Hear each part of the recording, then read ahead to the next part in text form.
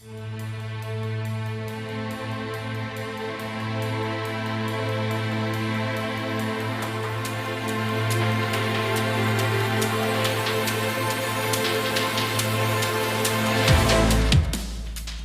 week ago, the International Virtual Racing Association began a winter filled with racing with GT Sprint action coming from the famed Silverstone circuit. But today, all eyes are focused on Spa.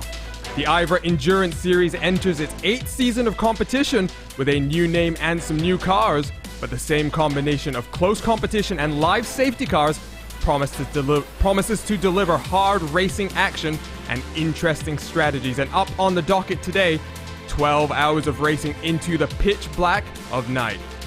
Hello and welcome to round number 1 of the IVRA Endurance Series, live here on the iRacing Esports Network with coverage brought to you by RaceSpot TV. My name is Arjuna Kankipati, doing double duty on camera work and commentary, and I'm joined in the commentary booth by Justin Prince and Jonathan Burke. As always, TV cameras provided to us by Istvan Ballo and TrackCams22, with Tyler Maxson providing our car cameras. Live timing is available on timing71.org. But with cars rolling off for qualifying, let's take a look at the track conditions today. It's a cool day in Spa-Francorchamps, Justin, but there is a strong gust of breeze blowing across the track, and drivers are going to be concerned about that as they try and use the draft to try and make passes happen. Yes, the track is fairly cool. Yes, 23 degrees Celsius at the moment, 73 degrees Fahrenheit. However, this is a track known for its draft. You talked about the wind, up to as high as 12 miles an hour winds, 19 kilometers an hour, currently gusting towards the side of the cars, to the right-hand side, in fact, up the Kemmel Straight. That will affect some of the speeds potentially in the corners, as well as down some of the straights, and potentially in the run-up through Blanchimont to the final corner today.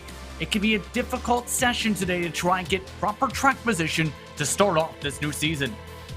And what a season it's shaping up to be. One of the most competitive grids in the IVRA Endurance season history. But Jonathan, let's take a look at the schedule for this season. Today, it's all about the 12 hours of Spa, but there are some very intriguing races in this 7-race calendar. The most interesting one is the 5 hours of VIR going to run around the Grand West layout.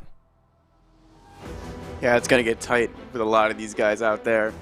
You know, obviously we have a full grid of 55 teams. There's several reserve teams, so a smaller track like VIR. But I also am intrigued about Phillip Island. That's not a very wide circuit either. So putting all 55 teams out there, that's going to be really exciting.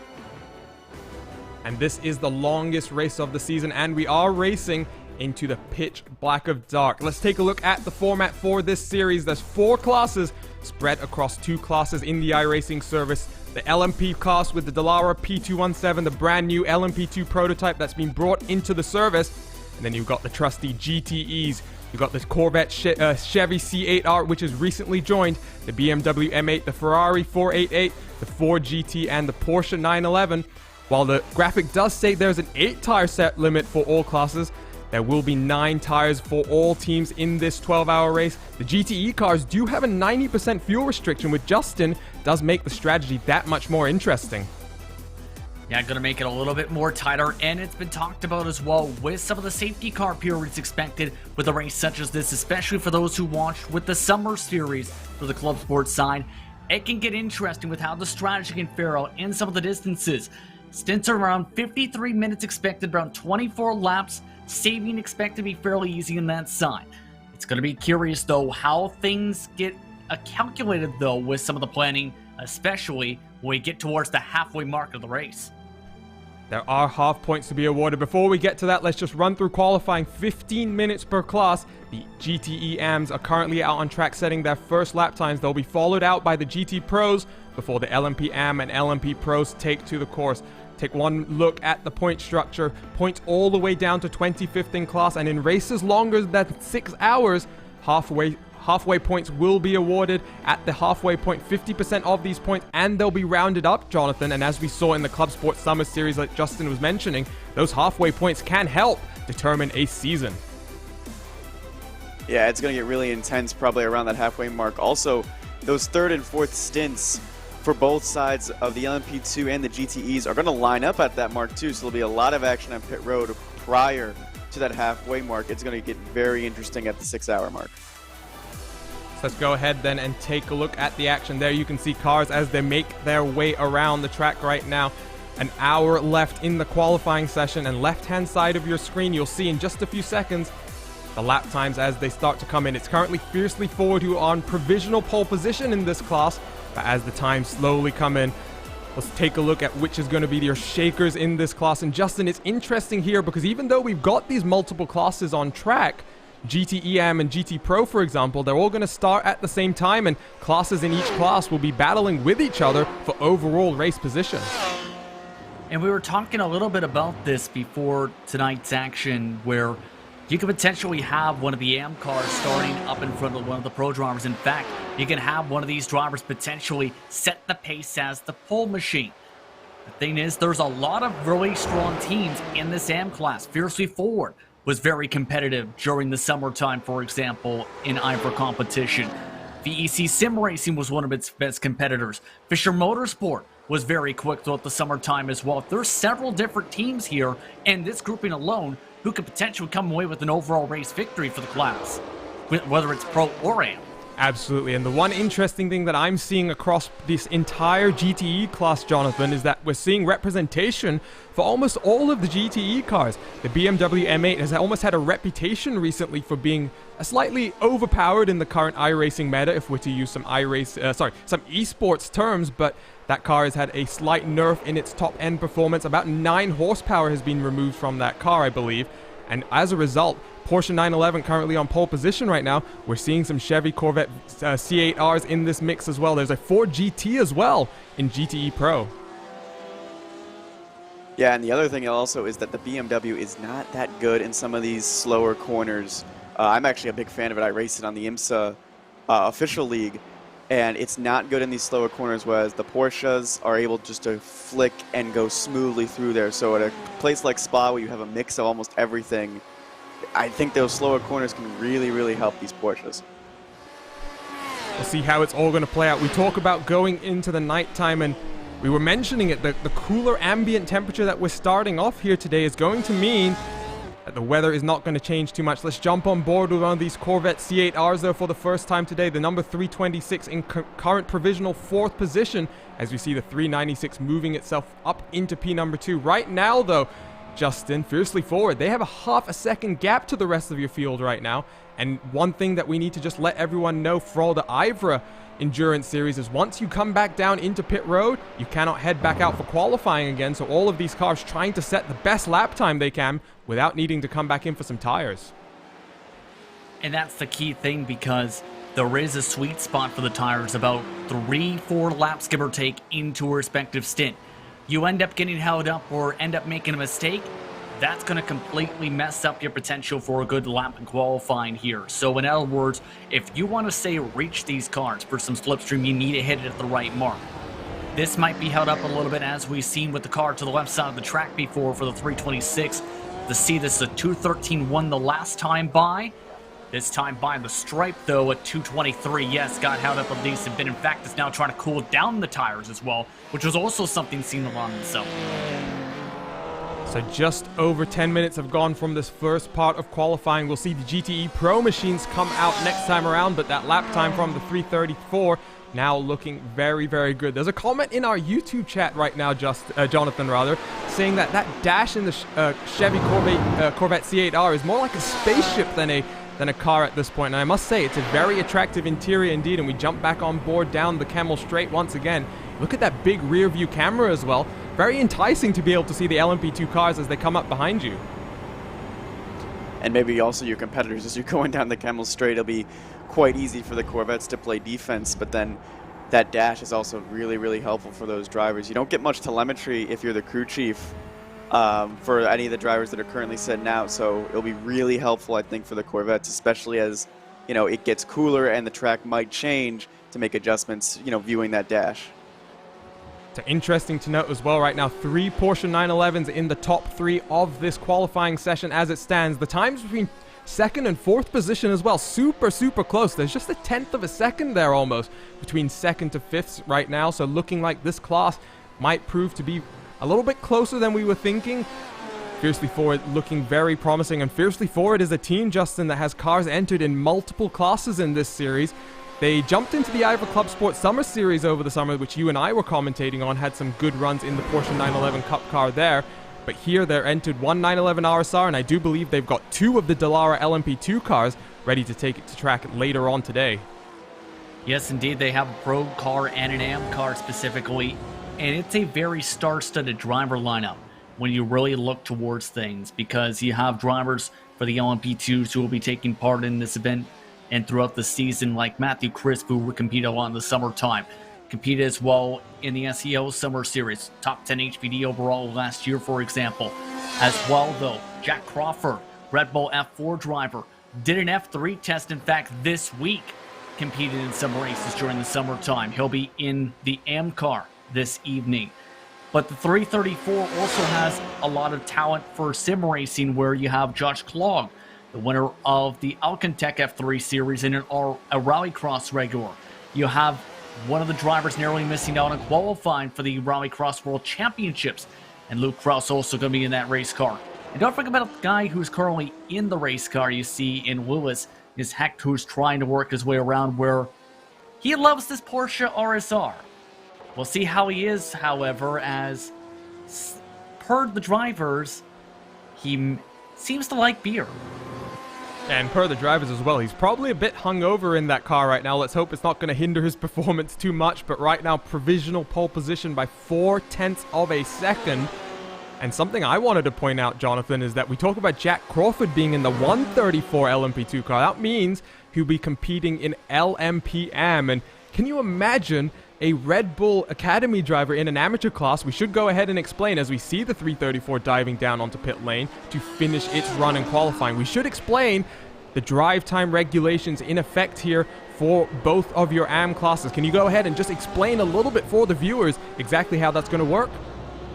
So the IVRA system has a driver ranking list. They have Onyx, which is above 4,000 I rating, Amethyst, which is 3,000 to 4,000, Sapphire 2,500 to 3,000, Emerald, which is 2,000 to 2,500, and then they have a lower rank Amber, but those Amber guys are not allowed to race this weekend. So for the AM class, at least in the LMPM class, you have one max of one guy above 4,000, and a minimum of an Emerald or a Sapphire for 2 or 3 drivers, a minimum of a 2 Emerald or 1 Emerald and 1 Sapphire for 4 drivers. So you have to have guys like in the 2,000s or 3,000 range at least, and there is a drive time limit for those guys above 4,000. You can only be out there for 4 hours and 45 minutes. So, you know, for Jack Crawford, he's not going to be taking the majority of the drive time. They might have to split it evenly. It might go to Tyler Lane. For the GT AM class, there was no one allowed above 4,000 I rating and only one person above 3,000 to be allowed. So a lot of it is guys in the 2,000s to 2,500 range. So there are some regulations. Interestingly though, Justin, in the pro classes, no restriction on drive times, and talking to some of the teams, or rather, there is restriction on drive time. However, the restriction is 9 hours, and talking to some teams, they are expecting one or two drivers to potentially get up towards that 9-hour marker. Now, we have to point out that the way the drive time is calculated does include time under safety car as well. So there are often cases, and teams are a little bit concerned about this, where they may get caught out as a result of a safety car coming up at the most unopportune moment. And a lot of teams have to be prepared for that unexpected moment as well. That's the thing, because a lot of teams we've seen during the summertime were caught very much off guard whenever there was a safety car period in some cases. Some were hoping for that, for their strategy to work out. There's various differences you'll see throughout this season, absolutely. But the main thing is going to be, how adaptable are you going to be as a team manager and as a driver lineup to be prepared to say, okay, we've got to make sure that we swap a driver here to make sure we don't go over this drive limit if there's a safety car period around that time or something that shuffles some of those times. You need to have a bit of flexibility to be able to plan it out properly here, as checker flag is now waved for GT AM qualifying. And GT Pro cars are lining up at the end of pit lane right now. We ride on board with the 321 AOD Racing Ferrari as they head their way down in towards pit lane. I don't believe they'll be able to complete this lap, so we should see them peel down into pit lane. And Important to note, they are not using the full endurance pit lane, so as we see them come down onto pit lane speed, they're not going to be taking that longer trip down the hill as well, Jonathan, and that does open up a little bit more in terms of pit lane strategy. Yeah, less time definitely spent on pit lane for all of these guys, especially when we're talking about tires and fuel. Like, you may have a longer trip on pit road, and when the stints line up for these LMP2 and GTE cars, we can talk a little bit about that stint. It's about 18 laps for those LMP2 cars, and it's about 23 to 24 for the GTE, and there's probably going to be a few points where they line up, and pit road is going to be a very busy place. Well, here we go, down out of the lane come the second round of your GTE class. This is the GTE Pro machines. You can see there the GTE AMs are waiting on pit lane. They are done for the remainder of the 48 minutes, and Justin, just thinking back to the Club Sport Summer Series, which was of course the first competition organized under the new IVRA banner, the one thing that I distinctly remember, and I hope the organizers aren't going to hope me mentioning this a little bit too much, is that race at Watkins Glen where we had 4 safety cars in just over an hour's time, and that really shook up everything. There was a big crash going into the S's at one point as well, but these safety car procedures in IVRA always open up the race that little bit more, and in the Summer Series really provided a lot of drama for what was some great racing on track as well. Yeah, we, as mentioned, the mixed up strategies, and as well, it was an ever-changing adjustment to make sure things were ready for this series and for the rest of the series throughout the fall and the winter time. Now the main thing is, though, now that you've got the points mattering and the chance for major championships now on the line, especially for some of these teams, can you perform under the pressure? That's going to be one of the most important things, because several of these teams were able to thrive and be smart with their calls. Team Hoytjenveld was among some of the top competitors. Kinetic Racing, they're back into the grid today. We're expected to see how they adapt, though, to this. They didn't have as many starts during the summertime. But Maniti Racing is the biggest out of all of them, who really shot up the charts in their BMW in that 278. Yeah, Maniti Racing has really exploded onto the scene this summer, not just in IVRA competition, but in top split special events as well. They've had a few decent runnings in the GTE class. They'll be racing in the BMW M8 here today. But Jonathan, as they work their way around the lap one time, just a little bit slowly as they try and work their tires up to temper and pressure as well. But just ask you here, we've got four or five different options in the GTE class for all of these cars to pick, and it's great to see all of them represented in today's grid. Which one would you be driving if you had the choice to get out on track today? I would hands down take the BMW. It's a very stable, easy to drive car, very easy to adjust. And even though there is a little less horsepower now, and like the grid seems to be a little more equal, it always gets better as the tires wear off. Like, even when you're triple stinting or even quad stinting, as some of the guys have been telling us, it never feels like you're out of control of that car. I felt like in the Porsche, like you can easily lose control. It's a little bit heavier than the BMW, but it's also a little bit easier to drive in these slower corners. Well, the BMW M8 really took the crown at Petit Le Mans just a week ago. The BOP update has come into effect. That Porsche 911 was driven by the Porsche 24 by Redline team at Petit Le Mans. They were down 0.3 of a second every single lap, and it'll be interesting to see how the balance of performance plays out today. The one I'm most interested to see personally, though, we take a look at the number 225, that Ford GT, the only Ford GT in the entire field, Justin. Clearly, the number 225 team has figured out something that the rest of the grid seems to be missing. Yeah, and it was seen especially during the IMSA Pro Series back in the springtime specifically, that if you've got a good driver lineup and have at least some confidence in the car, you can still find some pace in these Fords. The thing I think that's going to potentially help them is some of the raw speed potentially down the straights. The curious part's going to be the technical sections, because we talk, yes, draft, but the main thing that sets you up for said draft, especially for the second half of the track, is if you have struggles in Sector 2, you're not going to be able to be as close enough to be able to attack them on our drivers for Sector 3 and even potentially up to Sector 1. I'm I'm kind of curious to see how they do in these Fords today, to see how they pace themselves compared to, say, some of the BMWs where it was seen a lot during the summertime to be quick during the down the straights, but not as quick in the corners compared to the Porsche. And at this track particularly. First lap time starting to come in. The 284 Porsche 911 at the back of your shot right there. 212.230. But there you can see the important thing. That provisional pole position from Fiercely Forward in the AM class currently has them in third place overall. And they'll take that third position. They managed to hold on to it when we start this race up in just 45 minutes or so. More time starting to come in though. You can see the 225 currently 17 seconds down. Clearly not a representative lap time, but still a lot of teams, Jonathan, yet to set lap times. Live timing is available on timing71.org as always. And you can see, and if you're on the live timing, but you can see on our board, the AM class is falling pretty fast. The only one is Fiercely Forward that seems to be hanging around that top 10 area with a good lap time right now. And they make their way around one of the slower parts of the track down through the left-hander.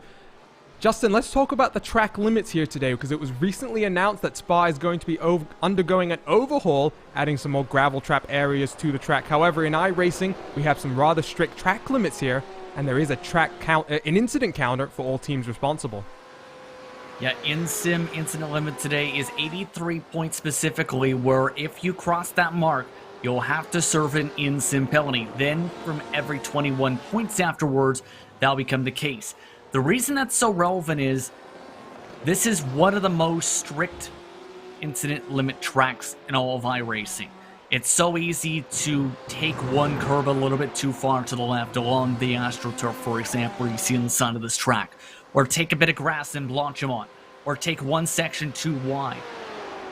All of that adds up immediately. Some other tracks have leeway where you can still cross half the car just about across those sections and get away with it. Not at this track. It came into play, as we talked about a little bit a few years ago, specifically. It's still, though, for this race today, going to be where you can't just say, okay, I'm going to completely cross every track limit possible. You over-abuse those track limits, you're likely going to have a very bad time. And here's the thing, when you have strict limits like this race today, teams know they need to drive within those limits. It's because it's much more stricter compared to some of the other circuits you'll see on the calendar this season. Absolutely. And just ask my safety rating. I get like 1X's here all the time racing in the GTE class, and the IMSAs, or even in the Skip Barbers, and it's very, very easy. And sometimes you do it and you don't even know. Absolutely. Fiercely Forward, by the way, still hanging on the edge of the top 10 as we ride on board with the number 248, currently in provisional pole position, a 211.578, 4/10 of a second clear from the BMW M8. So currently the 248 Team Heuskenveld machine, currently with a lot of pace, showing just how strong they are. In third place, however, though, Team 11. And Jonathan, this is a newer team formed by some members who have left some of their other teams recently, and the team name, interestingly, comes from the fact that the founding members both have birth months in November, but as we go through Eau Rouge and Radeon, currently looking very good in their Porsche 911 RSR. And they have two of some of the highest rated guys in this field for the GTE class. They also are running a prototype class. First time they are running a prototype car. Two newer guys in there. And Team 11 looking fast, and looks like the Porsche is able to keep pace really with the BMWs, but that Corvette from Heuskenveld is fast. And Justin, you seem to have caught something that one of the teams has managed to miss out on. Well, it just so happens to be the car they just passed, because here's one of the main things that you can adjust is how much fuel's in the car, because for those who may not know, the lighter the car, the faster it usually goes in the road course side of things. This car elected to put in full fuel, not on purpose though. They put in the race amount of fuel, meaning the car is much heavier than other competitors. That is why at the moment they are 12th on the qualifying charts. That is 1.1 seconds slower, and it's going to not be as fast in general compared to, say, the others who were able to take that extra bit of gas out to be able to go a little bit more quicker than compared to, say, Marco Mogren and his Kinetic racing car here. And Mogren pushing the track limits, and that RSR team had a very strong performance last week in the IVRA GT Sprint Series, and this is one of 4 competitions that we're going to have live on the iRacing Esports Network and Race Spot TV this winter. We talk about IVRA GT Sprint round number 1s and 2 came from Silverstone last week. We're here for round number 1 of the IVRA Endurance Series, and in just a few weeks' time, Jonathan, the Club and Club Sports Series are going to kick off as well. So a busy winter for the IVRA organizers. However, there is lots of racing action for both the viewers and the competitors. And it's sure to get interesting. You guys mentioned the Summer Club Sports Series getting very, very interesting. I'm sure series is going to be exceptional, and there's going to be great racing. You know, some of these guys have been in highlight videos on iRacing, I've noticed. I've seen familiar names out there. So these are definitely some of the best and the best in the simulation.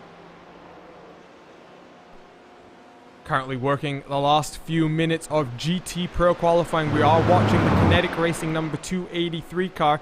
And Justin, you mentioned off the top, this is one of the most long-running teams in IVRA competitions. Now, this is the first year that the Endurance Series is known as being run under the IVRA banner.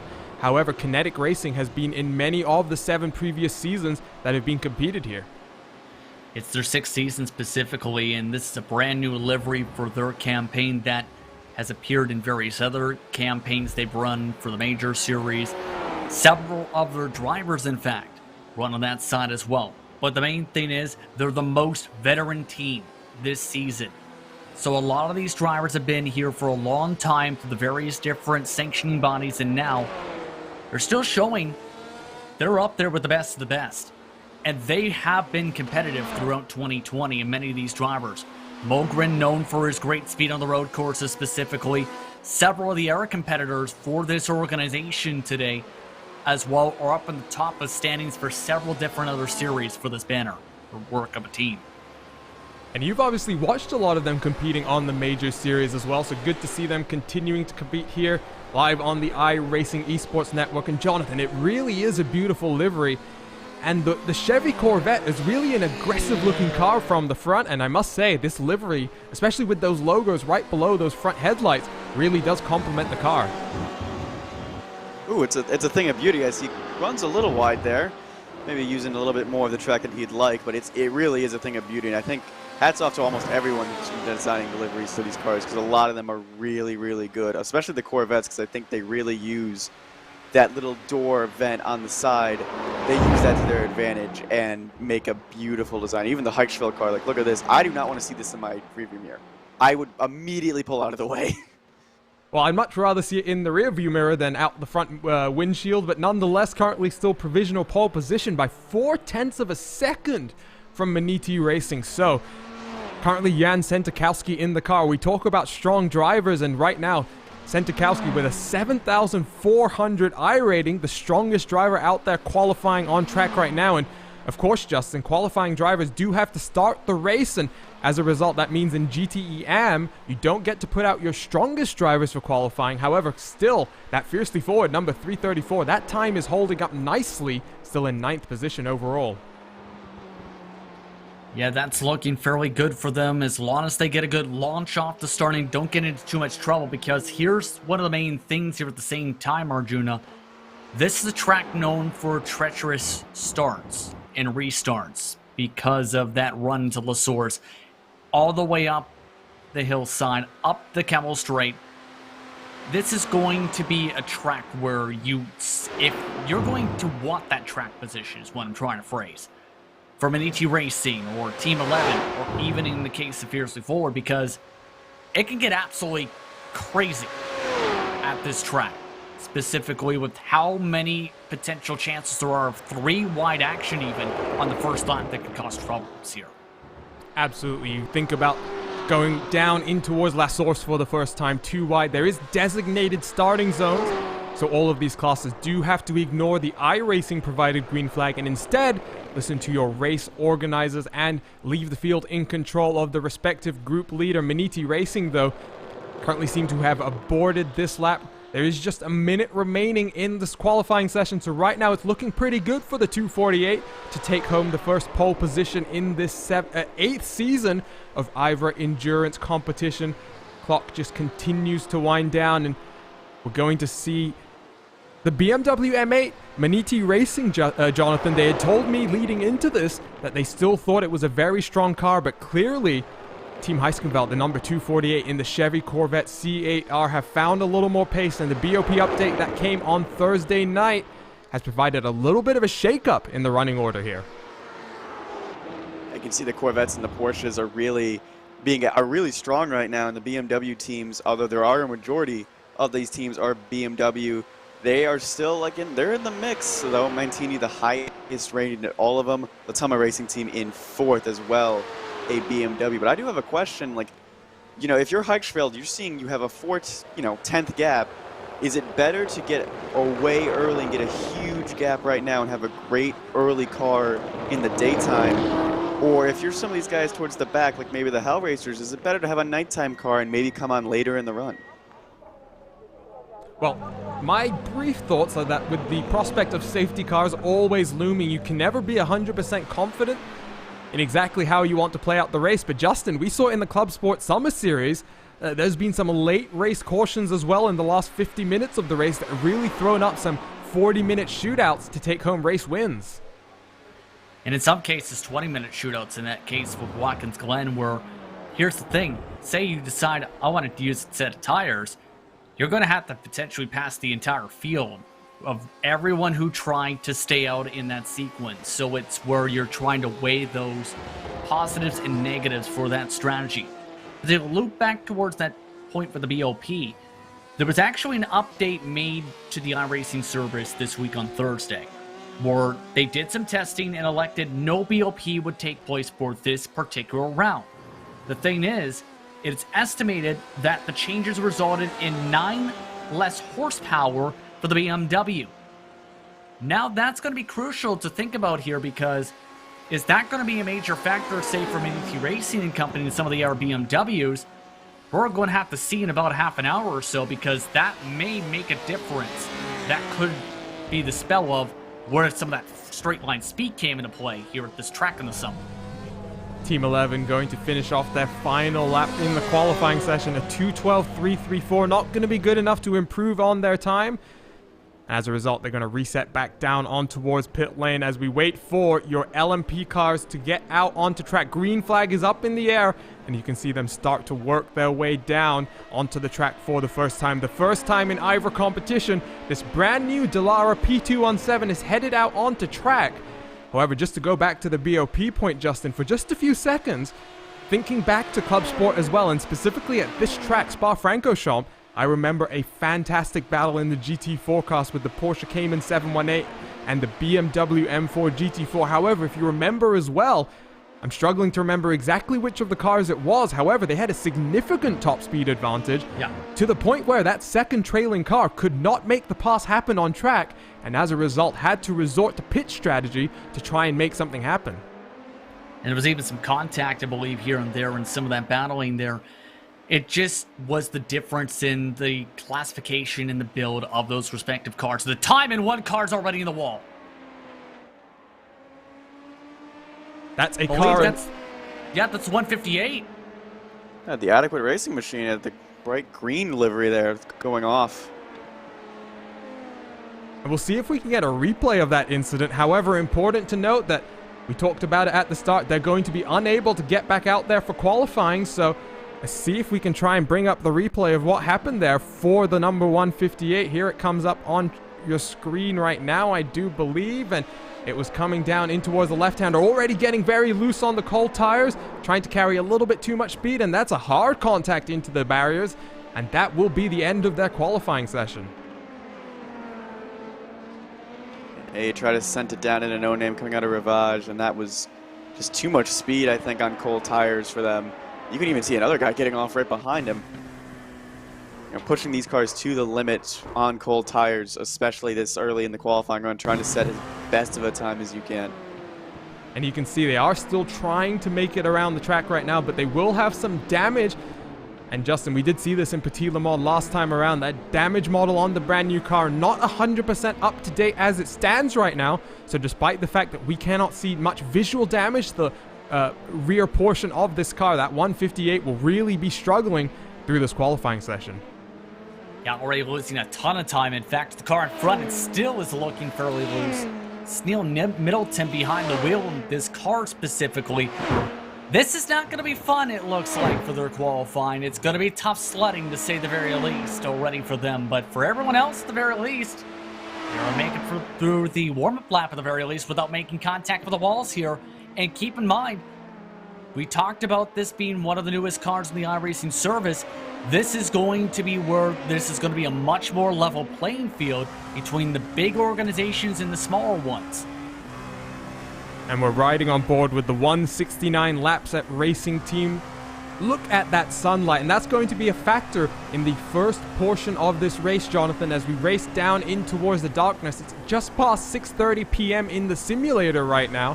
And so as the sun continues to set, as the temperature slowly drops very slightly, visibility is going to be a factor through some of these corners, especially for drivers who use that VR headset to race on. Can often be very blinding for them in the headset, and it'd be important to make sure they don't lose track of their reference points as they make their way around other cars. Yeah, it seems like you get in that second sector, that's going to be where that sun is going to be especially annoying. And even up towards the chicane as it's sitting behind the trees there, it's going to be annoying, especially when you're going to be side by side going into these corners. You might not be able to see what is going on alongside you. So once again, watch the left-hand side of your screen for the qualifying times as they come in. Two teams have now set lap times. Laps at Racing goes to provisional pole position by just under half a second, but we'll wait for the rest of your times to come through the field. Just looking through this GTE AM class right now, we've got a few teams with some interesting names here. We've got the Rusty Spatulas, the 112. Currently in 6th place, 1 second behind your leader. Oh, and there's been another incident coming through La Source. Well, that's Philip Eckert, who's had some trouble in the 141 machine. And that's a bit of a rare mistake. He's one of the better drivers in the iRacing service, and that is even worse damage than what we've seen from the incident from the other car.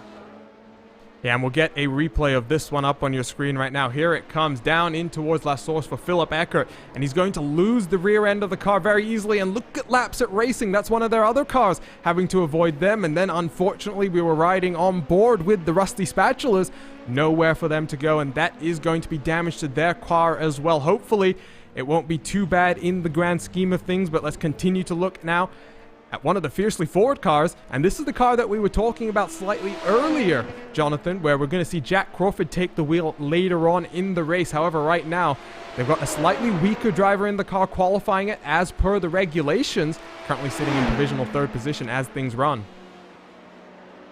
Yeah, and this car and this team does look fast. However, the Laps at iRacing team has a visional front row lockout, and we could talk about the Laps at iRacing team a little bit. One of the most unique teams in this grid. They have 5 different drivers from 5 different places: Hong Kong, the United States, Germany, Poland, and France. And right now, Alexander Tanner gets only 13 from Hong Kong, and he's currently running 2nd, doing a lot better than I was at 13. I don't know what it is about 13-year-olds in iRacing, but just a few weeks ago I was commentating on a sports car open event, and there was a 13-year-old in the LMP2 class as well. But for Laps at Racing right now, 168 and 169 running 1 and 2 as it stands, and one of these cars, Justin, is going to be competing with just 2 drivers throughout the 12-hour race. So it'll be interesting to see how fatigue plays a part for that car as they work their way through a very long race. Now, important just to note, it's been confirmed by Race Control in our YouTube chat. The race session will actually start at 10 a.m. in sim. So at the end of the 25 minutes still remaining in qualifying, the session will advance to 10 a.m. and it might be a little bit warmer than the conditions that we're seeing out on track right now. If I understand that correctly, that's going to make things completely different for some of the complexion for some of these drivers and how they may have built their setups in turn compared to what we may see now even for qualifying. But in other words, again, it's going to be important to be able to prepare things out for how the cars are going to be structured. I think more so for the second half of the race than the first half, to get back towards that discussion point I had before where, yes, you want to have speed for the first half, but if you're expecting to run in cooler temperatures much of the time, Arjuna, you want to be prepared for the cooler temperatures more and be able to have it where it balances out in the higher temperatures for this type of race. At the same time, you want to have that track position to make sure you don't lose said time once that track really starts to heat up, if that becomes the case. Absolutely, and important to note, the 169 provisional pole position in this LMP-AM class down onto pit lane. They have completed their run here today, and they're still over 4 and a bit minutes left in qualifying, so we'll see if any other teams are able to make their tires work. They have 0.3 of a second over their teammates, but the gaps get closer then from second to fifth once again. We wait for PND Racing, the number 182, to set a representative lap time, but we're watching the 107 as he comes down in towards Blanchimont. To be a flat-out high-commitment corner. Be an interesting point to try and catch traffic here, Jonathan, because we haven't really talked about it too much. However, traffic is going to be a big factor for all of these teams, and making sure you minimize your time loss while still being respectful of all the cars around you is going to be one of your keys to victory here at Spa-Francorchamps.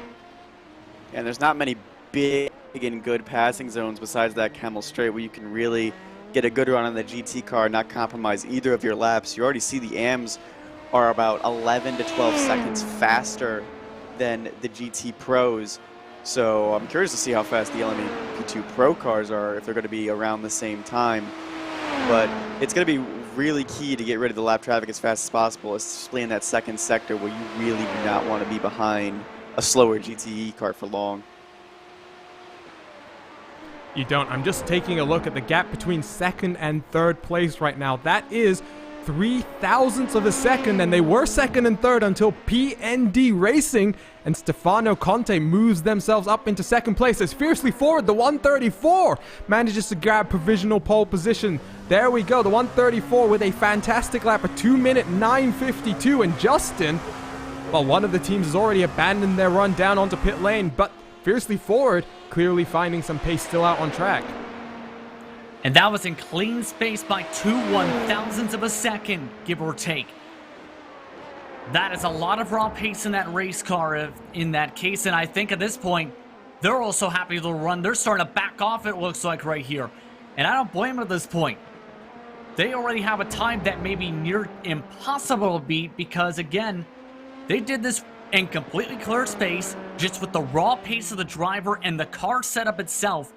And that's partly where some of the balance comes into play, and some of the amount of hours of work that needs to be put into a race such as this comes right on in. Because the more laps you put in, the more hours you work, and the more experience your team has, the more you know on what you need to be able to work on and what to look for in the data. Looks like they found something in the data that says, once we get to lap 4, we're a rocket ship. And sometimes our qualifying graphics like to get a little bit unhappy when we see some lap times like that. However, like you say, 1,000th of a second separating first and second, and just 0.4 of a second from first to fifth as things run. Still a few minutes left in this LMP-AM portion of qualifying. We're watching the 199 N-Race Esport. This is another team entered in multiple of the IVRA competitions, and we're seeing many of these teams entering multiple competitions as well, Jonathan. And it's good to be able to have a variety of competitions and cars to be able to run. You obviously have the IVRA Endurance Series here. The GT Sprint Series a week ago uses the GT3 classes of cars. Then you've got the Club and Club Sport cars, which Club is going to be a Mazda MX-5 based league, an introduction into endurance racing for some newer team members potentially. And then you've got the Club Sport Series, which is going to run some slightly slower cars here. However, plenty of racing action across the IVRA banner. And I feel like this is nice for a lot of the bigger teams too. They can get their lesser experienced drivers, some of the recruits, into the lower levels, and even into the amateur cars that they have. Obviously, we talked about Hellracers having a GTE car. That's good for some of their younger, less experienced drivers. And even here, we have a lot of lesser experienced drivers than we will have in the pros. And again, this is good, I think, for IVRA moving forward to keep a very good driver lineup and keep like big organizations here. And we can just talk a little bit once again about the driver classifications for teams that are just, for viewers that are just tuning in, as we have 20 minutes left in qualifying right now. LMP-AM about to finish now. If you want to be able to quickly identify cars out on track, just use the car numbers. 0 through 99 are going to be your LMP Pro category. 100 through 199 will be LMP-AM. Then 200 through 299 is going to be GT Pro, and 300 to 399 is going to be GTM. So 4 classes of racing. They'll show us just 2 classes on our graphics. However, Jonathan, can you just quickly run us through those classifications and drive time regulations once again? So for the pro teams, there are no restrictions. Any level of driver is welcome. For the LMP2 amateur, only one driver, max 4,000 I rating, and you have to have at least 1 to 2 drivers that are at least 2,000 to 3,000 minimum on the team. For the GT amateurs, nobody allowed over 4,000, only one person allowed over 3,000. So this really gets newer people and less experienced people into those classes. Should be interesting to see how various teams in these AM categories portion out their stints, trying to allocate drivers to the portions of the race they think are the most important. But 18 minutes to go, so we're just getting ready for LMP Pro to take it out onto track, and there are some very strong teams in this LMP Pro category. You've got the likes of Team RSO, you've got Devotion Sim Racing, TNT Racing, Pure Sims Esports. These are all veterans of other top-level endurance leagues as well. Then you've got Fiercely Forward, a few Hell Racers cars as well. Team Heiskenveld with a LMP2 car in there as well. You've got the likes of Torque Freak Racing. Justin, this really is shaping to be one of the most competitive grids the IVRA Endurance Series has ever seen. And don't forget, you have many newcomers as well coming into play, such as Delta Sport, U4K. They're looking to make a statement with this campaign. One of the first times we've seen them in recent months in a major competition on the iRacing side. You have new investment coming in for some teams, like RLR Abruzzi Esports coming into play as well. There are several different organizations moving up and trying to show what they can do at the high stage. In other words, this pro level is going to be extremely competitive, I think, because of some of the drivers who are involved in some of these teams, yes, but also many of these teams looking to show what they can do. After all, there are 20 new teams this season in this race alone. And we'll see if that plays any surprises when it comes to understanding the regulations as well, Justin, because that's something that, especially when you've got the safety car process like you do here in IVRA, it's important that all of these new teams have made sure they understand those rules, so processes like that can really be used to their maximum effect. Exactly, and as if you're either a driver or a team principal, one of the main things when you know something like that comes into play is you have to read the rule book from cover to cover, because you want to know its limitations, you want to be able to find some of the gray areas, yes, but also know exactly how to prepare for that. Because here's one thing that caught people off guard was several times people pit when the pit road was closed during safety car periods during the summer series. That happens here, similar situation. They end up getting an longest line penalty if they pit with the pit lane closed during the race today. Timing is going to be crucial, and awareness is going to be crucial to know, okay, I can come down to pit. The pit road is open. They come down and pit with pit road closed. They get the fun of having to pass by the entire field. And that sounds like a fun challenge at the very least. But as we wait for LMP Pro to head out for their qualifying session, let's quickly run through the LMP AM order. It is Fiercely Forward, the 134 that's taken the pole position by 1,000th of a second from Lapset Racing 169. Then you've got PND Racing in that third place car. Lapset Racing, the second car, going to slot in fourth position. Let's run through the rest of your classes as well. You look at the GT Pro as well. You've got Team Heiskenveld, Maniti Racing, Team 11, top 3 runners in that class. Through the GTE AM class as well, that top runner there is still Fiercely Forward. So 2 provisional pole positions right now for the Fiercely Forward crew. They'll be hoping to make it 3 out of 3 in LMP Pro. Then your second place GT car is going to be a further 5 positions back in the overall GT pack in 15th. That would be VEC Sim Racing, the number 324. And third place in class are going to be FAC Autotech Sim Racing, the number 396. So there you can see, you've got all the LMP Pro cars up on pit lane waiting for green flag to go up into the air, and watch the seconds tick off. Wait for the message from race control, and there it is. And I do believe that's the Alpine Stars geodesic car going to lead them out onto track right now. And Miguel Vigo currently going to be at the wheel. We were talking about 7,000 I rating before, Jonathan. Well, I'll just like to let you know that Miguel is also part of the 7 Clay Club right now as well. So, lots of strong drivers up here in your LMP Pro category now. That's a number I'm never going to see in my road racing. It's 7,000. But you can even see, like, through the pro lineup, you can even look at how many people are above 4,000. And it's a vast majority of the grid. It's a very, very strong grid. The Alpine Stars have a good lineup, but also the Hell Racers 29, all above 4,000. Team RSO, all above 4,000. TNT Racing, all above 4,000. There's a lot of strong teams here. And it's going to be really interesting to see who's going to come out on top and who's going to be the fastest ones. Oh, and there's a car off in the background there. I'm trying to figure out exactly who that is on my timing screen as well. I believe that is Real Pixel Motorsport and the number 12. We'll try and get a replay up on your screen of that incident. But Justin, there have been a few infractions from teams in qualifying. Can you just give us an update on the state of affairs in terms of penalties before we've even taken to the green flag?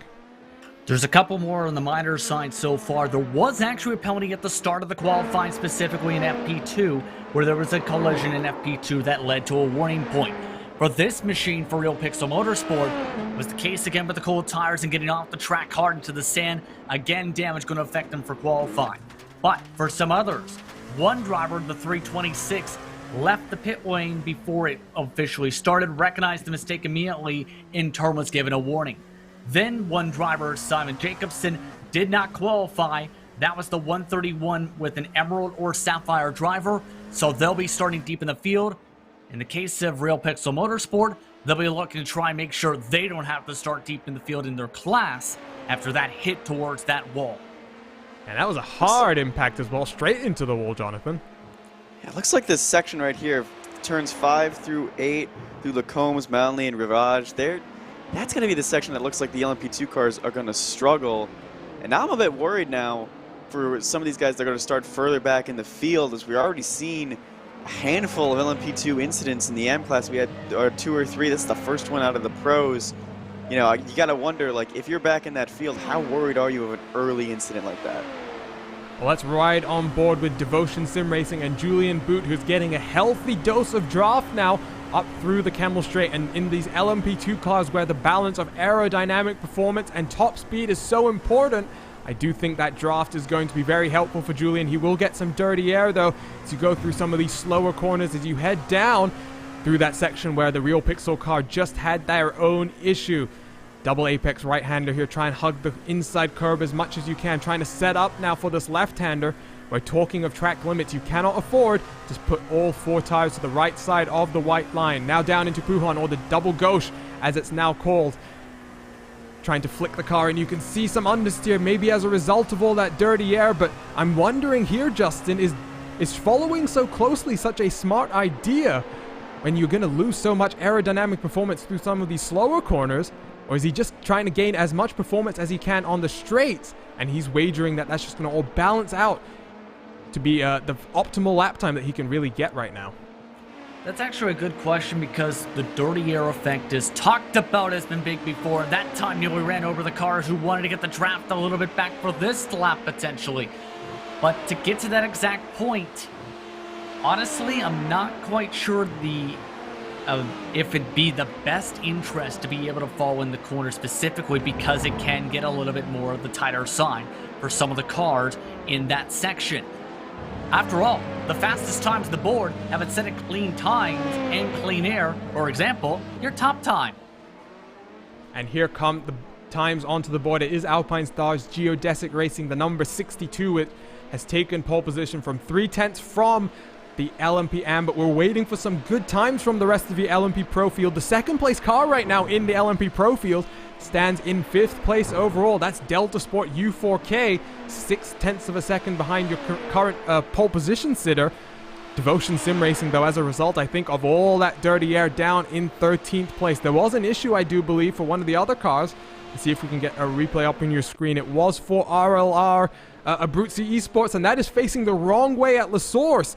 Another car getting caught out there. Let's see if we can take a look at this incident, Jonathan, but lots of incidents early in qualifying. And again, if I'm any of the pro guys, if I'm seeing like we're qualifying with the amateurs now I'm a little nervous because we've had a few of these incidents, especially on cold tires. This is going to go deep into the source. Let's see. I think the back end is going to step out right at the, yep, there it goes. No damage though. So thankfully, he'll be able to continue on.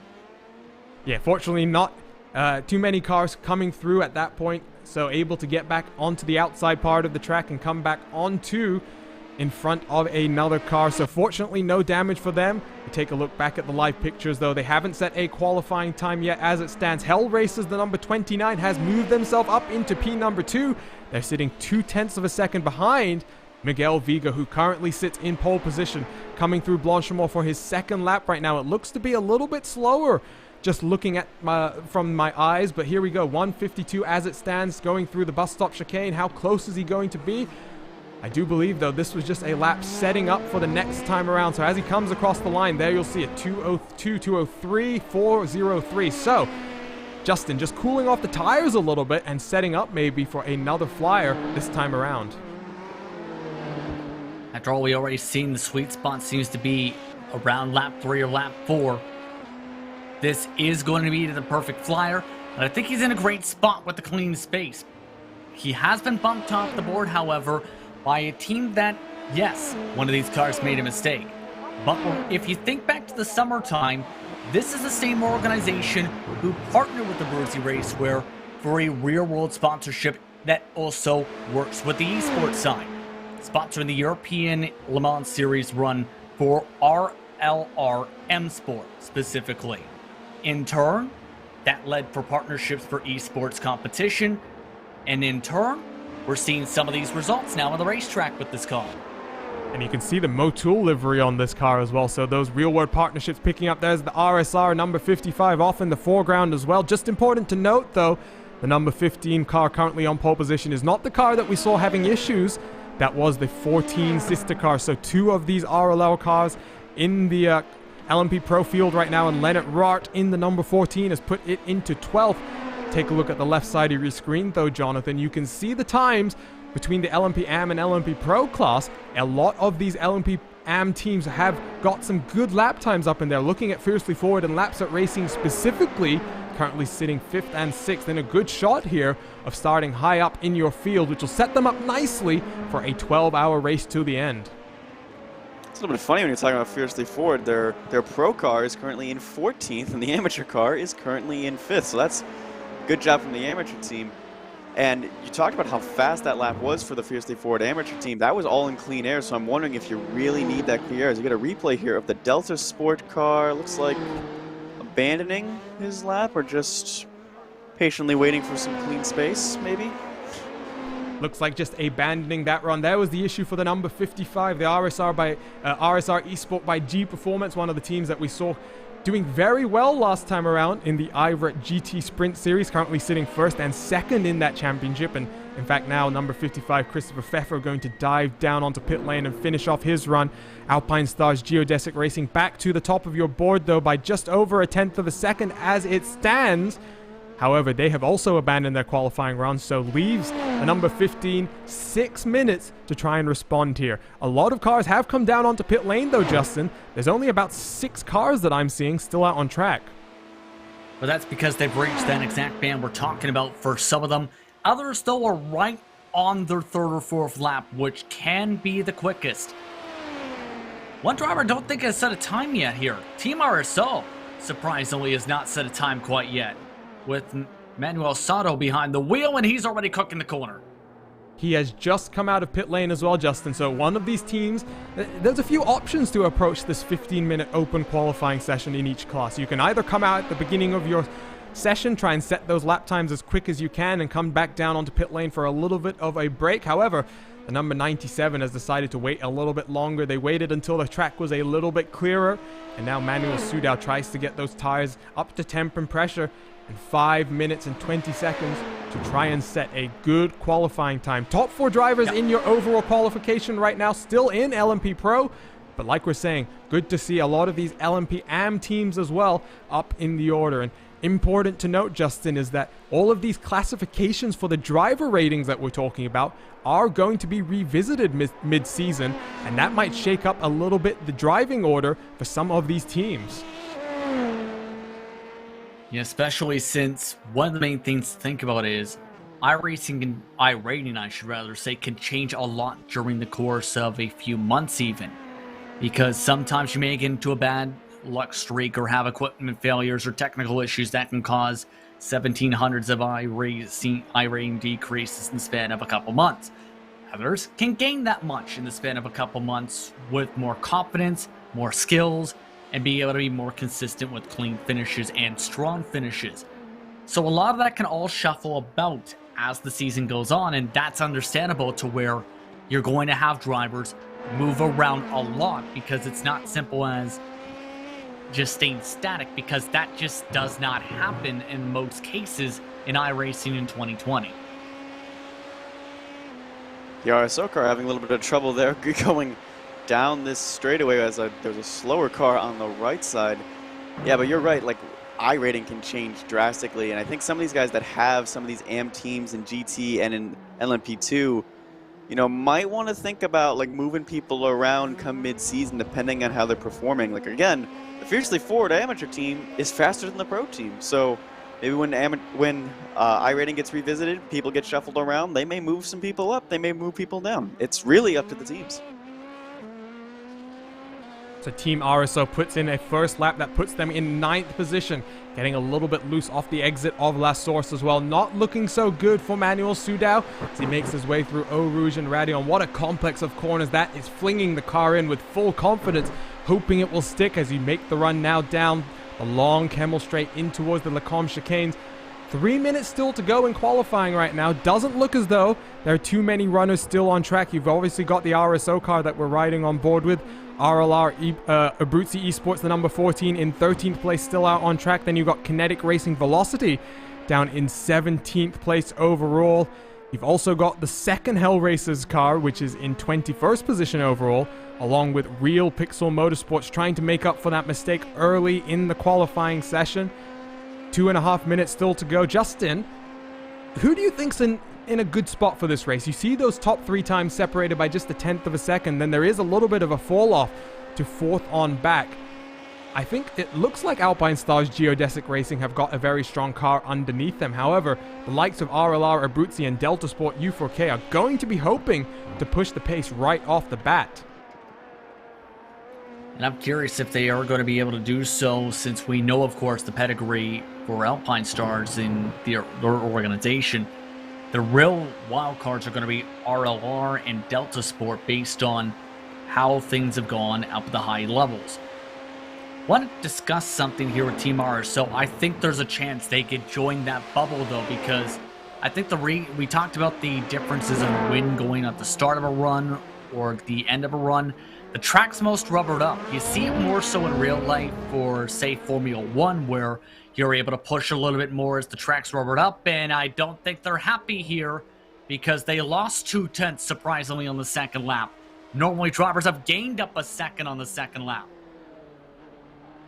Yep, and RSO, in fact, going to abandon the rest of qualifying. So that gamble coming out late in qualifying has not paid off for the German sim racing team. They're going to start from 9th position overall. We'll see what happens later on the race. Let's take a look at Hell Racers. Stellan Lindenberg as he makes his way through Eau Rouge and Radion. 70 seconds still left in qualifying, so he's got time to set a lap time. However, he has also decided to abandon it. So as a result, qualifying order has been set. No car still out on track. We'll wait a minute to show you the grid order.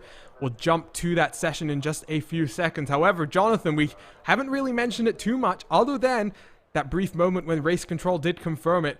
Currently just ticked past 7 p.m. in this qualifying session. Once we move over to the race, it will be 10 a.m. So it's going to be a little bit warmer, I'm expecting. However, given the time of day and the month that we're racing in, still going to be a fairly cool session overall. And not a lot of temperature changes. The day goes on, even though the sun will be higher and beaten down on the track by noon, and then obviously setting again and cooling off later as we head into the night. So 10 a.m. to 10 p.m. we'll finish this race under the lights. We will indeed, and just 10 seconds left before we move on over into the race session.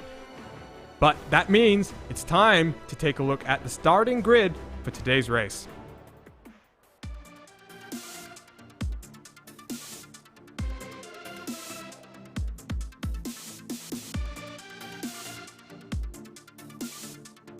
We actually have a 3-minute cooldown before we can even move over. So while we wait, guys, let's take a look then one more time at the point structure here today. 100 points for first all the way down to 1 point for 25th. However, Justin, the important point here, in races longer than 6 hours, 50% race points are going to be awarded after the halfway point in the race. So there is actually the opportunity here to gain 150 points in the race session, which can be very critical for some of the championship races throughout the campaign for those over 6 hours. And as we talked about, that's going to affect how some of the strategy plays out, and especially if how some of the safety cars lay out, how these drivers plan things out for pit stops. We talked about some of the fuel numbers. We've also talked about the tires, where in sim, it's 9 total sets available, 8 in the pits for many of these drivers today. That's also going to change some of the preparation, because some may have factored for 1 less set of tires. Now there's a little bit more flexibility in case they get a situation where they can add an extra rubber. The main thing's going to be, though, will they need that extra rubber? We talked about the chances of double and triple stints, even quad stints for an event such as this. This is going to be one where a lot of strategy can come into play, especially with this being 12 hours and plenty of different challenges up ahead at one of the more difficult tracks in all of iRacing. And Jonathan, in a GTE class where cars can typically go the full hour of time, with that 90% fuel restrictions, reacting to safety cars is going to be important, trying to get that optimal fuel strategy with the potential to cut out a pit stop.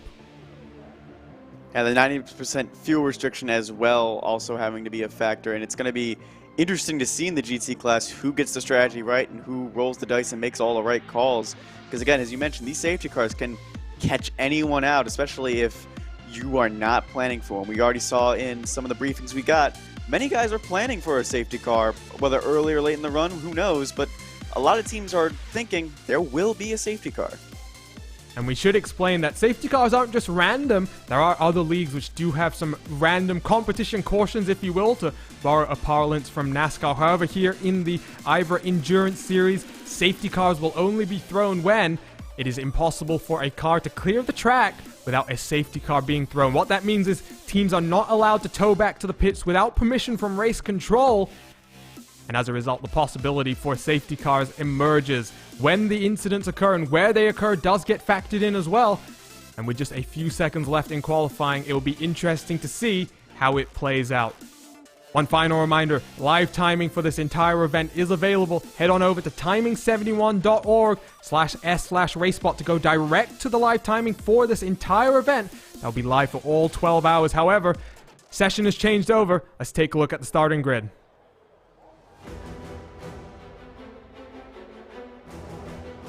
And so in LMP, it is going to be Alpine Stars Geodesic Racing and Miguel Vigo taking home the first pole position of Season 8 of IVRA Endurance with a 2-minute 4:27, just over 0.2 of a second faster than RLR Abruzzi Esports and Erwin Woodstra. Delta Sport U4K is going to be in row number 2 with the Hell Racers number 29 next to them. And row number 3, your first of your AM runners, the Fiercely Forward number 134, with Lapset Racing Team number 169 next to them. TNT Racing gets up into number 7 with David A. Williams at the wheel, with PND Racing and AM Team going to be lining up next to them. Team RSO with a disappointing qualifying performance down in 9th, with RSR Esport by G Performance on the edge of the top 10. Devotion Sim Racing going to line up in 11th place with Pure Sims Esports next to them as well. Expecting to talk more about the number 2 car throughout the 12 hours of racing action. 13th and 14th is going to be RLR Abruzzi Esports, Kinetic Racing with Lapset Racing Team and Torque Freak Racing in number 16. The number 34 Fiercely Forward car in 17th place overall. Nomad Sim Racing in 18th place overall. Team Heiskenveld with another disappointing qualifying performance in 19th. HD SimSport in 20th. Last few cars here in the LMP class. You got Hell Racers, the number 19. RSR Esport by G Performance, the number 156 in 22nd. N-Race Esports, the number 199. Lining up next to them, you got Pineapple Racing in 24th place. iLivery's Vibesport in 25th. Rusty Spatulas in 26th. Advocate Racing, the number 158. And you got the 12, Real Pixel Motorsport. We'll quickly run through then your GT class because cars are lined up and waiting to go on the back straight. There you can see them just waiting for the command to be given. Justin, why don't you run us through this order? Yes, indeed. It's Team Hoichenfeld who's up at the front of the group there, with Jan Sankowski setting the fast time to 11.5. And AT Racing starting second, third spot going to Team 11. Temo Racing Team Carbon will start in fourth. Kinetic Racing Speed will round out the top 5. Fisher Motorsports Pro Car starts 34th overall. Phoenix Racing Esport with a good qualifying spot, 35th overall. Hell Racers Tershine starts 36th overall. Watchar Sim Racing Hydro starts inside the top 10 grouping with Fiercely Forward in their M car. Virtual Motorsport, RSR Esport among the other competitors. Overall, 55 drivers ready to hit the track as we're ready to go racing, Arjuna. Yeah, we've got a short grid, so let's take a look at the racing action. Let's bring down the music as the car engines take over for 12 hours of action here in the first round of the IVRA Endurance Series. Look at all the cars as they form up right now. Remember, field in control of your leader. They're all checking up a little bit in the back. Miguel Vigo really holding them as long as he's allowed to. But there we go now. Here we go. Cars popping out of line as they head down in towards La Source. Are they going to be able to get through cleanly the first time around? They're managing to go too wide around that corner. They're all funneling down now in towards Eau Rouge and Radion. A clean start in your LMP field. Further back, GTEs making their way towards the starting zone for the first time as LMP down through Eau Rouge and Radion for the first time. Let's take a look then as the GTE cars also make their way down into turn number 1. Look at them going too wide for third place. Team 11 and Lotama Racing going side by side. A clean start in all of your classes as things run. You can see there's a car having to start all the way at your rear of your field in the LMP class as well as a result of not warming up correctly. But once again, they all funnel their way through the course. Further up in your field, there is a car that's managed to go off. As I try and pick that out on my timing screen right now, there's a few cars that have managed to do that. There's been a few incidents as well, and that is, I can't exactly figure that out right now. We'll take a look. Spatula. Rusty Spatula, there we go. I was trying to figure it out, Justin, and a good spot from you as well. So Rusty Spatula now all the way at the back of your field. But let's take a look at another incident. Lapset Racing Team, the 168, has another incident of their own. They're slow now and having to give up a few positions as Real Pixel Motorsport's going to work their way through the track as well. Let's jump back to the front of your field because Alpine Stars Geodesic Racing is taking off a 1.3 second advantage over the rest of your field. And Miguel Vigo really trying to pull away in your GTE field. It's a draft fest of a race right now. Your top 10 cars separated by less than 5 seconds as things stands. But fortunately, Justin, other than a few incidents that we're going to grab some replays off in just a few seconds, it's managed to be a pretty clean lap number 1. Couple drivers with incident points in that section. Other than that, for the most part, nice and clean so far. It was talked about by race organizers that in some of the pre-race testing and some of the pre-season events, there was a lot of clean racing. One of your top drivers, though, in the LMP2s with trouble. The 15 car from the top 5 has dropped down the pylon. He's in the middle of the bus stop. Chicane. Yeah, major mistake from the top 5.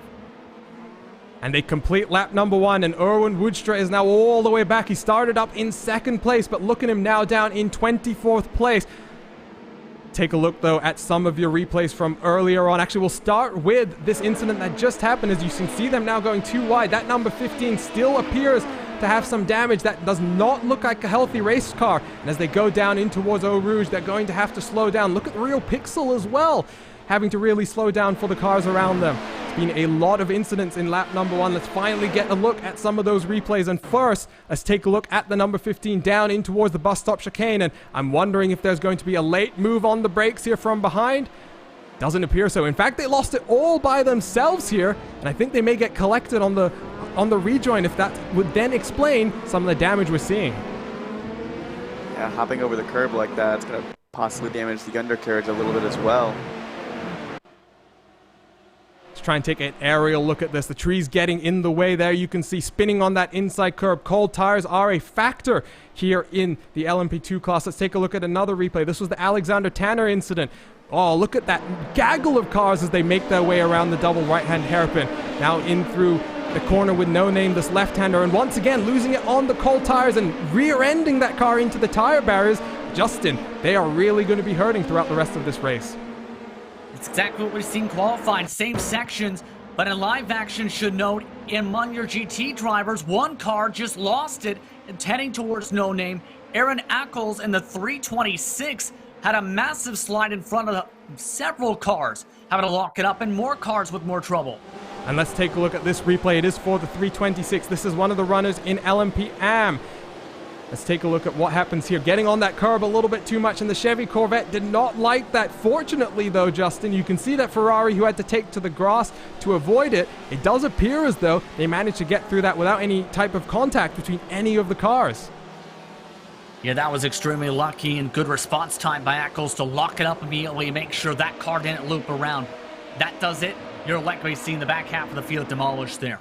But it's so easy, especially in some of these sections, if you clip a bit too much of some of the taller curbing, to get really loose. It's just some of the nature of some of the road cars and how they are structured as they're side by side now for position in the LMP2s. That's Hell Racers defending that inside line from Laps at Racing. Laps at Racing, the sister car, is struggling now down the order in 24th place overall, but the number 169 up in 4th place, leading LMPM. And that's the important thing, Jonathan. We have to remember here, cars are not all battling for the same piece of points. They may be fighting for the overall track position and overall respect, if you will. However, that 169 currently getting the maximum points that it can get as a result of being in 4th position instead of 1st.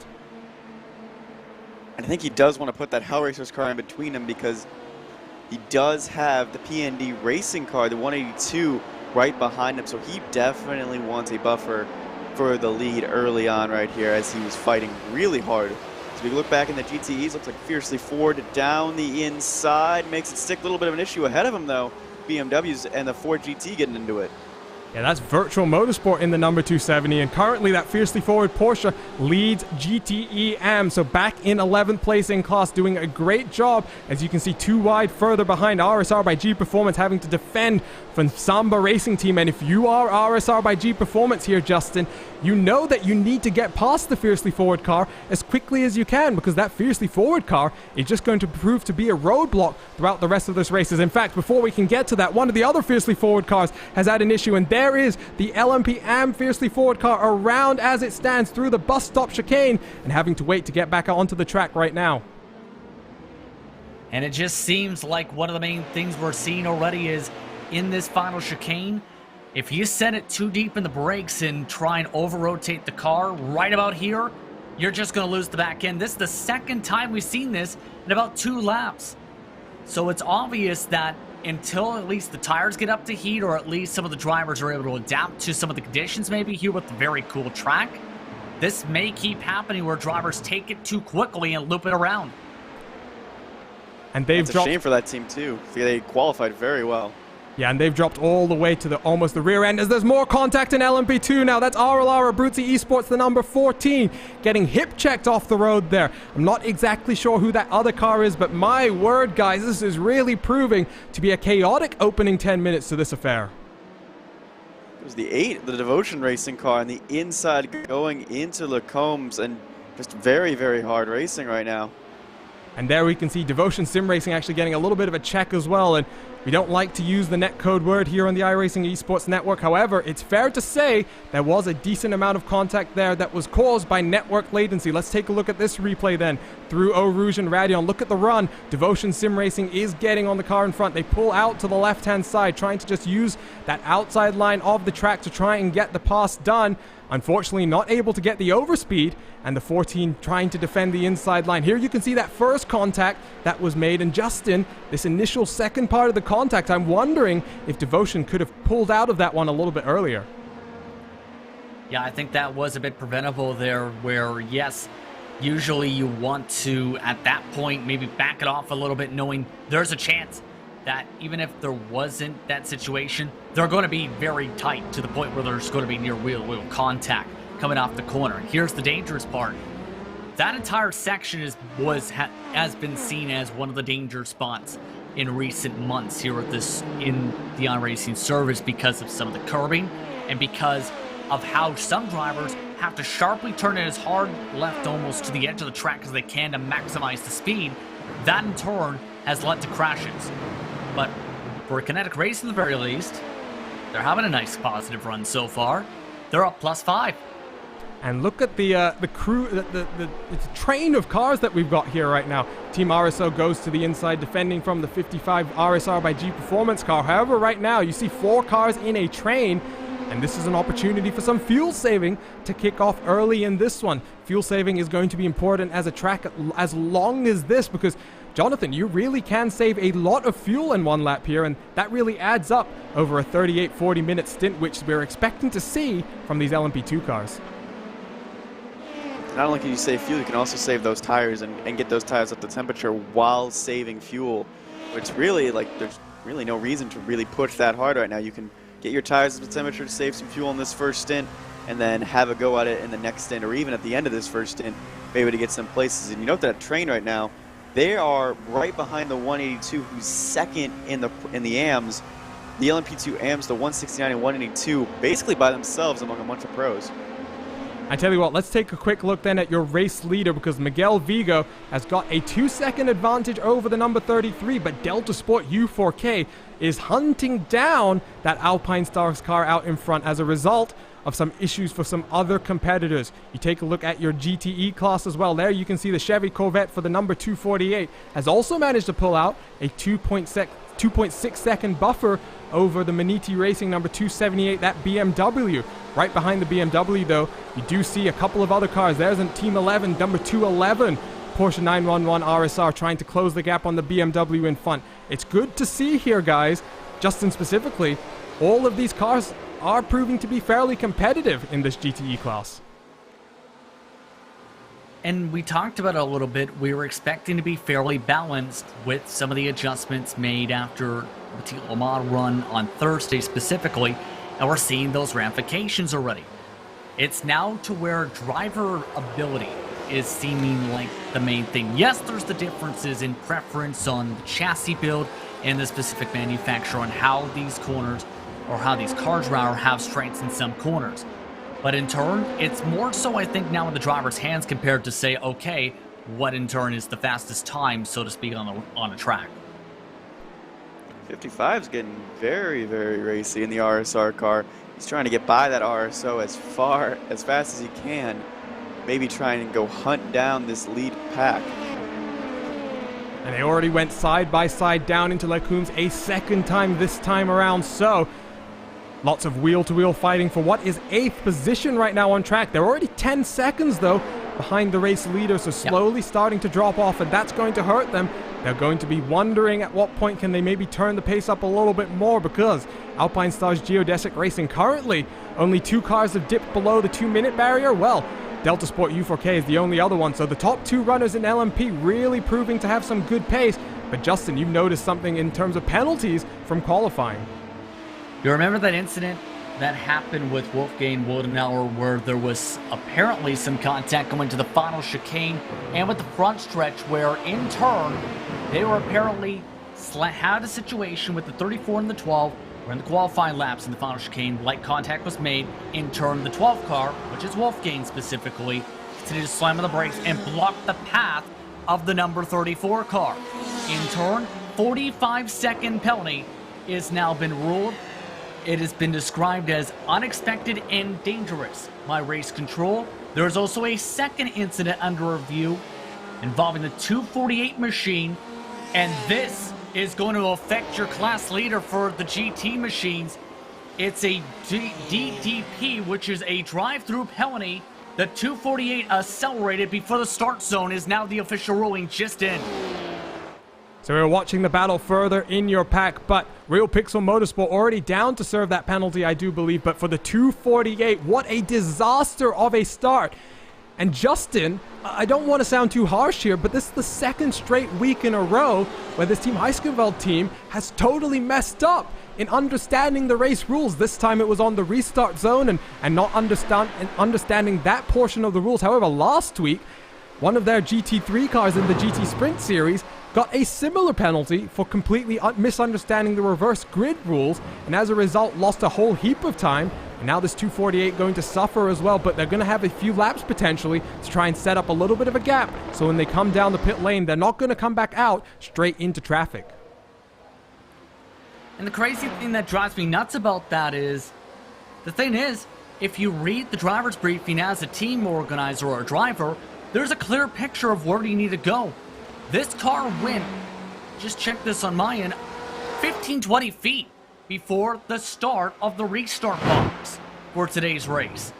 It's just a lapse in judgment, almost like a normal adjustment, I should say, to what you would do in an official race, and just not remembering, oh hey, this is not an official race, this is separate rule book procedures compared to what you would do in an official race. You see that launch, if you can go a further bit back, the start of this start zone and restart zone is at the checkered flag marks, the finish line specifically, up to that sign for the Circuit of Spa-Francorchamps. You see how much they get into the gas right about here? This is still a good 15-20 feet away from that box. So a fairly slam dunk penalty, and like we're saying, Jonathan, such a simple thing that you have to understand. And I mean, there's no excuse for not understanding the rules. There you can see almost 3 wide into turn number 1 they were as well. However, for this Team Heiskeveld 248, another basic mistakes in rule comprehension, and despite the fact they've got a 3-second gap already now to second place Maniti Racing, what a shame for a car that's really showing some great race performance right now. But the nice thing is for them, this happened early, and this is something they can possibly come back from. This is, again, a long 12-hour race. Drive-through penalty is going to be about like 30 seconds. He'll be down in the order, but I don't think it's anything they can't recover from. This car is proven to be fast. They have a 3-second gap. They qualified on pole. Just misunderstood where to start, but I think like this is okay to come back, especially since it's this early on in the run. Well, the cars are starting to commingle, I do believe, for traffic. If we jump to your race leader there, you can see he's already getting in to the first of the GT machines, and the gap between first and second down to below 1 second as a result. Look at him getting checked up right now through that second part of the corner as they head down towards Blanchimont, losing a lot of top-end performance. He's now going to look to the inside of the German sim racing Corvette as he heads through Blanchimont. He's going to have to back off the corner a little bit here to slow his momentum, not to hit the Corvette in front of him as well. But my word, the gap in traffic has really come down, and there's drama at the front of both of your fields. We wait for the 248 to come down onto pit road this time around. However, we ride on board now with the number 33 car working his way through traffic. He sees the back of Alpine Star's geodesing in front of him, and he wants to close the gap even further down to the inside of La Source. A late braking opportunity there for the lapped car to just move out of the way a little bit. And this is important now, guys. Justin, we talk about lap traffic often needing to just hold their line and not get in the way. However, in the top level of endurance racing, it goes both ways. You need both classes to work together, and often it will take that faster class to just set up the corner before to get off a good exit onto the corner and get up into a good position to pass the car that's a little bit slower on the track. Make a great point there, exactly, and we're seeing some of that where you don't want to just stab it on in if you're a faster car and in turn cause some incidents. You need to be smart with how you manage the traffic in turn. You need to be looking at your meters. You need to be looking towards that center console monitor, depending on your car as well, to make sure this is what's happening. Compare that to what's happening right there. That's not what you do. Go 3 wide with the traffic. Well, if you're going to go 3 wide, you better do it on the Kemmel Straight. In all likelihood, that's not going to end well at a corner like that, but 3 wide on the Kemmel Straight, well, Mika Häkkinen and Michael Schumacher can talk about that type of a pass, but now RSR by G Performance sees the 169 laps at Racing Team in front of them, and the battle for 6th through 11th in your LMP Pro class is really kicking off right now. Look behind them as well. Team RSO is having to fend off a charge from Kinetic Racing Velocity, and the action is so intense here, guys. I do believe Kinetic Racing got squeezed off onto the grass just a few moments ago. Fortunately, you can see them as they once again get checked up by the lap traffic in front. They managed to keep it all on the green, but there are 6 cars separated by just 2 seconds as things run. Yeah, this has brought the 8 and the 6 into this fight now as we're going, a little contact there as we head down the straightaway. They're getting very, very racy very early. Yeah, look at that Corvette being forced off the track, and the Kinetic Racing car is going to get bottled up behind there. He was trying to get the move done on RSO, and RSO now going to go for a move on Lapset Racing as well, down into the bus stop chicane. Around the outside, they'll try and hold it. Lapset Racing getting very squirrely off the corner, and here comes the charge from RSO down in towards La Source. They've got the move already done, but can Lapset Racing hold around the outside? Remember, Lapset Racing in LMP AM is not fighting for class position right now, and there you can see just going to run a little bit wide, slot back into 9th position overall, still running first place in class though. So important thing there, they've now got Pure Sims Esports behind them. David Baker currently driving that car, and look at the overspeed that Baker has as he tries to get what is just a position on traffic, as Devotion Sim Racing now manages to sneak around the inside. And at this point, if you're some of these slower traffic, you're just ducking around like a turtle saying, please don't hit me, please don't hit me, please don't hit me, because you mentioned both of them needing to work together. It doesn't look like that's being the case right now. If anything, they're being all used as picks. The difference in time was only about 10 seconds in qualifying for the top times on the board. The race trim, however, is already upwards of 12 to 15 seconds a lap. This is going to be constant as this race goes on, and as well, could be crucial for some of the fuel saves. Some teams have talked about saving fuel in this traffic. I don't think they were expecting, however, that traffic to evaporate 2-second leads. Yeah, and look at the gap out front. Just one correction we need to make here. Look at the PND Racing number 182, 5th position overall, and currently leading LMPM. The 2nd place LMPM car is now the number 156 RSR by G Performance. Lapset Racing Team number 169 has been shuffled down the order. So for PND Racing, they've got a good margin on the rest of their competitors in class, and they'll be looking to build up a healthy gap as this race continues to go on. Down through the bus stop chicane, we see the 2 race leaders going once again nose to tail. The gap has really closed up, and as they work their way through the traffic, they're going to get to the end of it in just a few moments' time. We'll see what happens at that point. We'll jump over to your GTE race leader as it stands right now. The number 248 has come down onto pit lane, leaving the BMW of the Maniti Racing 278 out in front, and they've got a 1.5 second buffer to Team 11 GT behind them. And Justin, this is going to be an important phase of the race for Maniti Racing now. This is the first time they've run this car competitively since that BOP update, and now having 9 less horsepower. They've got the Porsche behind them trying to draft. However, if they can break away a little bit, they might be able to start pulling a gap, and with the 248 all the way back in your field as it stands, that might be exactly what they need, even if a safety car comes out. Yeah, it might exactly be that.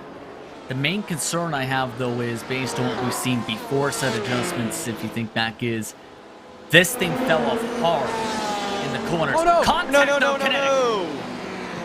And the Kinetic Racing LMP2 car is around, still off in the gravel, and now going to try and rejoin as cars make their way through. Get a replay of that incident up on your screen in just a few seconds. But for Gabriel Roos, he's already been forced off the track once today. Now a second time down through the order. He's down into 25th place overall. There's the fiercely forward LMP car that had its own issues as well. So there is the extent of the damage for the number 83. Let's take a look at the replay as they made their way side by side with the RSO car. And you can see in slow motion once again, guys, unfortunately, the network latency has caught out another team. Very unfortunate for a race to be affected so early on as a result of minor contact like that. Yeah, massive situation there. But again, they were all squeezing pretty tight there. It's just, I think there was the chance he could hold the defensive line, but there was already the near contact in the first place. I think that intensifies things. For everyone else, though, just need to be still smart with all this traffic. Here's David E. Baker specifically, and there they go. And that's the RSR by G Performance car that's involved. I'm trying to see which of the BMWs is now around and slow as well. I think it's the Sombra car, the Sombra Racing Team. You are correct indeed. There is the number 258, so another big incident. Fortunately, though, both cars able to get back up and running. But let's try and take a look at this replay as well. Blanchimont, one of the highest speed corners on the track, and side by side, I don't know what that RSR car is trying to do, hanging it around the outside there. That BMW really had nowhere to go. Let's see if we can get a better look at this one. Yeah, again, it's just, you have to be smart with these moves, and it just seems that's not being the case. Maybe they thought they could stick it to the outside. The car was going to stay low, but he actually pushed up, the BMW did there, up the track into the RSR machine, and in turn, the pink BMW gets the worst of it, unfortunate for him.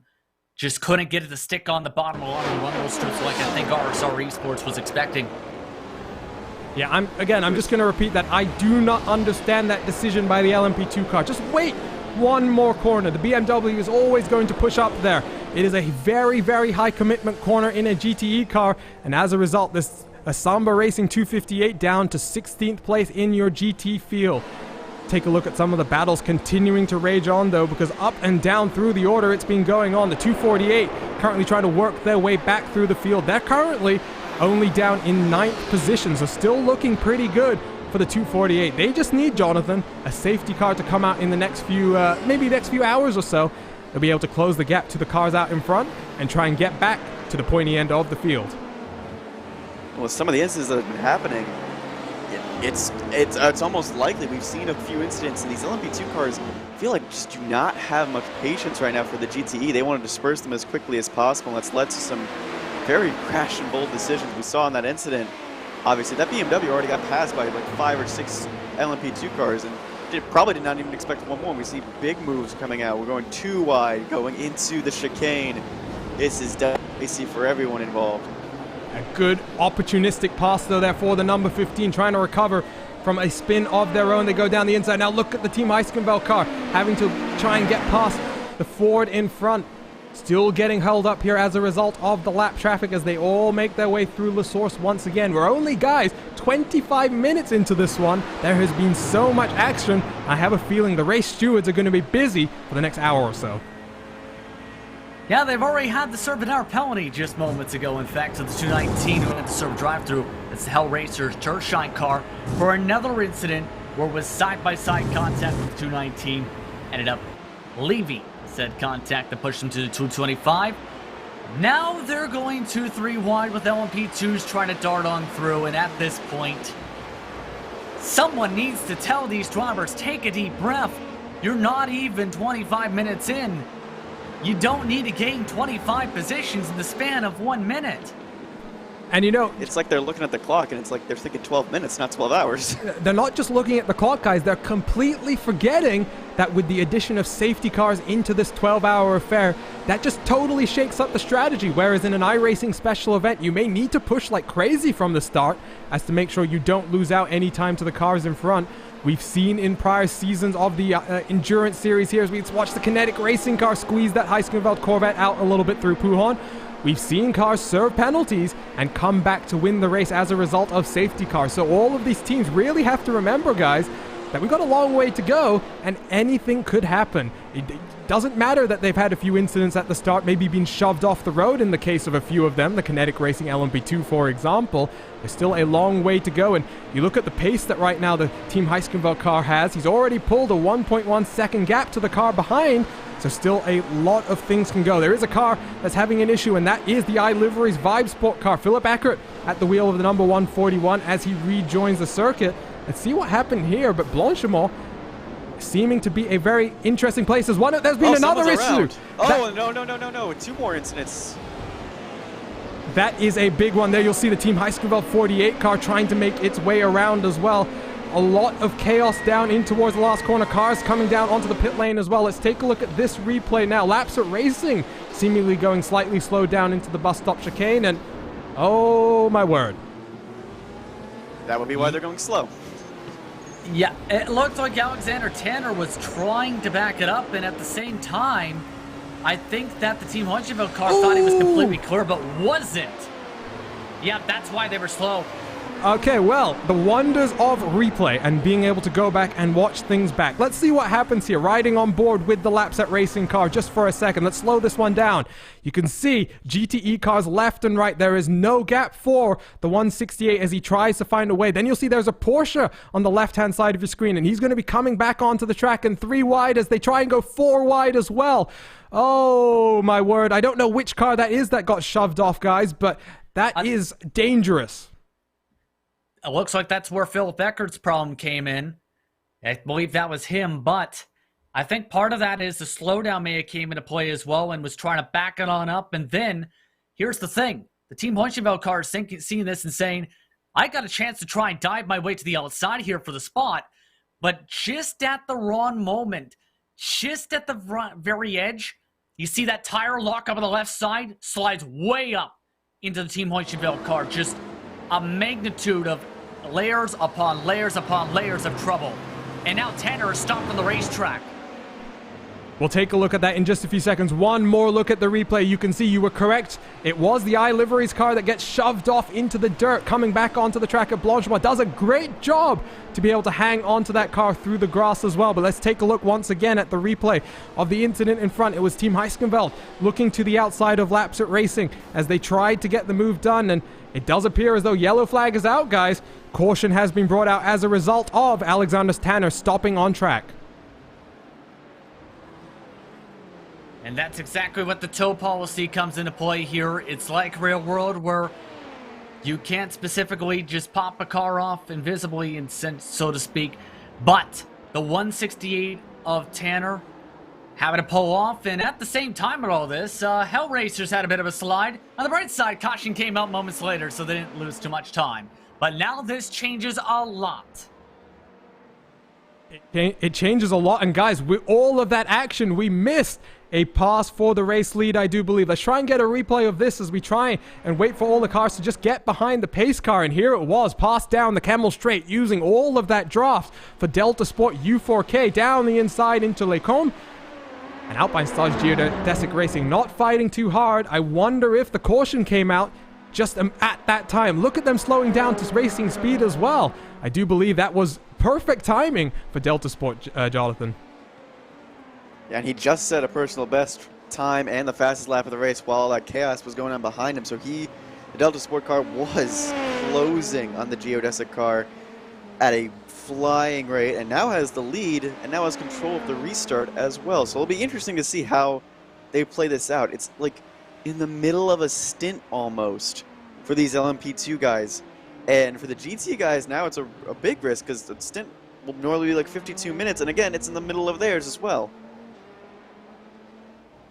Well, 30 minutes gone from this race, but if you were watching the first 30 minutes of action, you may be forgiven for thinking it was the last 30 minutes of the race. And there you can see pace car has finally picked up the overall race leader. Does look as though Alpine Stars Geodesic Racing really taking a slow pace around the track right now.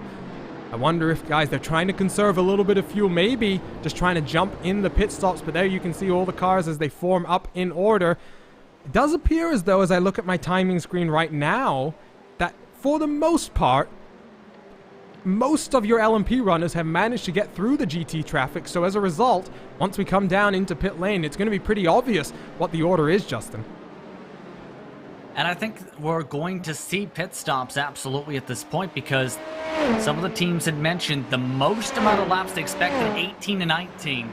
And then spontaneous if there's a caution in some case for a couple organizations. We're nearly right on the money, depending on when this pit lane opens up, whether if it's this time or next time by. In other words, this is right towards their mark on when they would want to come in for their first stint. And a number of, we'll call them appeals have been sent in towards the race control. And I think race control are going to have a busy few moments here as they first try and organize the entire safety car process and then get to work on analyzing all the incidents. Let's take one more look, though, guys, at the incident that caused this caution. There you can see 3 wide going through in towards Blanchimont. You can see the iLivery's car being forced off the road there. Now see the Lapset Racing team going to rejoin, get the flashing lights from behind as well. I wonder if that Lapsat racing car had already suffered the damage that ended up bringing the caution out. You can see the car already starting to be a little bit loose, and if we jump on board very quickly, you can see the steering is already offset to the right-hand side just a bit. Jonathan, I wonder if the moment that contact happened, the caution was inevitable, despite the fact they tried coming down onto pit lane and getting it repaired. Yeah, the way they got hit by that other LMP2 car, you can tell like the steering is definitely going to be out of whack. And unfortunately, this car turned into a bumper car, hit 2 or 3 other cars in that melee very hard through that GT traffic. And you can't really blame the Porsche that was on the outside. Like, he had really nowhere to go in this situation. He's got 5 LMP2 cars in the Fisher Motorsport car behind him, and he's just praying that they get by him cleanly, and he tries to get out of the way and leave them room, but at some point you just run out of track. Yeah, at some point you really do, and you definitely can't apportion any blame onto the 284 running his racing line and running up in 5th position as well. So it was going well for Fisher Motorsports, and fortunately, as a result of the incident behind them, they managed to get through it cleanly and safely. That's the only thing that ultimately matters. But let's jump back to the live pictures once again. There you can see Fisher Motorsports in the train of cars. You can see some LMP cars around them though, and we're just awaiting word as to whether pit lane will be open this time around.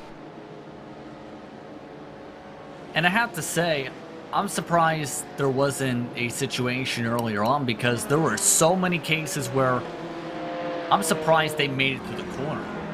We're talking 3 wide, several rows deep, some cars sending it 5-10 car lanes deep. I'm just shocked that they were able to last that long with how aggressive the drivers were being at that point. I think as the day goes on, drivers are going to mellow out as the fatigue settles in and the driver stints come into play. But that was absolutely insane for the first stint of lap traffic. Almost too insane. On the bright side, pit road is open. So pit road is going to be open this time around. It gets manually opened and closed by race control. So we'll let you know exactly how that's all going to play out. But now it's time for LMP to pit. And you can see Delta Sport U4K is going to lead basically the entire field down onto pit lane. Now the pit lane window for these cars is between 35 to 40 minutes, Justin. So right around on track right now if we're standing. 35 minutes gone. Yep. Yes, the caution came out 5 minutes ago, but all of these cars are going to need a full top-off of fuel, not expecting driver changes or any of them to use one of their 8 sets of tires currently waiting in the pit lane. And I'm curious if how many of these cars end up jacking up. I expect just a lot of fuel-only stops for the most part here, unless someone's had a massive slide. But that's again the case where we expected some longer stints with it being cooler. It is an October in-sim day, October the 10th. So this is not like, say, a July date. Yep, just about everyone topping off on fuel, off and away, and there's cars stopping at the cone here. And I think it's partly because the pit exit hasn't opened yet.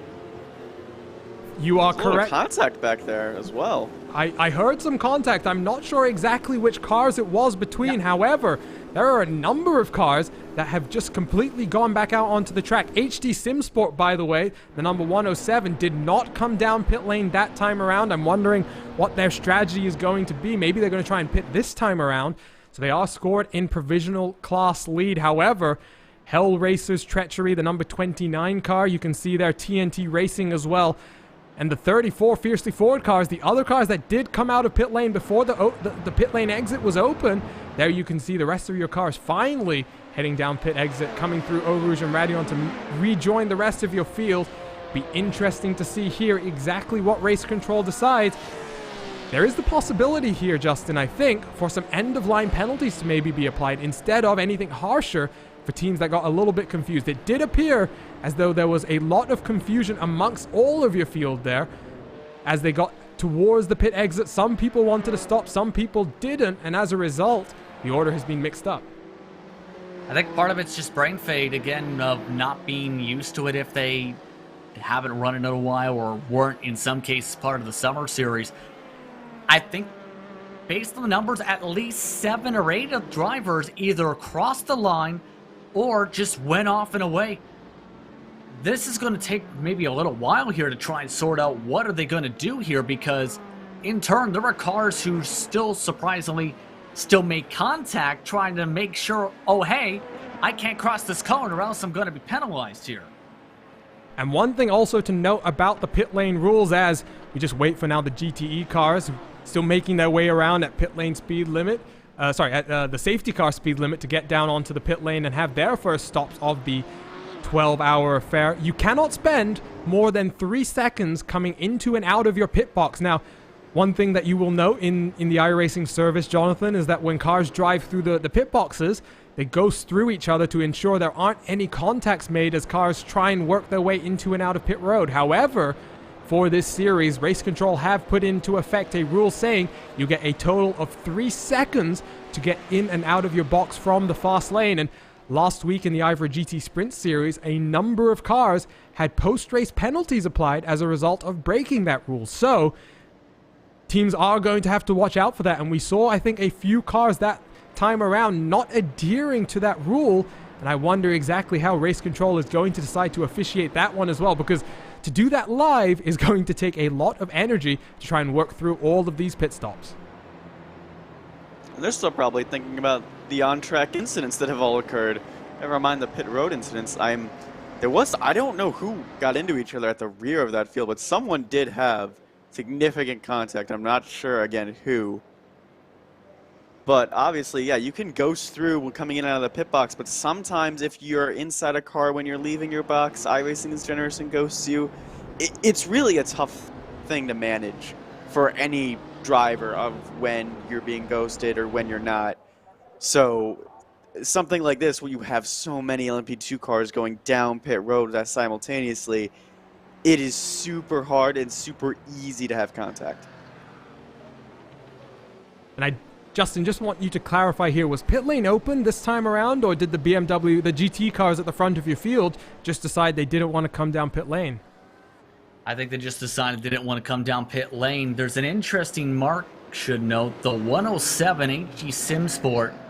Its register is not coming in, the only driver in their class to do so. So they're going to be way off cycle. 3 cars did get end of longest line penalties, all the craziness, including Delta Sport, U4K, and all this grouping, believe. Yeah, take a look at the right side of the track right now. The number 29, that's the Hell Racers car. And you got the number 81 as well. That is TNT Racing. And then, car that came into this caution period in the race lead, unfortunately now, going to drop to the rear of the pack. And that is such a shame. They had done the hard work there, Justin, to get up front. A fantastic pass just as the caution was coming out. However, now you can see them having to really crawl as they wait for the rest of the cars to come out of the pit lane and pass them. They'll drop to the end of the longest line, and that's going to be a long queue of cars for them to work back to the front. Yeah, and this, I think, is just the experience coming into play and not being used to this procedure. It takes some time to get used to, yes. But once you get adjusted, a lot of drivers have been able to adjust quickly and cleanly. Now, this is going to be not so much fun to be able to get through so much of this traffic here. 26 through 28, all these cars are now cycled after being inside the top 5 before the pit stop window and being lined up in turn to potentially be inside the top 5 in great spots for a battle for the race lead before this. And I just wonder here, Jonathan, if the Delta Force car, Delta Sport, not Delta Force, I'm thinking of that famous Indy theme song, but I wonder if the number 33 got a bit confused by the 2 cars in front of him. We saw the 29 and 81 being steadfast in their resolve. They went straight out of the pit exit, but the number 33, they actually stopped for a few moments before moving forward a little bit past the pit exit line, where they waited an additional few seconds. I wonder if they understood the rules and then just got a bit confused as to if they understood the rules correctly or not, if you get what I mean. I think also he was worried about getting clobbered from behind. Yeah. I mean, there was a lot of drivers who were stopping and starting in that. You mentioned the potential with contact there, Jonathan, you heard. Do you really want to risk getting that same amount of contact if you're up at the front? Because as we've seen, a hard enough hit can demolish your day. Well, it can indeed, and we'll see how it's going to play out. Comment in our YouTube chat. It is a long race, let's remember. So despite the fact that they're now back in 28th place overall and currently scored a minute behind your leader, once we get up to speed, we'll be able to get exactly what that gap is. But there's a long way for them to go. Still the potential for some moves. Let's quickly run through, though, the pit strategy as it stands, because you take a look at the 107 HD Sim Sport, we are waiting for them to have to come down the pit lane. They did not stop the last time around, and as a result, the LMP AM car currently classified in your overall race lead. Let's take a look, though, at GTEs, because while everyone else in LMP has come down the pit lane, take a look, Maniti Racing, the 278, leading that class. They have not come down the pit lane just yet, and as a result, there are 14 cars that have elected to follow his lead. So 15th on back have come down the pit lane. Everyone else has decided to stay out there, and I do believe there was one car, Virtual Motorsports, that did decide to take an early change of tires. Lights are off on the pace car, I do believe, so we're going to go back to green flag racing this time around.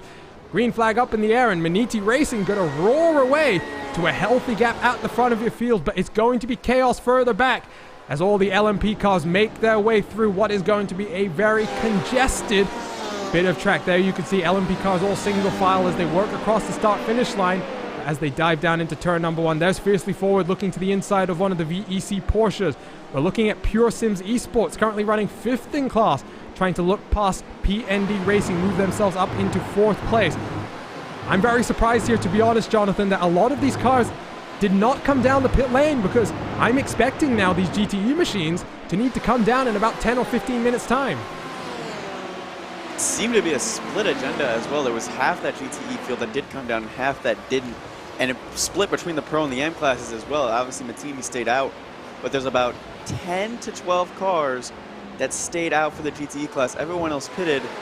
We have a report, there was someone in the wall, the 158 slammed the outside wall, and things just go from bad to worse for Adequate Racing. They have not had a very good day. They have not indeed. And let's take a look at this replay coming up through Eau Rouge and Radeon by themselves, it appears, as well. Let's jump on board with the number 158, trying to go full throttle on potentially cold tires and getting a little bit too much of that inside curb. And unfortunately there was nothing they could do once that incident started. Let's take a look at another replay of that one, Justin. But you spotted that, an unfortunate one right off the restart for 158 and Adequate Racing.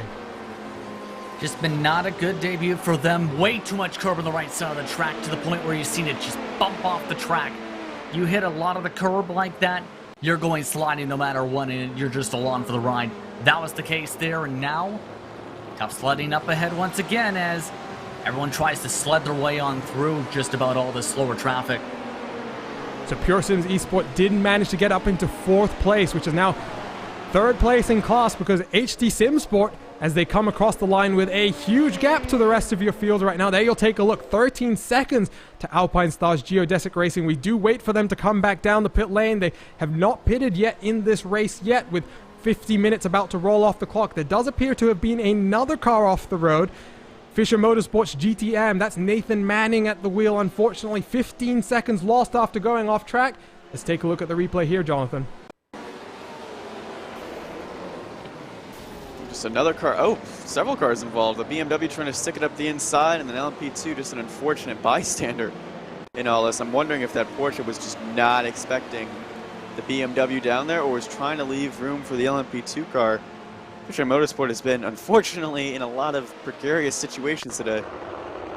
And it was involved with the 322. You can already see that Porsche going very slowly there, in fact. So watch on board here. The BMW looks to the inside, sticks the nose, and unfortunately, Fisher Motorsports, I think, getting a little bit concerned about the LMP2 car, the N-Race 199 that was trying to hang it around the outside and not leaving enough space. So AOD Racing down onto pit lane as a result of that. I think already trying to get some damage repaired. Let's jump back to the front of your GT field, though, because the Team Heiskenveld number 248 is down in 17th place, having come down the pit lane last time around. They are a long way away from your race leaders. Team 11, the GT, this brand new team that's formed recently, Justin, and is trying to compete at the top level of sim racing. They currently sit 2nd behind Maniti Racing, and what a way to challenge yourself for the first round of the IVRA Endurance Series, trying to pip the BMW for Maniti Racing that has been so confident throughout the last few months of competition. And they've got a strong driver lineup, mind you, for this event. We've seen Lewis Ward at the Summer Series be one of the most competitive drivers in the Summer Series, specifically a top 5 driver whenever he's been in the stint. You also have PJ Clayson, who had a lot of experience in club sport competition in 2019, as well as a bit in the summertime. That also is strong. But keep in mind, some of the other competitors that we'll see over time are getting ready for some of their debuts. For other drivers, well, Calamity Corner continues to strike.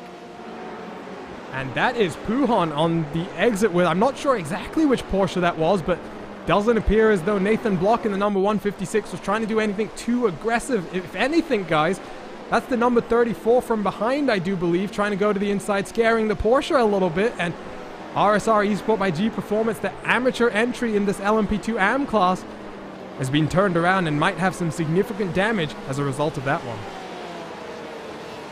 It looks like the Fax Tech Sim racing car, the Swedish team, that was the Porsche involved in that crash. So that was unfortunate for the Porsche, because he's trying to pick one lane to let one LMP2 car go, and he ended up blocking the other one. You see a close battle here between the Hell Racers and RLR. Both RLR cars are right behind the Hell Racers. He's going to have a dual problem. He will indeed. I'm just taking a look, by the way, guys, at the race control decisions, and, well, a lot of things for race control to now sort their way through. We've gone from having just 9 incidents being logged as of a few minutes ago to now having 25 incidents logged. So, Justin, that's a lot of work for race control to work through now as they head their way through what is going to be a long list, I do believe, of penalty decisions. Yeah, this is gonna, you have to give credit to race control, though, at the same time, because it's not an easy task in any series, because you need to be fair and balanced in your decisions. You need to weigh all of the possible situations and scenarios of, was there an issue technical-wise? Was there a racing incident that can be factored in? As well as potential other outside factors. In other words, it's not an easy task to try and weigh all of those out, especially when you have 10 or 12 of them at the same time. That's a bit unprecedented. It's just a matter of now that you have that many, do we have that happen again? Oh, by the way, HD Sim Sport, they've come into pit. I'm shocked they actually stayed out on the racetrack during that stint, I have to say, there, Arjuna, during the caution flag. Well, we'll see where they come back out on track. I wonder if they knew the traffic was going to be insane for some of their other competitors and were trying to make that strategy work. That promotes Pure Sims Esport into 3rd place as they continue to chase down the number 34 in front of them. They're trying to reel in Alpine Stars Geodesic Racing out front, currently leading by just under 4 seconds. In the background as well, PND Racing leading LMP AM, going to drop to 5th overall as RSR by G Performance, the number 55, heads to the inside of Lecombe, gets the move done. And just remember, guys, there are 2 classes of competition within each section of cars here. So in LMP and GTE, there are both Pro and Am categories, and they're all fighting each other. Take a look, though, at HD SimSport, where they've come out on track, and unfortunately, Jonathan, that strategy really has not paid off. They're all the way down in 26th place right now, and you can see there, they have a lot of work still to do. They're at the tail end of the LMP-AM category as it stands. But maybe they're thinking about a fuel strategy. Obviously, they went 50 minutes with that safety car on fuel, which that's pretty impressive, I honestly say, for this team. It's only a 2-driver team as well. So they're trying to manage their stints as best as they can. This actually may come back to work in their favor, at least in the AM category for them, class-wise, because these guys are all going to have to pit ahead of him within another 25 minutes. He may have another 15 in the bank to go set some quick laps.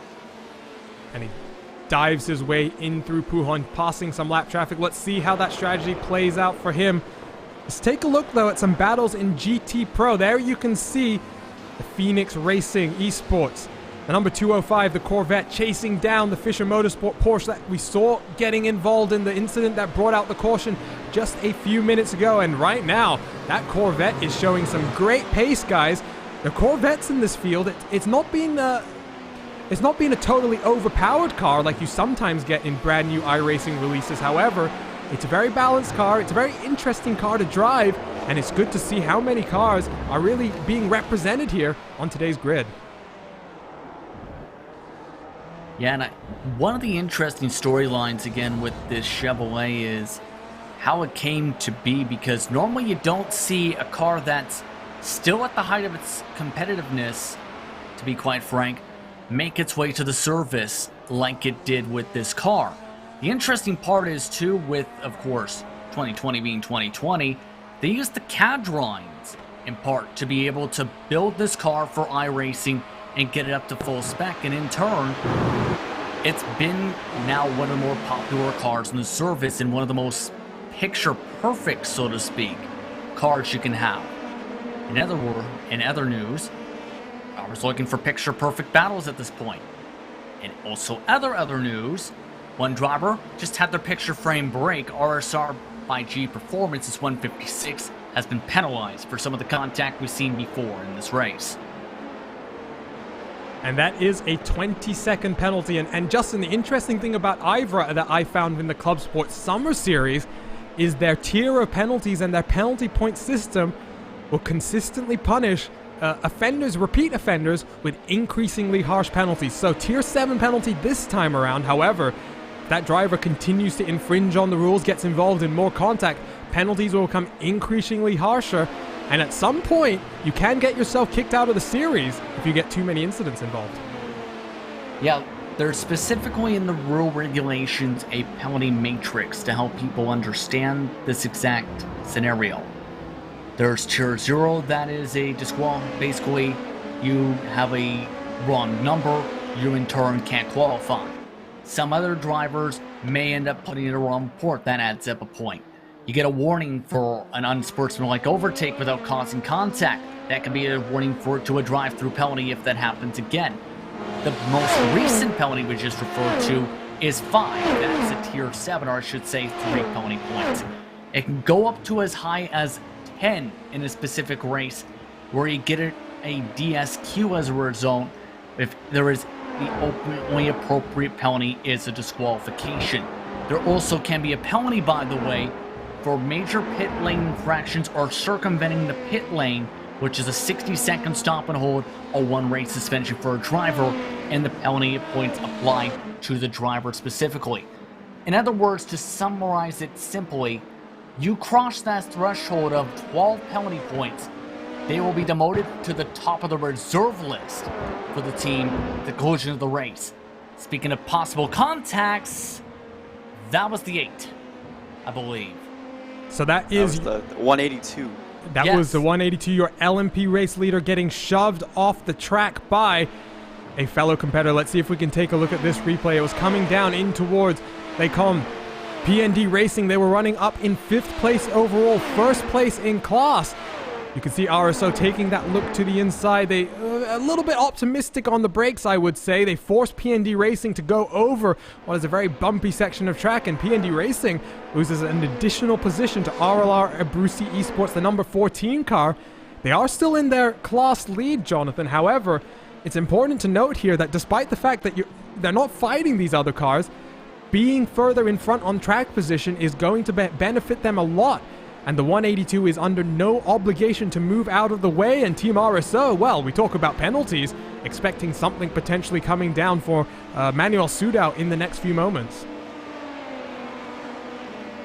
Yeah, I really don't think this class leader is also being defensive. Like, he gave RSO plenty of room to operate. He wasn't blocking, wasn't doing anything crazy like that. He knows he's class leader. He knows he's well out in front of his other classmates right now. So really do think it was the RSO's driver just to be a little more patient with them. You know, I understand it is 2 different classes, the Pro and the AMs, and sometimes you got to get on in a hurry, but like, you got to be patient. You got to be respectful to your other drivers. So there goes the RLR number 15 car this time around, chopping the nose off of the 182 as well. I think the 182 wasn't really expecting that one. However, 182 still in the top 10 overall, and let's jump back to the 2nd place car in this LMP AM category as well. Jason Dilworth driving for Nomad Sim Racing, the 122. They're about 4 seconds down the road from PND Racing, so 1st and 2nd in this class still fairly close. Let's run down quickly though all of your class leaders. And out front, it is still Miguel Vigo back to the point of your field once we saw HD Simsport diving onto pit lane, and they've got a 3-second buffer to Fiercely Forward and the number 34. Previous race leaders, I'm just taking a look. Delta Sport U4K, they're up into 19th place, so it's still a long way to go for the number 33. But the opportunity, I would say, for a good race recovery. We talked about PND Racing leading that LMPM category. Third place in class is Fiercely Forward, number 134. So looking to be a good race so far for the 134 car as they wait for Jack Crawford, Red Bull Academy driver, to jump in. Then let's jump over to GTE, because the battle at the front of your field is really starting to pick up. The Porsche 911 RSR of Team 11 has closed on Maniti Racing and their distinctive BMW.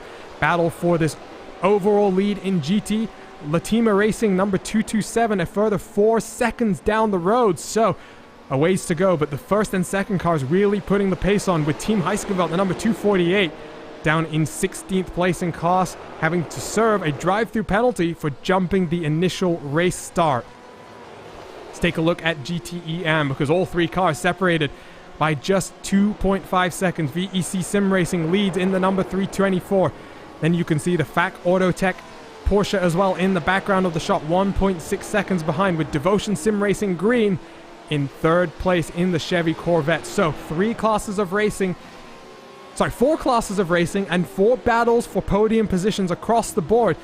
Lots of action still happening as well, because PND Racing, they managed to get back past RLR Esports, the number 15. And this is the great thing about this class structure, Jonathan, despite the fact that Stefano Conte in the number 182 is, only necessarily a 2,000 I rating driver. He's able to juke it out right now with drivers in excess of 4,000 and 5,000 I rating.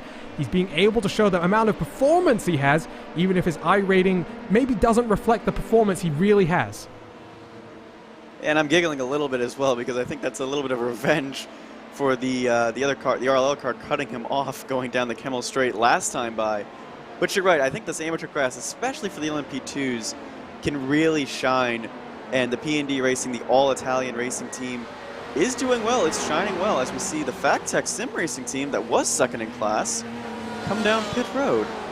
And we're also seeing the VEC number 372 down onto pit lane. So these are some of the cars that didn't come down the pit lane the last time, or rather the first caution that we had, so it'll be interesting to see what happens with them. Let's jump back, though, to the battle in your GTE overall lead, because, well, Justin, we've seen those cars coming down onto pit lane. It's going to only be a matter of moments then before we see these 2 cars also diving onto pit lane. One of the main constants in races such as this, especially in the endurance format, is drivers push hard in the first 10 minutes of a stint and the last 10 minutes. And at this point, if I'm Team 11, if you have a chance to take the lead before you duck into the pit lane, I think you take it. Otherwise, you risk potentially losing time in the pit stop window, in turn having a hard time getting this close again. They closed up a decent amount of time, mind you, to put themselves in this situation. It's just a matter of fighting with some of that dirty air in the backdrop.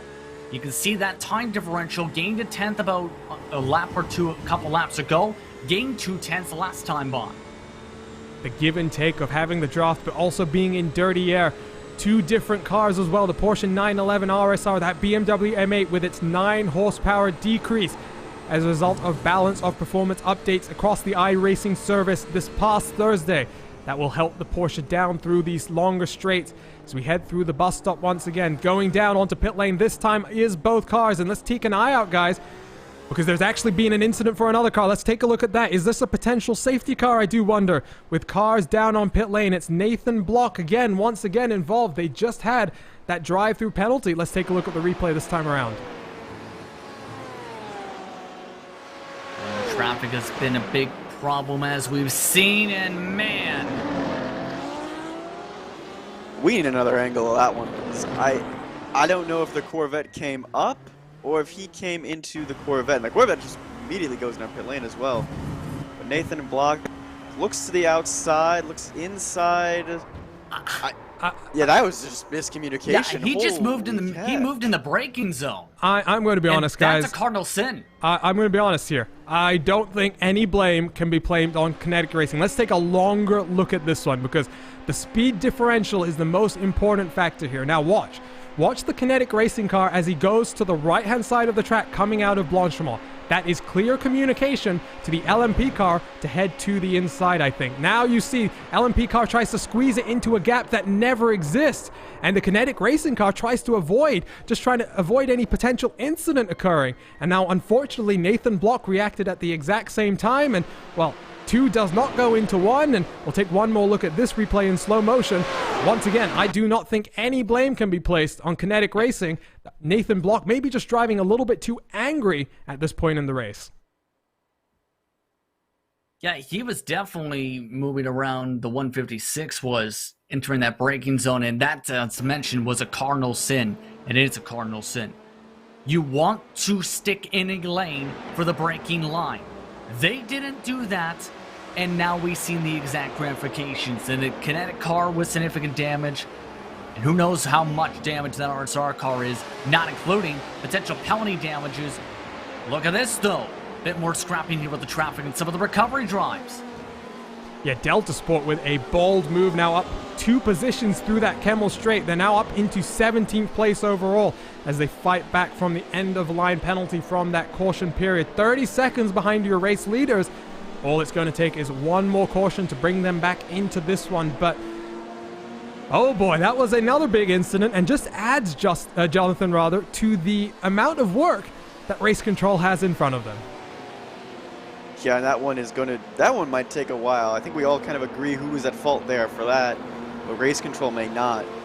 And there are several incidents that are just going to take some time to go through, and I commend them, because there's been a lot of incidents just in this first hour that it's gonna be taking some time. So kudos to race control for trying to get decisions out as quickly as possible. And well, the verdict has come down for the incident that brought out that last caution. Alexander Tanner in the laps racing number 168 has been penalized with a stop and go. However, Justin, that car has retired from the race. So despite the fact that they've been given that penalty, we're not going to see it served in this one, as Rusty Spatulas is going very, very slow out on track. Let's try and get a replay of exactly what happened to them. Those penalty points going to be important to think about in the big complexion of things, but thought this was going to be originally bring something out because they got fed the door a little bit. Hard into the tire wall, and some drivers have mentioned the side of the car is really sensitive. That car definitely took hits to the side on the left side. Might need to look for the exact squeeze there. But they were trying to find a way around one of the GT cars and all of this, and man, I don't think he expected it to be that tight maybe, and as well, it wasn't as tight on the curbing for the car below. There was going to be contact regardless of the positioning though, based on that. The thing I want to note out too, that's another pro car getting into another AM car in the LMP2 category. And I think the Hellracers was a bit optimistic about sticking it down the inside with that slower Porsche nearby, but it looks like Rusty Spatulas is going along okay. Again, can't really see much damage, but we really don't know how that car is handling. Just go back, though, to that incident we saw with Kinetic Racing, Justin, for a second. Marco Mogren back out after coming down pit lane. You can see him now fighting with the Fisher Motorsport GT Pro in front of him. However, as he gets shoved off the track once again, that's more of a racing incident in my opinion this time around. However, if we go back to the incident with the LMP2 car, I think some of our YouTube chat is being very unfair to the Corvette there, because yes, the Corvette may not have been on the expected racing line. However, that goes back to what we were mentioning slightly earlier. It's on both classes to understand when there is a need to facilitate the pass, and I wonder if Kinetic Racing was sticking to the inside line, going to lift off the throttle just a little bit, let the LMP2 go around the outside of the corner down in towards the braking zone. Unfortunately, though, the LMP car stuck his nose into a gap that never really was on, as Fisher Motorsport's getting very loose under braking as they passed their sister car in the AM class. But again, once again, I think Kinetic Racing there just unfortunately got caught up by another car, as there has been another incident, unfortunately, sorry Justin, that was happening right in front of us. It's the 29 car that we just saw being involved in the contact with the Rusty Spatula. Let's take a look at this replay, but there is a lot of action, and we're only an hour into a 12-hour race. Everyone hasn't mellowed out quite yet, it seems, but Look at that. That's TNT Racing trying to send it in, just missing a bit of the braking zone and just tapping them around. Looked like they maybe thought of trying to go to the inside, but just also at the same time may have backed out, but not to the point where they could have just gone back single file. Here's the look from the onboard. Yeah, thought about a peak, tried to back it up, just a little love tap by accident there, it looked like.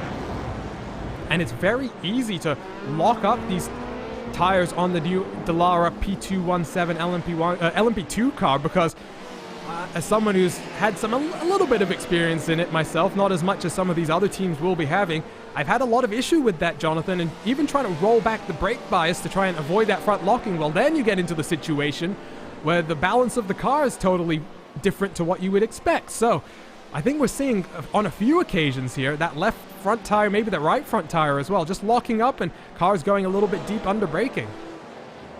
Yeah, and that's not the first time into the chicane we've seen a lockup and contact. And even into Lacombs, there's been some contact, but we go back to that Corvette incident.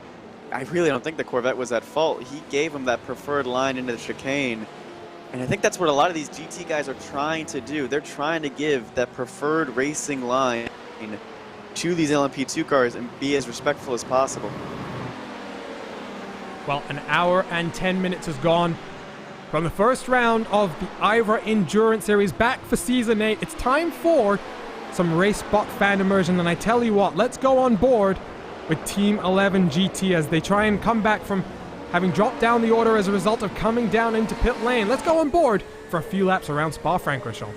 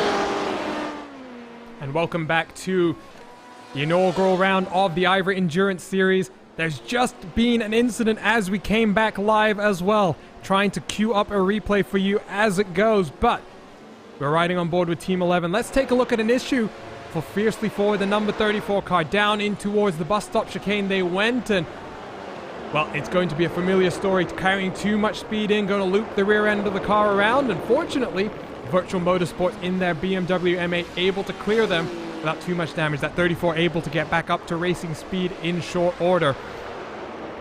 But 1 hour, 15 minutes of action done, 10 hours and 45 minutes still to go. Let's go ahead and take a quick look at your current top 8 as they stand in each class. And in the LMP class, it is Alpine Stars Geodesic Racing, the number 62, that leads by 4.8 seconds as they come to complete another racing lap from Pure Sims Esports in the number 2.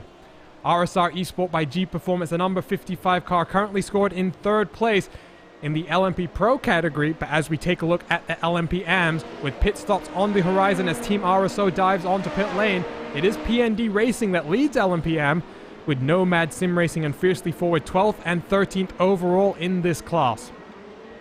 Jumping over to your GTs. In GTE Pro, Team Heiskenveld, the number 248, recovering from a drive-through penalty from the first lap of this race, leads by 7 seconds from RSR Esport by G Performance. But you take a look back to Maniti Racing and Team 11, they are both on a very different strategy, and 24 seconds separates those drivers in terms of net race position. GTEM, Fiercely Forward, the number 334, currently leads that class, but they're being chased by 301 German Sim Racing, Florian Hohn at the wheel right now. 3rd place in class is Vector Sim Racing, sitting in 9th position. Well, it's been an exciting start to this race, guys, and with pit stops coming around once again, it's been a very busy race for Race Control so far. It's been very hectic in our YouTube chat as well, and just wow, the IVRA Endurance Series continues to deliver the type of racing action that we continue to expect, Justin. I mean, we've seen how crazy it was in the summertime, right? See how crazy it is now, and some of these teams just looking to do some of the crazy recovery drives that they need to do to even have a good shot here at this point, like Fiercely Forward, like Delta Sport, U4K after their situation with pit exit. It's been an incredible race so far. Should note several different teams have had either warnings or drive-through penalties since our discussions. Maniti Racing's GTE specifically ended up having one served towards their direction, in fact, believe. The 278. That was with contact where there was the 15 trying to pass them. Again, that was just handed out moments ago on Race Control for that car.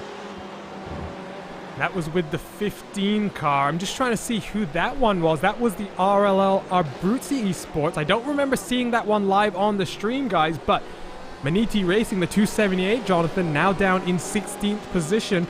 I'm trying to take a look at the gap to Team 11 GT in front of them. They've fallen a full 20-25 seconds behind the car they were battling just before they dived down onto pit lane.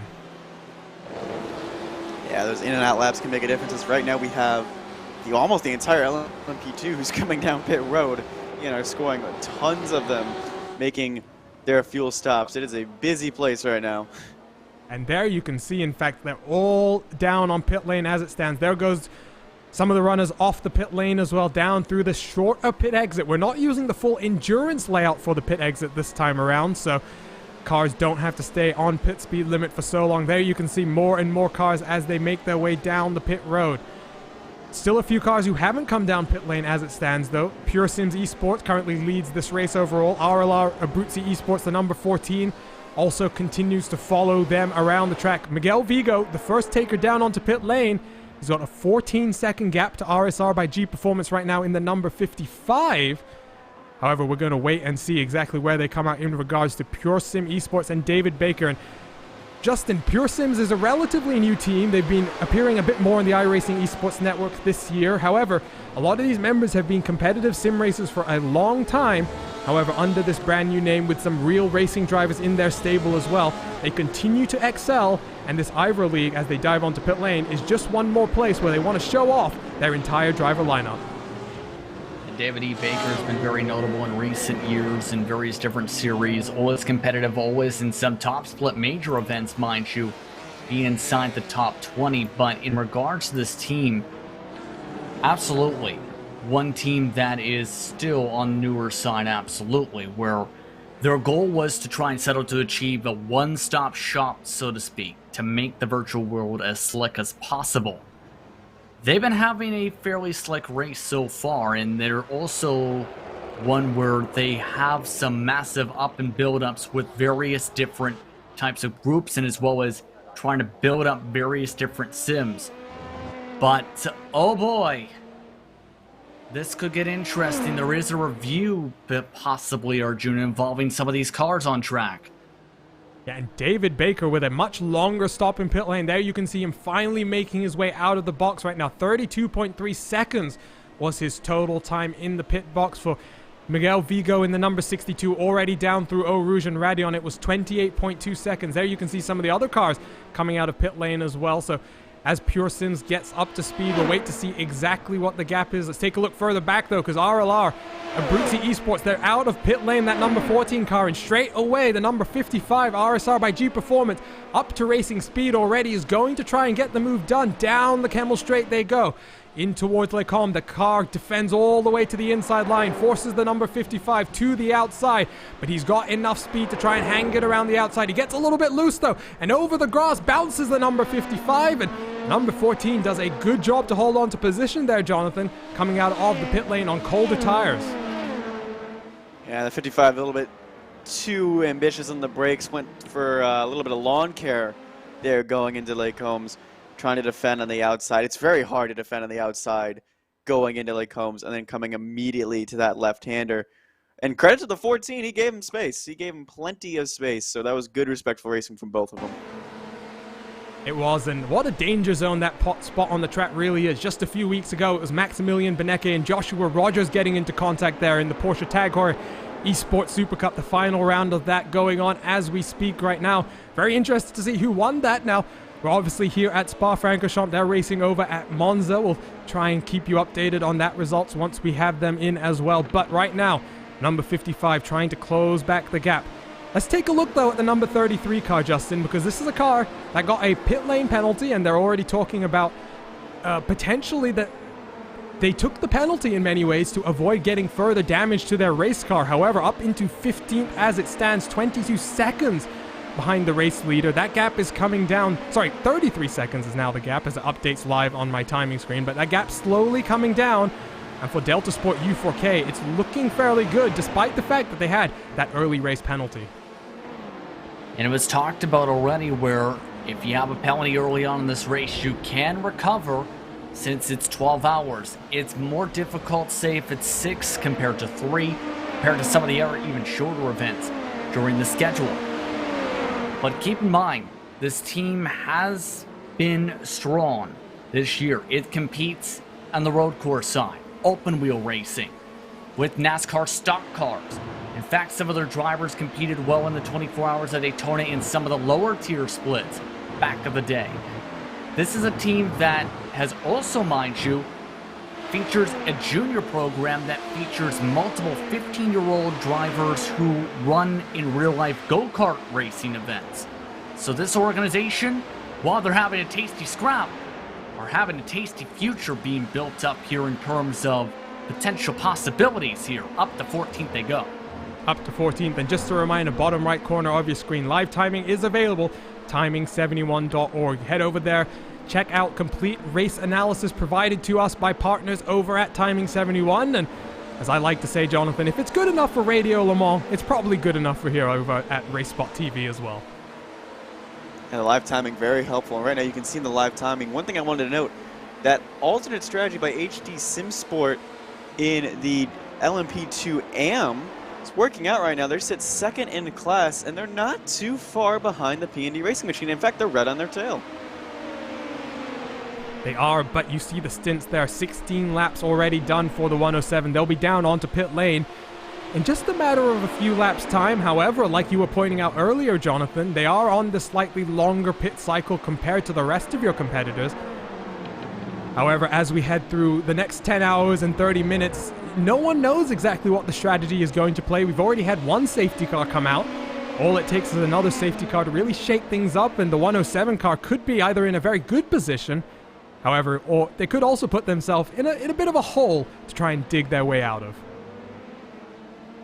This has to be very anxious for both those drivers right now, because they're one of the only ones in the LMP2 AMA category off strategy. And they're the only ones in the LMP2 category off strategy, period. So it's going to be a little bit scary at times, especially when they first come down, because they know that's when the LMP2 cars are going to hit traffic again. That's when there could be more incidents. So it's going to be a little bit anxious for these guys. Let's take a look then at the battle for your overall race lead. There you can see the gap between the number 62 and the 2. As a result of that pit lane time, there you can see the total delta seems to have increased a little bit. Miguel Vigo continues to pull out a bit of a gap. And Justin, you were on the call with me for the Club Sports Summer Series where we saw Miguel Vigo competing in the GT4 class.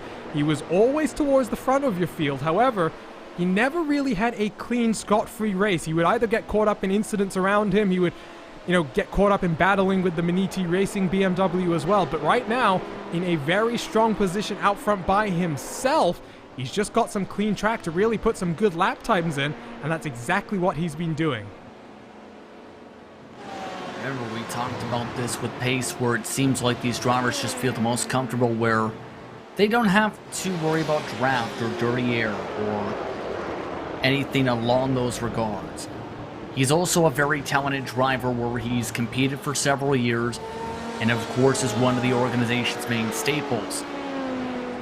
It's just going to be the matter of making sure again he doesn't fall into that same rabbit hole of over pushing and making mistakes, knowing he's got the car to beat today. The competitors who are within range of him, they've made major mistakes. He makes his own mistake, or one of his teammates does later on in this race, then they've got themselves to blame, and I don't think as an organization we want that to happen again, because they have pace. It's just the mistakes at times have hurt them in some events.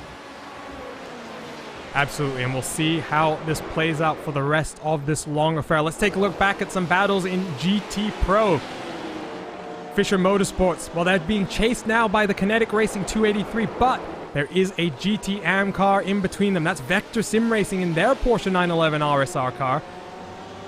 The Fisher Motorsports Porsche has just managed to get by up into 9th place in overall class position. However, at number 305, not for position for the number 283, and currently being used, I think you used the word pick a little bit earlier, Justin. It's something I use as well. It's a very effective word, I think, to use, because often you'll use these lapped cars as blockers to just hold up the cars behind you, as Kinetic Racing now looks to the inside through the bus stop. That gap is going to go up to about 0.7 of a second as the Corvette goes very deep under braking, trying to get around the Porsche in front.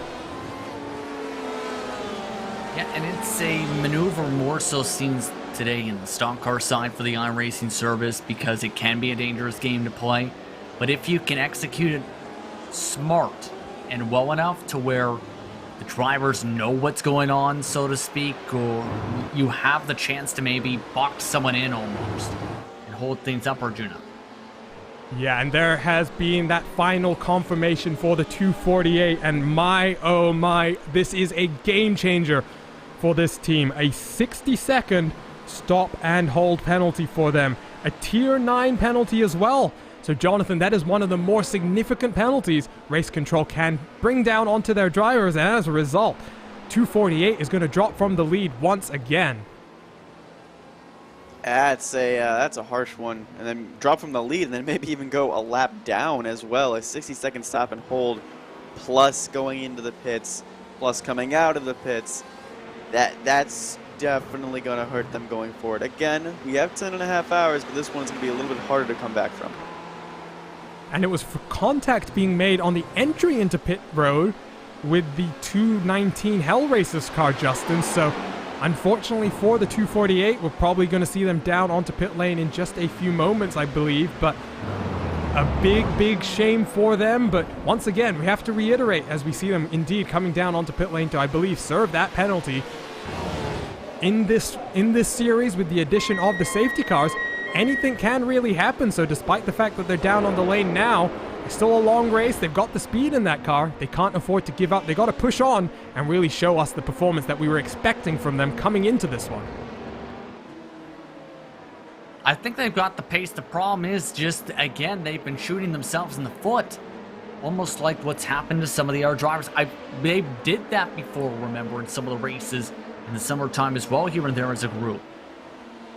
It's just, you can't let it snowball any further. You let everything get stuck in your head as a driver, it just ends up getting worse and worse in your head. I'm surprised still they haven't factored in, okay, we might have to change something up here, knowing you have some of that flexibility with some of the drive times up to 9 hours per driver, to try and think, okay, we got to try something to let our driver cool down before we get into even more trouble.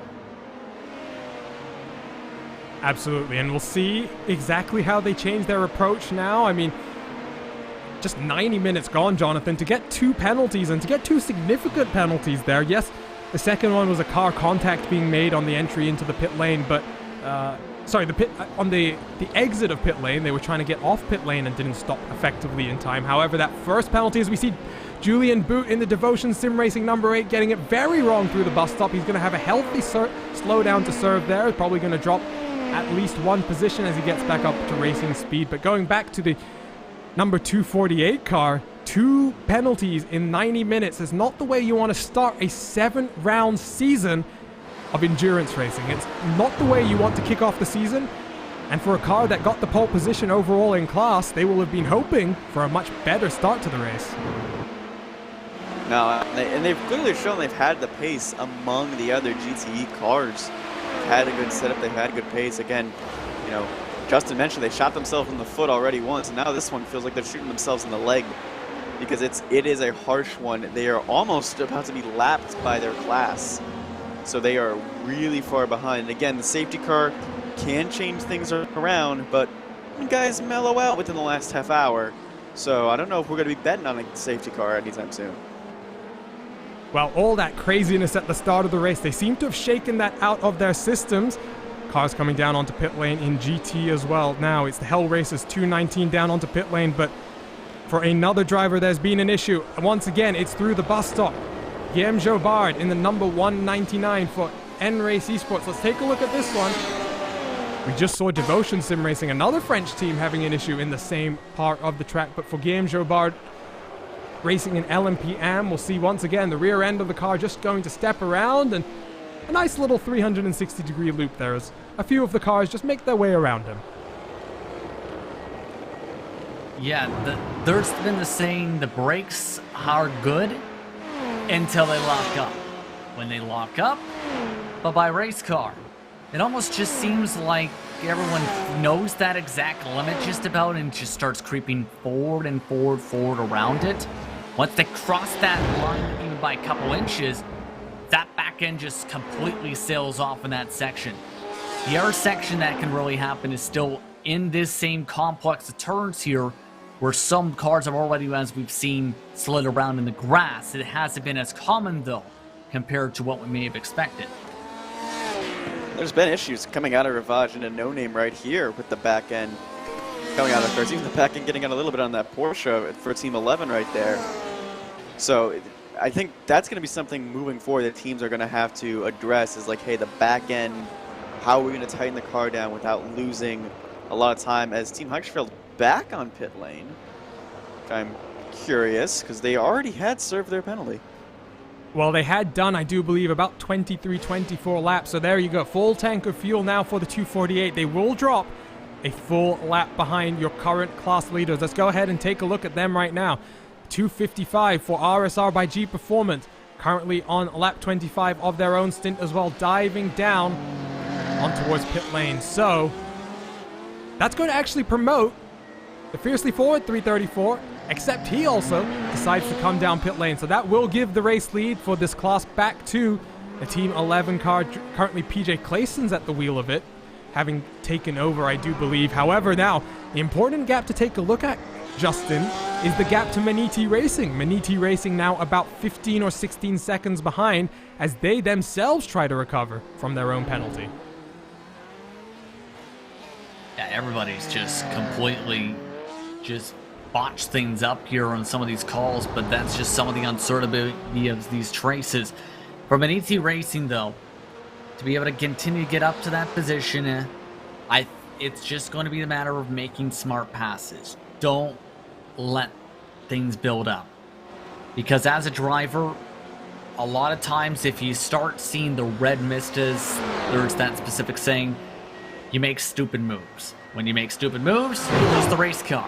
When you lose the race car, you have very angry teammates. So, would you like a clean race car with smart passes, or would you like a destroyed race car with mad teammates? Looking like Maniti Racing, ready to make the clean move at the draft. And their fight back continues down the inside. They're trying to go on Phoenix Racing Esport, the number 205. They're going to get chopped off a little bit. The Chevy Corvette leans on the BMW, just forces him out of room. That is good defensive racing there, Jonathan, and this is often what we were hoping to see from the IVRA Endurance Series. Now, unfortunately, those first 30 minutes were a bit too chaotic as Pure Sims Esports makes their way through these two cars. But this is the type of endurance racing that you expect to see often.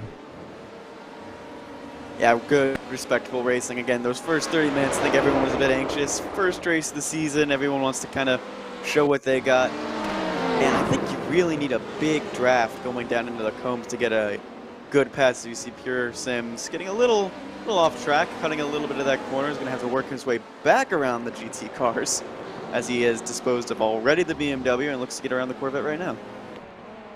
Yep, and he's going to go around the outside of the Corvette. You can see the Corvette finally able to move to the left-hand side of the track, use all of the track width now on the run-up towards Blanchimont corner. And this was where the corner where we got our first and only caution of the race so far. There goes Pure Sims off in towards Blanchimont at full racing speed. Full commitment, though, for these GT cars as they try and carry the maximum momentum in towards the bus stop. And here comes Maniti trying to use the RLL car to try and make their way around the outside. The RLL car is going slow, and Phoenix Racing gets the braking all wrong on the inside of the corner. And they're also going to force, that's PND Racing, the leaders in LMP AM, off the track as well. And there come the flashing headlights. But for Maniti Racing, there's going to be a little bit of damage now to that car. You can already see it on the right front corner. And as they wait for PND Racing to make their way by, let's see if there's any top-end damage as a result. But before we do that, let's see if we can take a look at that incident once again. Yeah, that was almost a little bit too aggressive there again from this. I understand this for position, but at the same time, you know this car is led laps behind you, is coming in quickly and wanting to recover some positions, and you just made a mistake. It looks like they try to make the defensive line, but kind of want to see right here, it almost looks like that Maniti tried to follow the LMP2, and then another lockup factors in. And you can see the tire marks on the ground. That Corvette was going nowhere other than straight. So unfortunate contact for them there. Maniti has managed to hold off the Corvette for the time being down through Les Combes. You can see, though, Jonathan, there is damage to that front hood of the BMW now. And for Maniti Racing, they'll be hoping to be able to come down pit lane and hope that there's not too much forced damage repair that the iRacing service is going to force onto their car. Hope that's not also compromising the handling either, because it's going to be something that's key here. They're pretty upwards in their class, and it also, incident held up Baker and Wright, the 2 and the 14, and now the Alpine Genetic Racing car with Vigo at the wheel has a 14-second lead, about to be 15 for the LMP2. So, again, lap traffic coming into play for a lot of these competitors. It really is, and as we work our way to the top of another hour, let's start talking, guys, about the halfway points. 6 hours into this race, half points will be awarded, so that gives a maximum of 50 points to the leader in class. And Justin, we saw this in the Club Sports Summer Series, especially that finale at Imola, the importance of being in the right position at the right time. You don't need to just be out front at the halfway point. You want to make sure you're out front at the end of the race as well to collect the maximum points you could get. And for Maniti Racing specifically, that was the one thing they were able to do very consistently in the GT4 class this past summer. Absolutely, and thing is, with this race in particular, it's been so unpredictable with where the strategies have lied. There's no way of exactly plotting quite yet unless you have a team strategist currently plotting out the math and adding everything up at the moment to see, okay, can we make it to this point to get said points? Or do we have to come in before then and end up sacrificing some of the halfway points to open up the full race strategy? That's a discussion point that has to be thought about, where yes, you want to get max points, but at the same time, do you want to jeopardize your chance to make it at the end of 12 hours or not? That's some things teams do weigh in here and there. And of course, those half points are only awarded in races longer than 6 hours, so if I'm remembering the calendar correctly, that means there are 3 of these races where 150 points are up on offer for all teams rather than the usual 100. We just saw RLR Abruzzi Esports, the number 15, move up into 12th position overall, passing the fiercely forward LMP AM class that currently sits 2nd place in their class. That leading car in LMP AM, though, doing a fantastic job, it must be said here, Jonathan. They're still running up in 4th position overall, just 19 seconds behind your overall race leader, but they're showing some clean, consistent pace through the traffic, and most importantly, keeping their nose clean. Sometimes that's all you need to get good results in a race, is to just have a good, clean race. This all-Italian team here has really not had any trouble, not been near any of the big collisions. It gets held up a little bit by a Porsche. And it's going to be interesting to see how the other team is going to fight this. He has a clean race car. They have good strategy right now. They have a good lead in their class. So it really is going to be interesting to see how the other AM teams combat this. And I'm just taking a look over at our team notes as well. Stefano Conte currently at the wheel. He is a FIA Motorsports Games 2019 sim racing bronze medalist, and even though he's only been on the iRacing service since the August of this year, in his few months of competition, guys, he's clearly getting up to pace. And this is what LMP AM versus Pro is really all about, isn't it, Justin? It's about letting drivers like Conte, who have just joined the iRacing service, don't necessarily have the I rating to reflect the amount of performance he has, but it lets him compete nonetheless in a class where he's really showing his performance at this point. Exactly, because it's been, especially this year with how crazy this year has been, a lot of drivers have opened up opportunities with iRacing, have made the journey this way. Whether it's drivers from various pro sides, from various other games, let's put it that way, who have made their way on forward and are now building their way up to their Coke connections, or I should say, iRacing connections, for a chance to get, let's say, to the eNASCAR Coca-Cola iRacing Series or the Porsche Takeaway Esports Super Cup. Or in the case here, he religiously hated one-make races and is someone with a ton of sim racing experience for noteworthy sake. He's got the raw talent, it's just finding that minute differences in some of the sims, because not all are equal, if that makes sense. There are some differences in handling potentially between them, but if you know how to drive and know how to adapt, you can adapt fairly quickly. And it must be noted as well, this team has been around in one form or another since 2003, so simulator experience across the board, maybe not in the iRacing service, but like you say, lots of teams have made the transition into iRacing over the last few months. Let's talk about the comeback drive that continues to rage on, though, for the number 33 as they close in on Team RSO in front of them through some lap traffic. There's Team 11 GT currently leading the GTE class overall, as the number 33 looks to the outside, going down in towards Eau Rouge, and Radion gets squeezed by RSO for just a second, has to back out of the corner once again, but up the hill they go, and the number 33 is going to have a good amount of momentum down in towards the chicane at the end of the straight. You'll see 2 more cars in front of them as well. Kinetic Racing Velocity and the number 34 fiercely forward, but for the number 33 down to the inside and up into P number 9. A fantastic job there to get the pass done cleanly, but a good recovery drive for a relatively new team. But they aren't that new in the grand scheme of things.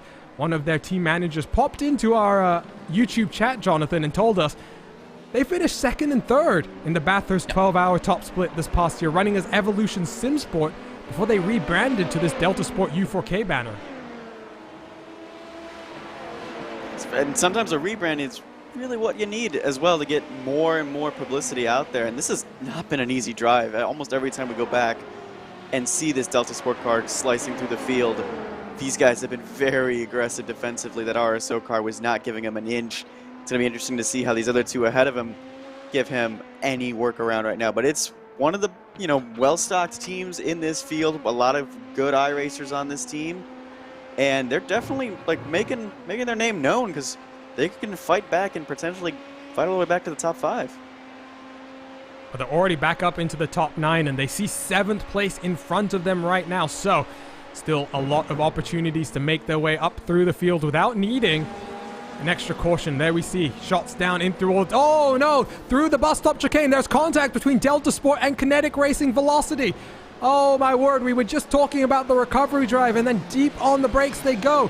And contact was made with that Velocity car. Let's take a look at that replay, but wow, the commentator's curse really struck there, Justin. Welcome to iRacing, troops. I hope your bingo card is filled up pretty well so far. Got just way too hard of the braking zone, on top of locking it up and missing the marker, sliding along the curves to add insult to injury. Just a magnitude of small errors just built up to one massive, colossal mistake right there. Let's go on board in slow motion here. You can see on the brakes, trying to slow it down, trying to move to the left-hand side of the track, but Jonathan, not enough time to react, and I don't think the Kinetic team is going to be too happy so far. First, their GTE gets punted off, and now, well, the number 83 has had an off of their own. And I believe they had an off earlier as well in this class. I think someone else also did the 83 a little bit wide, so they are probably not happy campers. It's definitely just a misjudgment, though, by the 33 team of how early that 83 was going to brake and how late he was going to go on the brakes.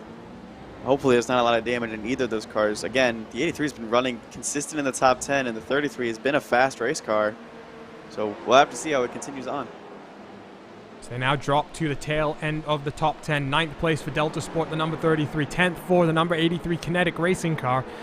What a shame that is indeed. And unfortunately, I'm expecting another penalty to come down for the number 33 car, and they'll have to fight back from that one as well. Let's jump back, though, to their sister car, because the 283 is still embroiled in the battle with the 284 Fisher Motorsport GT Pro car in front of them, and currently running in 4th position overall. So they've managed to recover quite nicely from their own incident. However, Justin, it must be noted, they're 20 laps into their stint, expecting them to see them down onto pit lane in about 4 laps time or so.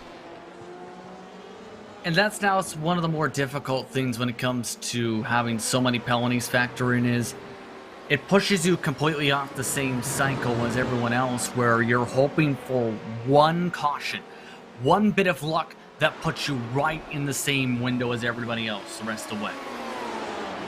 But with this race, you don't know if that's going to happen. The best, again, you can do is just follow your strategy game plan and just try and work it out work it out as long and factor it in, I should say, as if the race goes green. You can't just calculate, oh, we're going to have a caution insert time.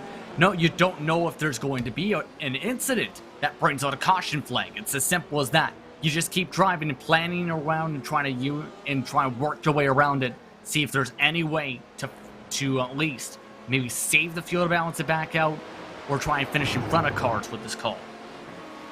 Sometimes you'd rather be lucky than good. And some guys today have had great luck. They're running well, have had no contact, and others, it's been a contact and incident-filled day. So, sometimes you just have to have the luck play out your way.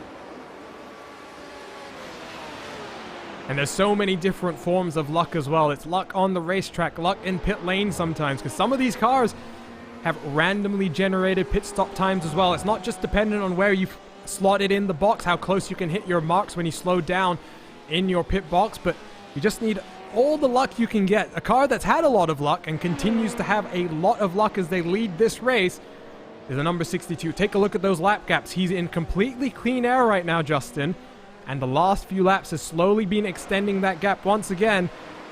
as I'm actually going to cut you off there because we were talking about one of the Fisher Motorsports cars. Well, the second Fisher Motorsports car is around and in the gravel, and I do believe that will be on the run towards Blanchimont, and they have significant damage now to the rear end of their car.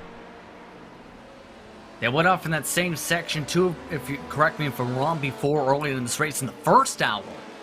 But this time, I'm wondering if it has something to do with some of the pressure built up. Yeah. The pressure built up. Well, don't think they made contact, but it was enough to at least force the mistake. And that was with Nomad Sim Racing. We'll try and get a replay on board with them, but Nomad is now actually down onto the pit lane themselves.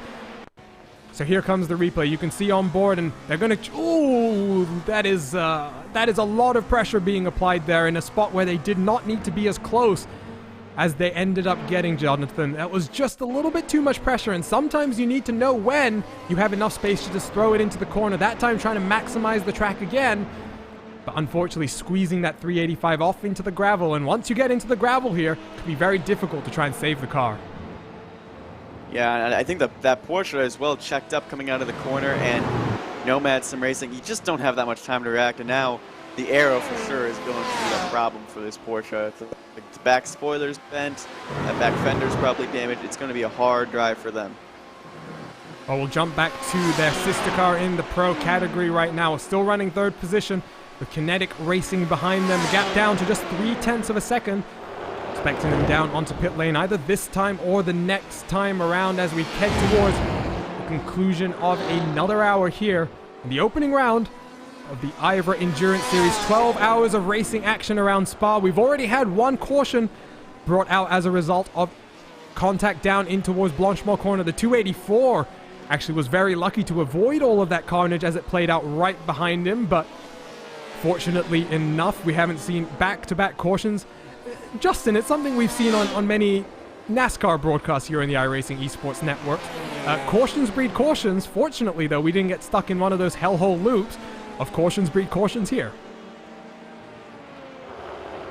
Yeah, that's going to be one. We've seen it a couple times, I should rather say, where we had a restart, had a crash, say, up through the instance at Watkins Glen, or an incident about a lap or two later because everyone's bunched up with the traffic management.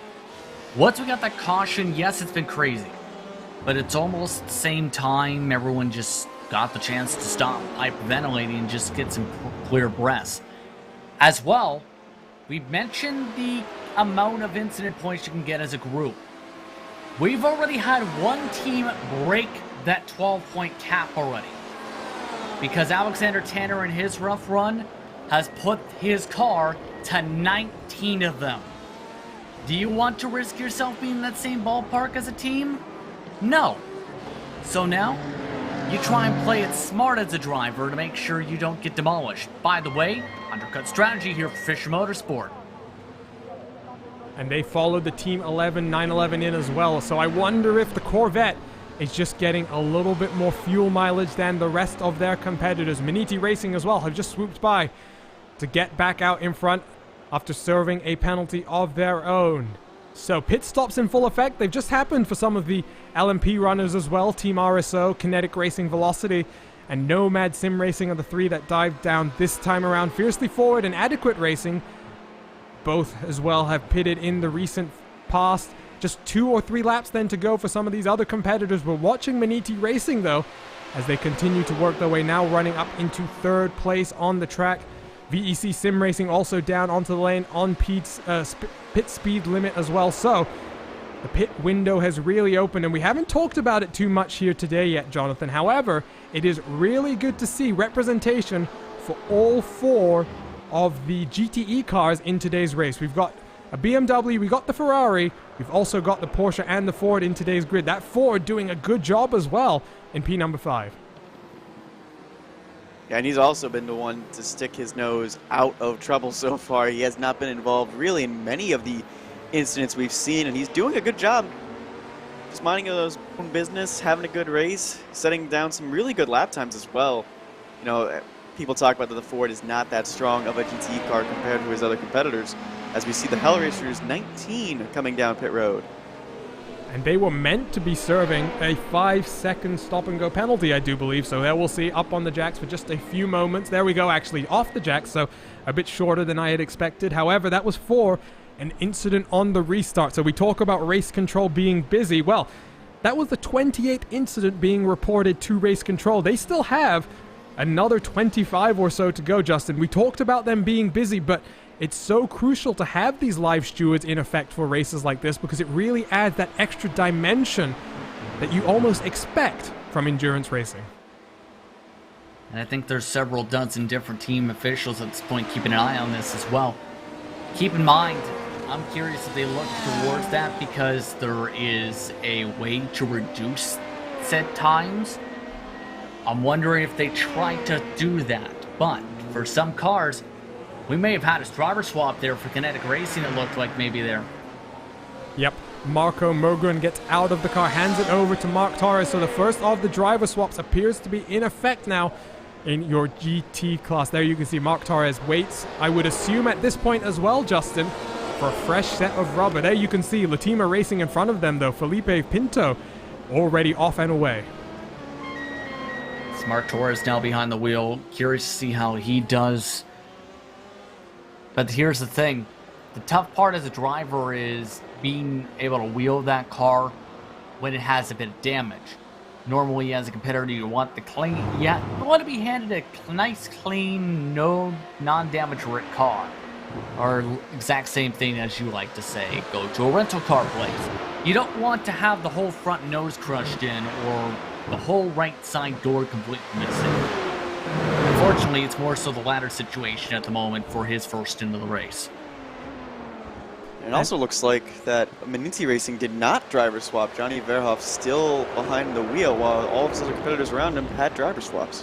While the other car that hasn't had a driver swap is Latima Racing as well as Team 11 GT. So 3 cars at your front of your GT field choosing to triple stint the tires this early on. Kinetic Racing though clearly have a different strategy. Mark Torres out of pit lane now with a 59-second stop. So, Justin, that's almost 29 seconds lost as a result of taking these tires. And with 9 of the sets available throughout this 12-hour race, we were never really expecting the cars to be changing tires every single stop, especially the likes of Maniti, who have talked about triple and quad stinting drivers throughout this race. But interesting to note that one team clearly very early on is going with a slightly different strategy. The thing is, I'm looking at the fall-off, there has barely been any. Maybe a second or two for some of these teams. So this is a gamble where I think they're maybe hoping things fall off a bit more. I don't think it's going to work out that way. By the way, most of the LMP2s have come in for their scheduled pit stops. A couple have been able to stretch it, though, to about 18 or 19 laps even. Fiercely forward with the 134, 14 machine for Aura Bruzy Esports, and Pure Sims have all stretched to an extra lap.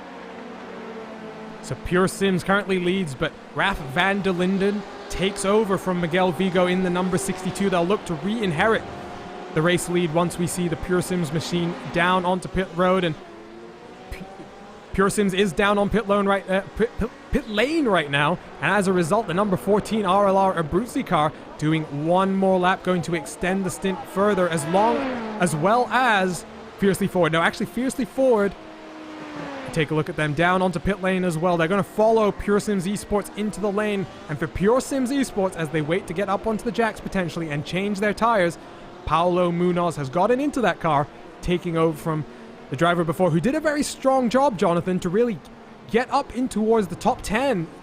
Get up into the top 2 after starting at the tail end of the top 10, but now got a lot of work to do to try and close down on the car in front of him.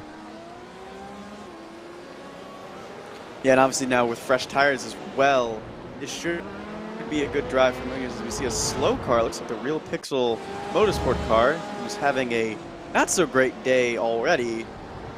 Things go bad or to worse.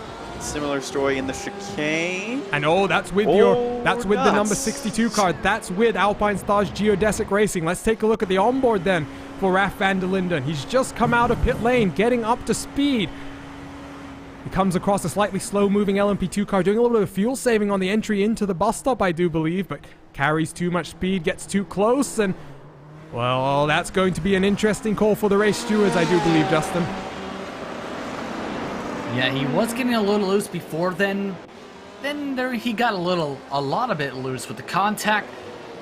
The argument's going to be, was it a racing incident with him already losing the back end and not enough time to react? Or was it where Van der Linden helped finish the job, so to speak? That's got to be the discussion that's taking place right now with that incident, because of the ramifications this could have on how this class can go with the fastest car all day, potentially now with a possible investigation coming up if it is in turn 5. We take a You look also at have to factor in that Phoenix car that was ahead of him too, the GTE slower cars. Well, we take a look at Team RSO because this is a car that's triple stinted, or rather quad stinted at this point. Their driver, Cedric Nielbix, continues to pound around the track. In fact, no, they've had a driver swap. However, what they've done differently is this is the second stint, I do believe, for this driver. So they changed drivers one stint to go, guys. A slightly split strategy, but Team RSO now only 10 seconds behind Raf van der Linde in second place.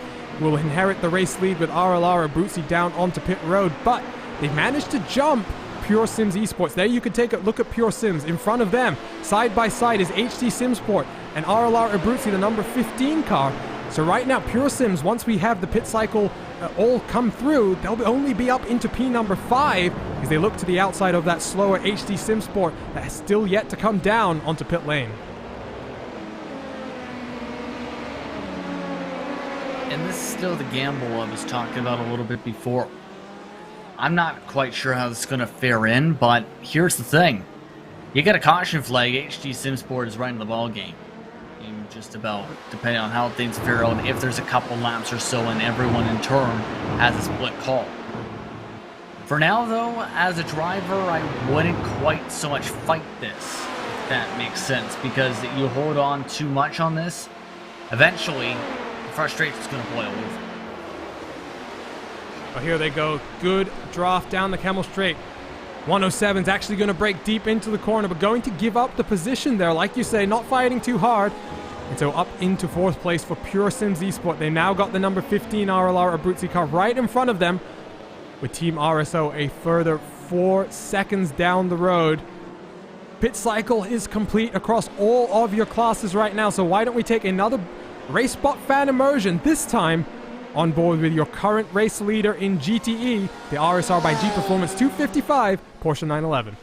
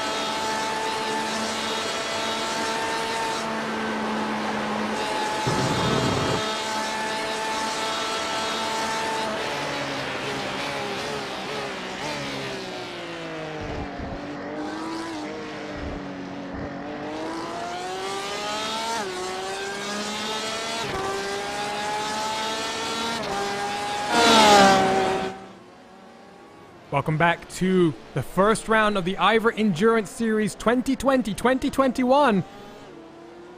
My name is Arjuna Kankipati. I'm joined in the commentary booth by Justin Prince and Jonathan Burke for the first half of this one. Just under 4 hours to go before we hand it over to the second commentary crew for the second half of this race. But while we were in RaceSpot TV Fan Immersion, there was an incident that took place out on track, and here we go. Here'll be that replay. It was coming down in towards the bus stop chicane, and there's the Kinetic Racing LMP2 car right behind HD SimSport. HD SimSport, though, losing it all by themselves on this alternate pit strategy. As a result, they now just dive down onto the pit lane, but they've lost a lot of the time they were hoping to have made up as a result of that strategy. Let's run down then quickly the top 8 standings in each class as they run. And in the LMP class, it is continuing to be the number 62 Alpine Stars Geodesic Racing that continues to lead. They now have a 15-second gap from the number 97 Team RSO car behind them, with RLR, Abruzzi Esports, and the Pure Sims car duking it out for 3rd and 4th place respectively. Then in LMP AM, it is the fiercely forward number 134, currently in 6th place overall, that leads in class. However, I have just been told by their team manager that they are currently quad stinting, so a slightly offset strategy has pushed them up the order. PND Racing, the number 182 that has been leading that class for so long, now into 2nd place. They're down in 12th position overall, with High Caliber Autosports, the number 131, in close pursuit of them. Then taking a look over at the GT class, it is RSR by G Performance, the number 255, that continues to lead, with Hellracer's Tershine and Team 11 close behind them. In the GTM, you have Fiercely Forward, the number 334, also leading in GTEM, and they have a healthy gap to the number 305 Vector Sim Racing that is down in 10th place in GT overall, and they have the number 301 of German Sim Racing Purple in close pursuit. There has been a number of penalties that have come down, and we'll take a look at those in just a few moments. In the meantime, there's been another issue out on track, this time for Tony Baird. Let's take a look at the replay here. It's for Nomad Sim Racing LMP2. Once again, down into this bus stop chicane. And Justin, so many of these LMP2 cars are all being caught out by this one corner. This brand new Dallara P217 is really proving to be a challenge for many of these drivers. Yeah, just constantly just looping it on around. And I understand why they're keeping on doing this. They want to keep pushing the issue, almost like, because again, you want to know where your limitation and drive with the 95% of it was the best term I could found in terms of road course racing on that. But at the same time, it's obvious at this point that 95% marker is not where these cars have been braking so deep into the corner.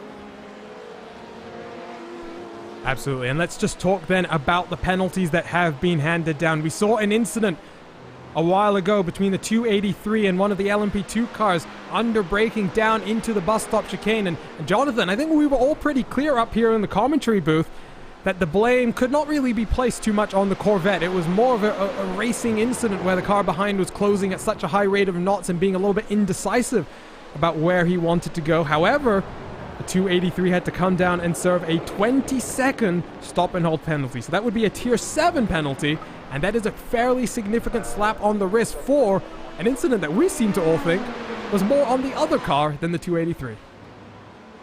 Seems also a bit harsh as well. Like you can argue both ways on that incident, and obviously there was moving under braking by both cars, but Kinetic Racing car did pull over to the right and show like, hey, I'm giving you the outside. So it is a tough break as well, because they've been fighting in that top half dozen of the field for so long, and now they're back in the 16th overall, well off the pace of the leaders.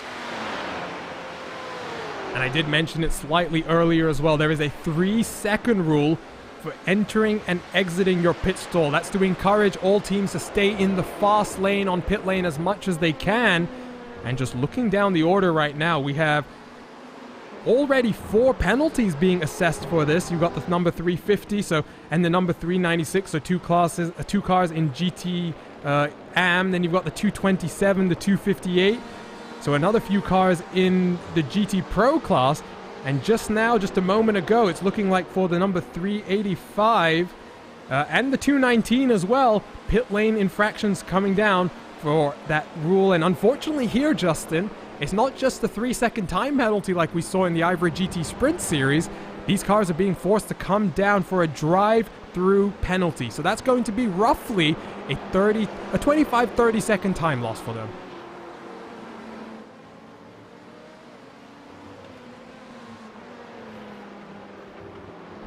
It's just going to keep on getting worse and worse at this point for them at this rate, and just needs... It's been talked about already. Just mistake via mistake, more on and on. I don't know at this point how some of these teams are going to recover at this point in terms of mindset, let alone trying to avoid incident. Well, the nice thing is, however, it seems like it's dispersed a lot throughout the field. Yes, there have been some teams that have had more incidents than others, but there have been a lot of incidents with a lot of different drivers, so it's not just a handful. As we see a fight right here, the 15 and the 2 going at it very, very hard. And to be honest, this would have been a fun scrap to be following on RaceSpot TV Fan Immersion, as now Paulo Munoz, who has just gotten into that number 2 for Pure Sims Esports, tries to get back up onto the podium. They head in towards Blanchimont. The 2 has to breathe off the throttle just a little bit. The 15 able to carry all of its momentum through the corner. But interesting to note there, the 2 doing some heavy fuel saving, and Jonathan, that is something that we noticed slightly earlier on in this race as well. That number 2 car is extending its stints a little bit further than the cars around it. And as a result, they are on their 8th lap of the stint, whereas if you think of the Team RSO car that's currently running in 2nd, they're already up to 11 laps on the stint. So they're already 3 laps behind in terms of the pit lane strategy. And it seems to be working out for this Pure Sims car as well. They started a little bit further back in the field than they wanted, and they're up to 4th. They're within 23 seconds of the leader.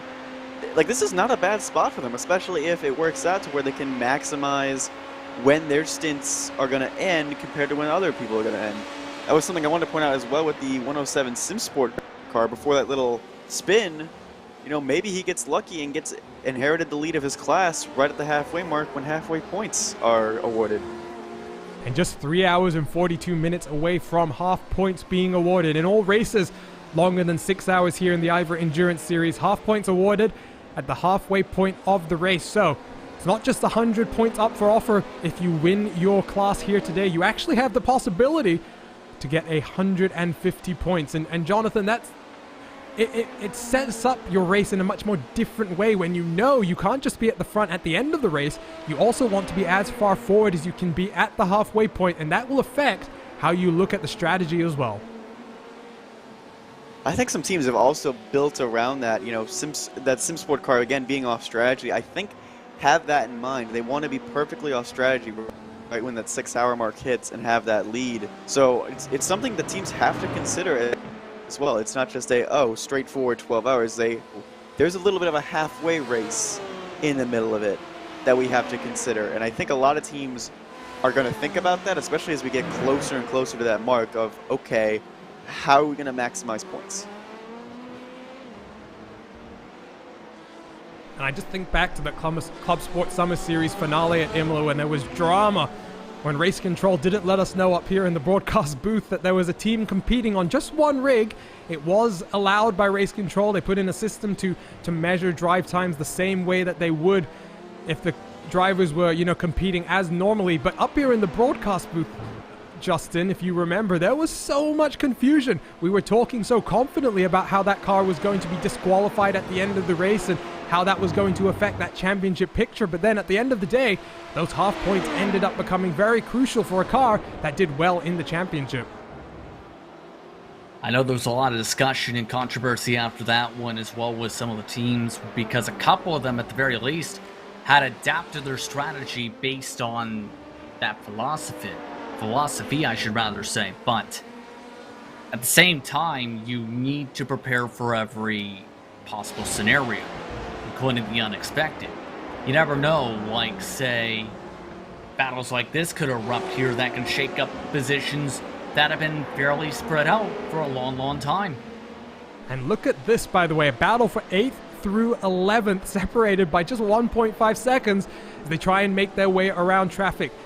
Delta Sport's going to be able to get the move done around the outside, which becomes the inside for No Name Corner as they get stuck behind a Devotion Chevy Corvette. Christopher Herbigno has gotten into the car, a former member of the Devotion Sim Racing team. That 33 car continues its fight back as a result of a number of incidents in this one today. And it's a race that so far, Jonathan, is what could have been for a couple of these teams. We look at the number 33 back in 8th place.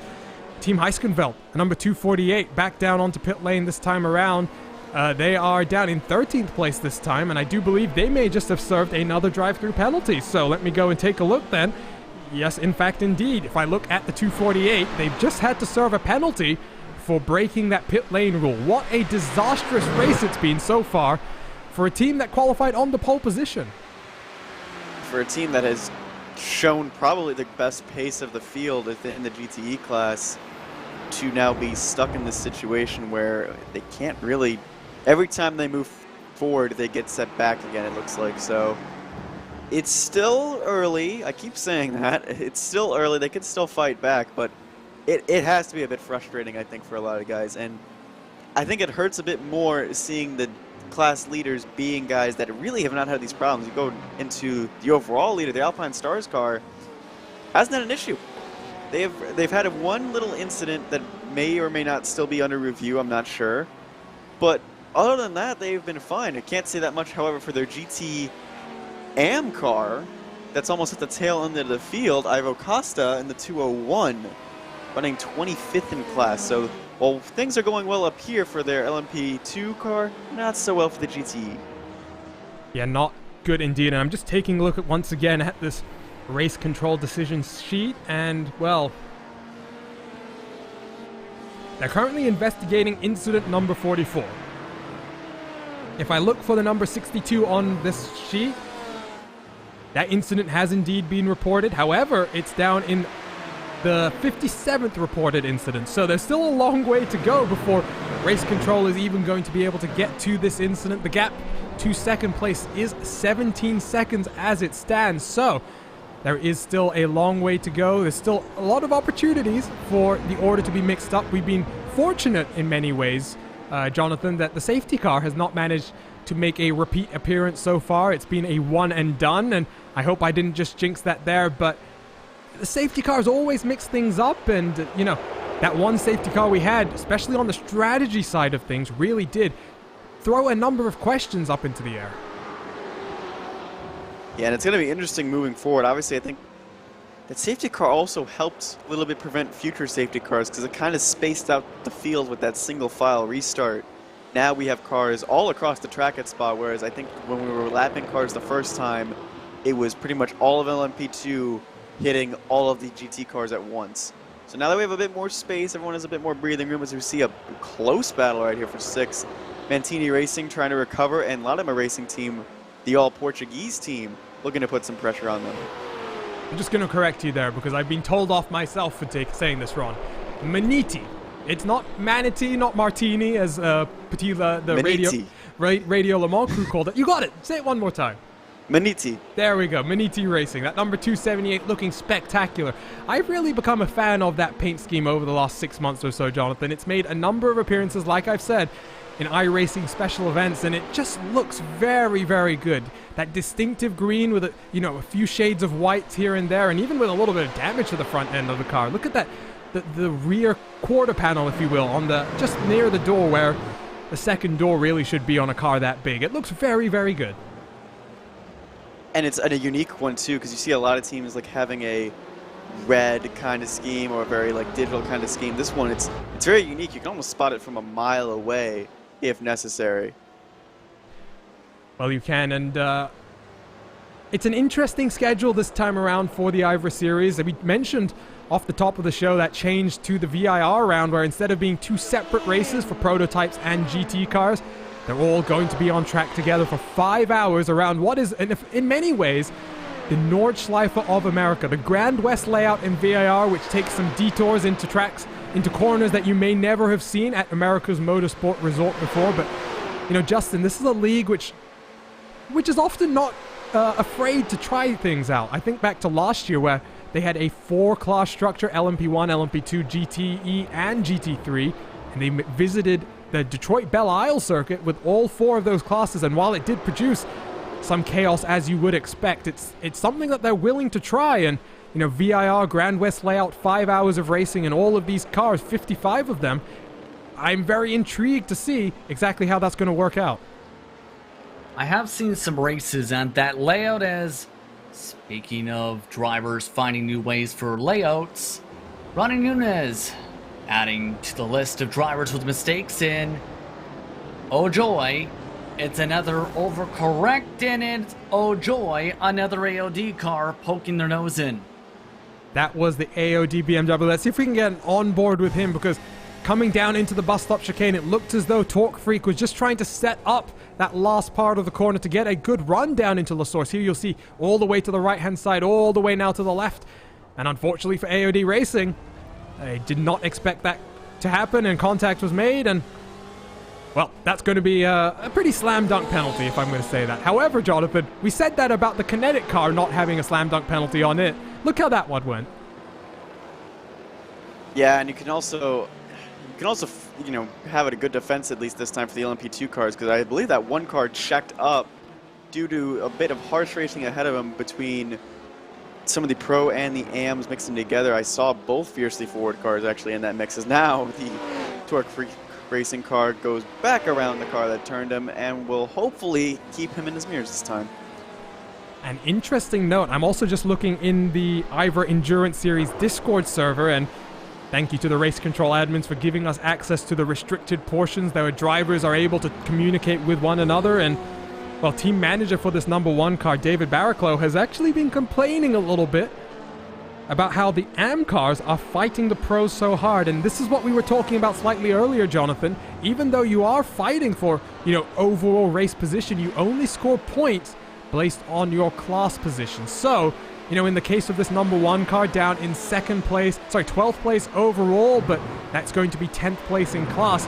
Sounds like he's getting a little bit frustrated by certain AM cars who are just holding him up that little bit longer and depriving him the ability to go and fight with the cars he was actually fighting for, points on track. Well, the frustrating thing as well is that they're equal strength classes, just in terms of driver skill. That is where the difference is. And I think it has gone both ways so far. We've seen some of the AM guys pull out of the way and just give them the preferred line, but we've also seen some of the pro guys just hammer it down to the inside when an AM guy is not expecting it. So obviously Torque Freak has been on the wrong end of that deal and has been on the wrong end in a couple of things today, because they're still down a ways in the order.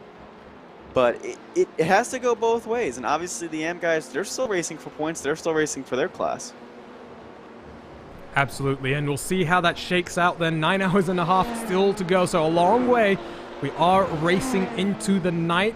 Does appear as though there's been another penalty that's just come down, once again for this 3-second rule, and my oh my, the number of cars being caught out by this one is unbelievable. Let me just count through these once again. So we got the early ones for some of the GT AM cars, and you've got some for GT Pro, then you've got a few more, and we are officially at 12 of these penalties, 12 drive-throughs being handed down, Justin, for something that's just written pretty clearly in the rule book. You just have to go and read the rules properly, and you won't have these penalties. We saw it at the beginning of the race as well with the Team Heiskenveld 248 car. I mean, I'm trying not to sound too harsh here, but, some of these teams are making very rookie errors. It is round number 1, and I wonder if we'll hopefully see that change over the course of the next few rounds. Yeah, it's incredible how many drivers are just, I guess, used to going with the normal official racing sort of way for entry, where you just are normally going from point A to point B. You have to think about real life, though, because in real life, there's real people you're going to have to dodge, potentially. There's potential obstacles for that pit lane. You try and do some of the stuff for a normal official racing pit entry, you're going to hurt somebody in real life. And that's where the rule comes into play with 3-second rule. When you think about it, for the entrance and exit for the pit stall, is you're supposed to do it realistically. And that's what was done with safety cars, of course. You don't want to treat it, how do I put this? Unrealistically, I guess, is the best term I can think of in that regard.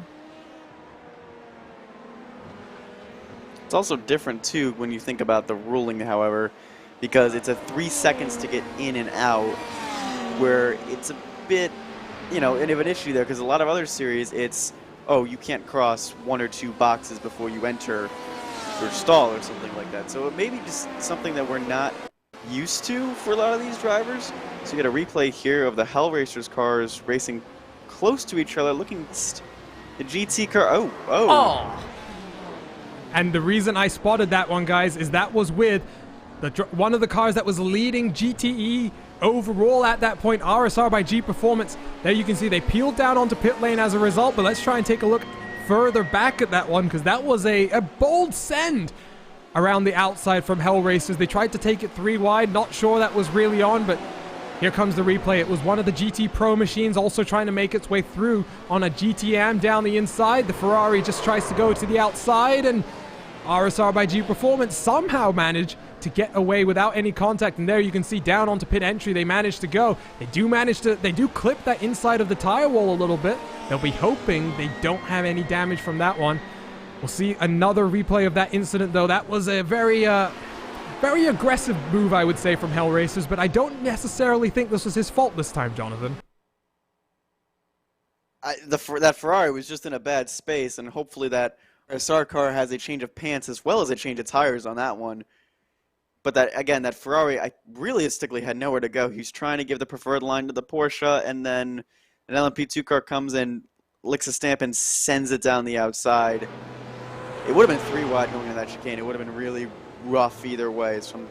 That's going to be one that's going to take a while. Well, unfortunately, look at that. The 255 already in the box for almost 100+ seconds. So for the 255 that was leading this race, they have clearly taken damage from that incident coming down onto pit road. I don't think it was the contact with any of the cars that did it. We'll take one more look at it right now. I think instead it was just coming down onto pit road. They got a little bit too close to the wall. Here we'll jump on board with the 255 if I can find them somewhere on my timing screen. But there you can see, just managing to avoid the incident as it unfolded in front of them. However, here's going to be the contact on that left-hand side. You can see that little bit of correction that they had to make. Try and get a better look at that, Justin, but they were leading the race overall just a few moments ago, and how quickly things can change. They went way too quick on the pit entry, and you're going to see the perfect example right here. Dodge one car, say, you know what, I want to come in for the strategy. It's way too sharp of an angle. In fact, they hit the wall a couple times just about trying to get themselves into this lane. It was much harder, I think, than they were expecting. They maybe thought it might have been a tap. Oh no, they're back on track, but what has happened to Maniti Racing? Something has happened to Johnny Verhoff. Let's try and get a replay of this one. He was slow on track for just a few seconds, and there you can see Pineapple Racing and Pure Sims Esports behind him.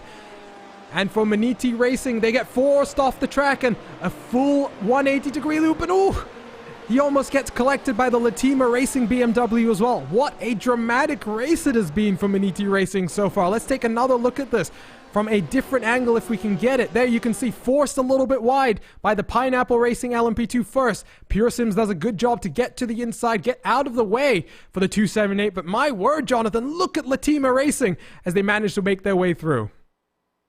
That's another incident where they might need a change of pants as well as a change of tires after that one, because that was really close with the Latima Racing car. You're going to see him go around right here. Doesn't know if he's going to go down or up, and you can see in the review camera him come back up the track, and it's like, oh, thank goodness. Yeah, let's watch that once again and keep your eyes focused on the center of the screen. Look at the BMW as it makes its way back up the track, and for Felipe F. Pinto in the 227, he will be breathing a huge sigh of relief. And I wonder if Maniti Racing doing a good job there to just release off the throttle as well. Sorry, release off the brakes at the right time to control the momentum of the car. But as a result for Maniti Racing, my oh my, what a dramatic race it's been for them so far. They're back in fourth as it stands. They're 50 seconds behind your net race leader, Team 11.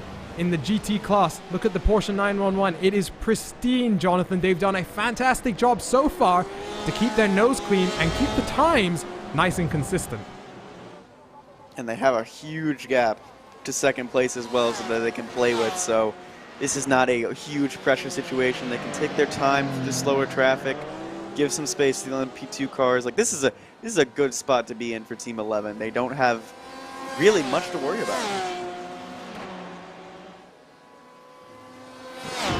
They really don't indeed. I'm just taking a look now through the rest of your order, trying to see where some of the other cars are. I'm also looking at the race control notes as they come in. It's looking like a few more penalties for pit lane infractions are about to come down, and my oh my. How long is that list? How long is that list of Okay, penalties? I'm going to count it out on air right now. We're up to 59 incidents being adjudicated so far. There's 72 being reported so far, so lots of work for race control, but it starts all the way back with incident number 29 for the first one of those. And before we get there, there's been another car that's around as well. Pascal Ebner, and I'm just trying to see which car it is. That's the RLR Abruzzi car into turn number 1. What has happened here? He was by himself, lots of cars down onto the pit road. Let's take a look at this. You can see, in fact, he's got such a gap to the cars behind that he must have lost it all on his lonesome. Coming down into turn number 1, taking clear of the grass, loses the rear end very early on, and oh my, a good avoidance job there, I do believe, by Adequate Racing to be perfectly adequate and get out of the way. That's the first probably nice thing that's happened to Adequate Racing today. They've had a really rough day in terms of getting involved in incidents, but yeah, just I think on older tires, just try to send it into the source, and well, sometimes it just doesn't stick for you. Well, that car was doing good up in 4th place. They've lost a whole heap of time as a result, but we'll jump back to the live pictures because there's lots of pit stops happening. But for Alpine Star Geodesic Racing, they're back up to racing speed. Raf van der Linde into his second stint here. You can see the gap, 23 seconds to that Pure Sims crew. Paulo Munoz will come down the lane for a tire change in just a few laps' time. Number 62 is going to go back to the pointy end of the field, but taking a look now, can finally get a little bit of a breather. Try and count through all of these pit lane infractions. So it all started an hour into this race with the number 396 getting the first of multiple infractions that it's managed to get of this very same rule. But you've got 1 there, 2, 3, 4, 5, 6, 7, 8, 9, 10, 11, 12, 13, 14, 15, 16, 17, 18, 19. So we're almost up, guys, to 20 penalties for one rule. And again, I'm trying not to sound harsh here, but it's a basic rule. You just got to read the rule book. And unfortunately, they had an opportunity last week to watch the IVRA GT Sprint Series where we talked about the same rule again, and they've still managed to find themselves caught out by this. It's quite shocking, and quite honestly, I mean, Race Control is doing a good job to keep up to speed with all of this. And it's interesting to note, too, that you mentioned like some of the cars had multiple infractions. How do I phrase this? It's almost like punishment by 1,000 paper cuts, if that's the right phrasing, where just all these teams have just decided, you know what? Shooting ourselves in the foot and leg isn't enough. Let's get a bunch of paper cuts over our arm and hope that's the best way to do it. Obviously, that makes no sense, but at the same time, it makes no sense that all of these drivers are making this mistake. And it's the 396 car, by the way, that's had this multiple infringements. Take a look, top left-hand side of your screen, you'll see the team drivers. It's not the driver at the wheel that's been responsible so far, Roberto Pancaldi. In fact, Elvis Bonello is the one that unfortunately infringed twice. So, you know, Justin, talking to you specifically here, you're obviously part of the eNASCAR broadcast. You work a lot with the teams there and understanding how they play out and how they work. We talk about it a lot in top-level endurance racing now. It's not just about the drivers out on track. However, there is an immense support system behind all of the teams that really helps feed in to the race results. And, you know, for a bigger team, like we're seeing Pure Sims Esports right there as they make their way around that Porsche, you know, they will have crew in the back of house helping them to plan the strategy, helping them with spotting. And, you know, honestly, you just have to maybe wonder if some of these other teams don't have the voice in the ear, making sure to remind their drivers, you have to stay in the fast lane when you're coming down pit lane. You're right on that, Mark. It's vitally important to have at least a spotter with you and a crew chief. There are some teams that substitute that crew chief, however, for the driver adjusting their own cars to what they feel like in the race, but also to replace that spot with almost a strategist of sorts to be able to calculate things. We've talked about it a little bit, touched on here and there, but it's vital to have that if you want to be the best of the best in terms of support system, in terms of knowledge, in terms of being able to work together as a group. You don't work together as a group, you're likely going to have trouble. Let's put it that way. And for the YouTube chat that I think is still a little bit confused by the amount of penalties that we're talking about here, let's just clarify that rule once again. Race Control has a rule in place that you have to use the fast lane on pit road, which in this case will be all the way to the left-hand side, for most of your time on the pit lane. The only time you can come down into the slow lane, which is where service happens, is when you're actually maneuvering yourself into the box. And the way they do this is they time you. You have 3 seconds to get in and out of the box. So it's pretty clear cut. Race Control is going to say, did you take more than 3 seconds to come in and out of the fast lane? Or did you take, you know what I mean here, Jonathan. You know what I'm saying. It's a pretty clear-cut rule. Stay on the left side of pit lane until you get to your box, and then get in there and out of there as quickly as you can. And it'll be interesting to see like how strict they are enforcing it. If it's like a strict like 3 seconds is 3 seconds, or if there's some leeway, as we see a really close fight in second for the GT Pro category. The Fischer Motorsport Porsche has been chasing down that BMW and now has to give way as a LMP2 car comes around. Yeah, that Latima Racing BMW as well lost a few seconds as a result of some avoiding action, I do believe, maybe having to just clean his head out for a little bit. But now side by side comes the Porsche using some superior momentum off the corner before. They're going to go side by side on the run up towards Blanchimont corner. That BMW on the inside will have the preferred line, but he's going to back out of the corner. And he's going to let the Porsche sweep around the outside. And so for Fischer Motorsports, the number 284, now up into second place in class. And, you know, this is not maybe a car that would have expected to be up in the podium positions this early on in the race.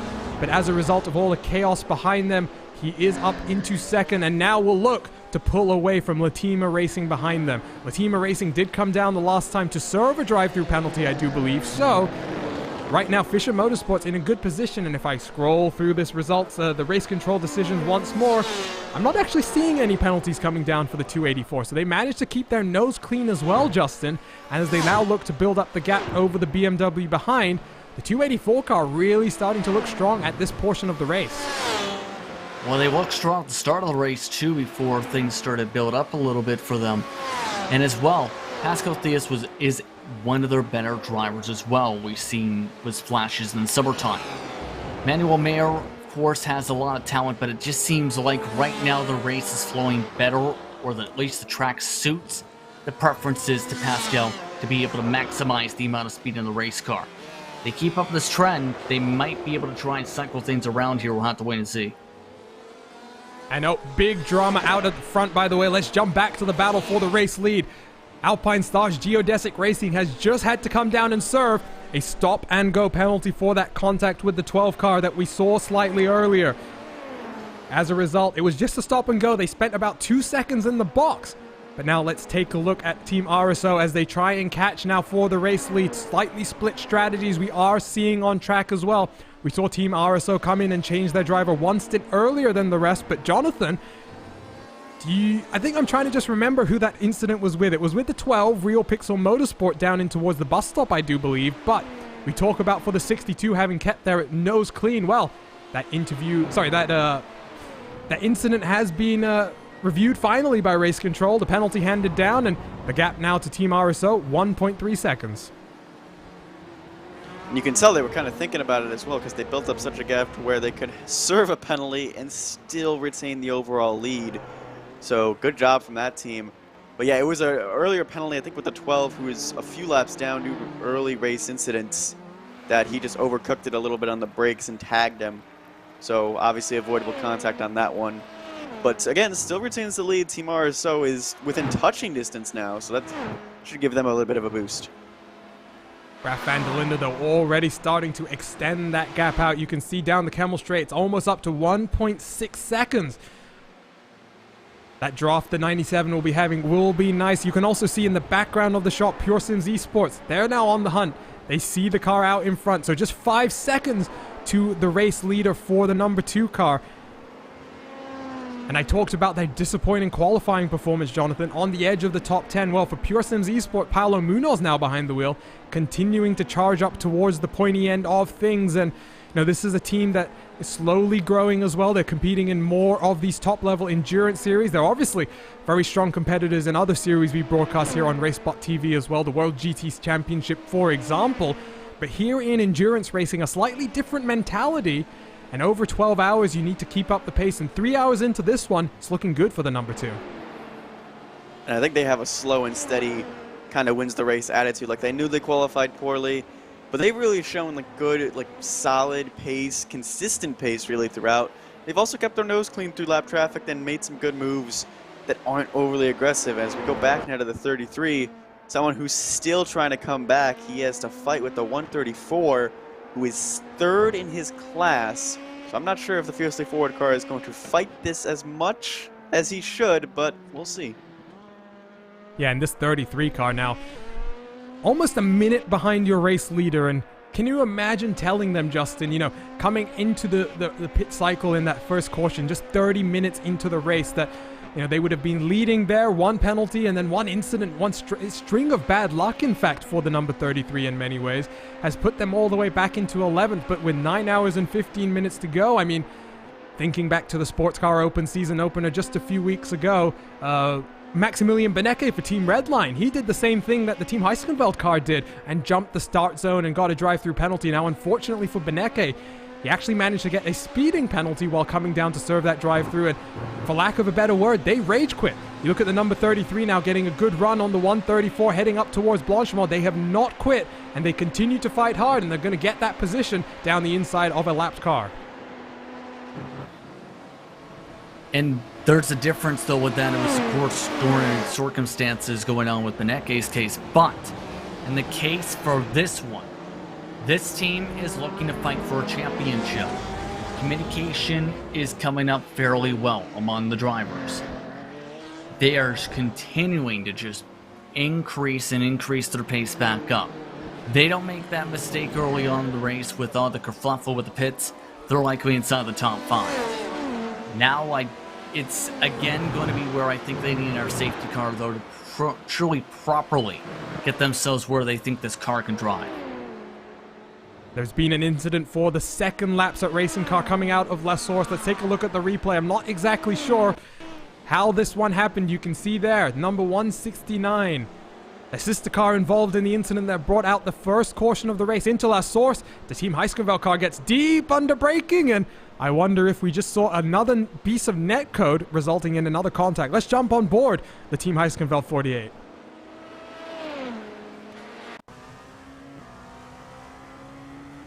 It's on board. Closing rate. Ooh, yes, I do believe a little bit of netcode involved there, and that's not what the 169 team would have wanted. The sole representative 4 laps at racing in the LMP class as it stands, Jonathan. And they've just been unceremoniously dumped. And here we'll get another replay of it. A little bit of netcode. The Team Heiskenveld car just going way deep under braking. However, the reason why I call this a dump, that Team Heiskenveld car is the last runner in the entire LMP field. They are down a lap from the race leader. They are not fighting that 169 for position. So if you're that 169, I don't think you're too happy with how that one went down. No, and as well, you're probably not too happy either, because I think even without that little latency issue, that contact may have happened anyway. The Heiskenveld car may have gotten into him from the rear. So Heiskenveld car maybe just be running a little angry right now. Obviously that team having issues on now both sides, their GT and their prototype side. So this Lapsa Racing team hasn't had the best day either. Right now they're sitting 3rd with this car, but the other car is ranked near the bottom of the overall order. Yeah, the 168 actually retired almost 60 laps ago at this point. Crazy to think how fast that has moved. This race has just been flying by, and just over 10 minutes to go till the top of another hour. Just another reminder as well, live timing is always available. Timing71.org. Head over there for some fantastic analysis tools powered by our partners at Timing 71. There are pit stops as well happening in the GTE class. It'll be easy to follow along there. Phoenix Racing, they're down the number 205 into the box as well, with Zamba Racing the 258.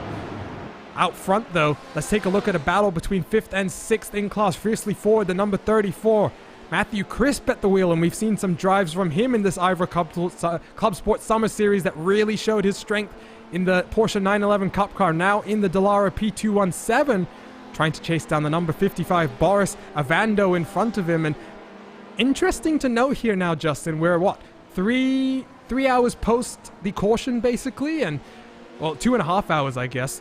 We still have a lot of these little groupings on track. Most of these cars as well are still on the lead lap in class, so the field is very tight, and as we approach halfway points, there really is anyone's game. Anyone can really get up towards the front here and push on to try and secure some good championship points.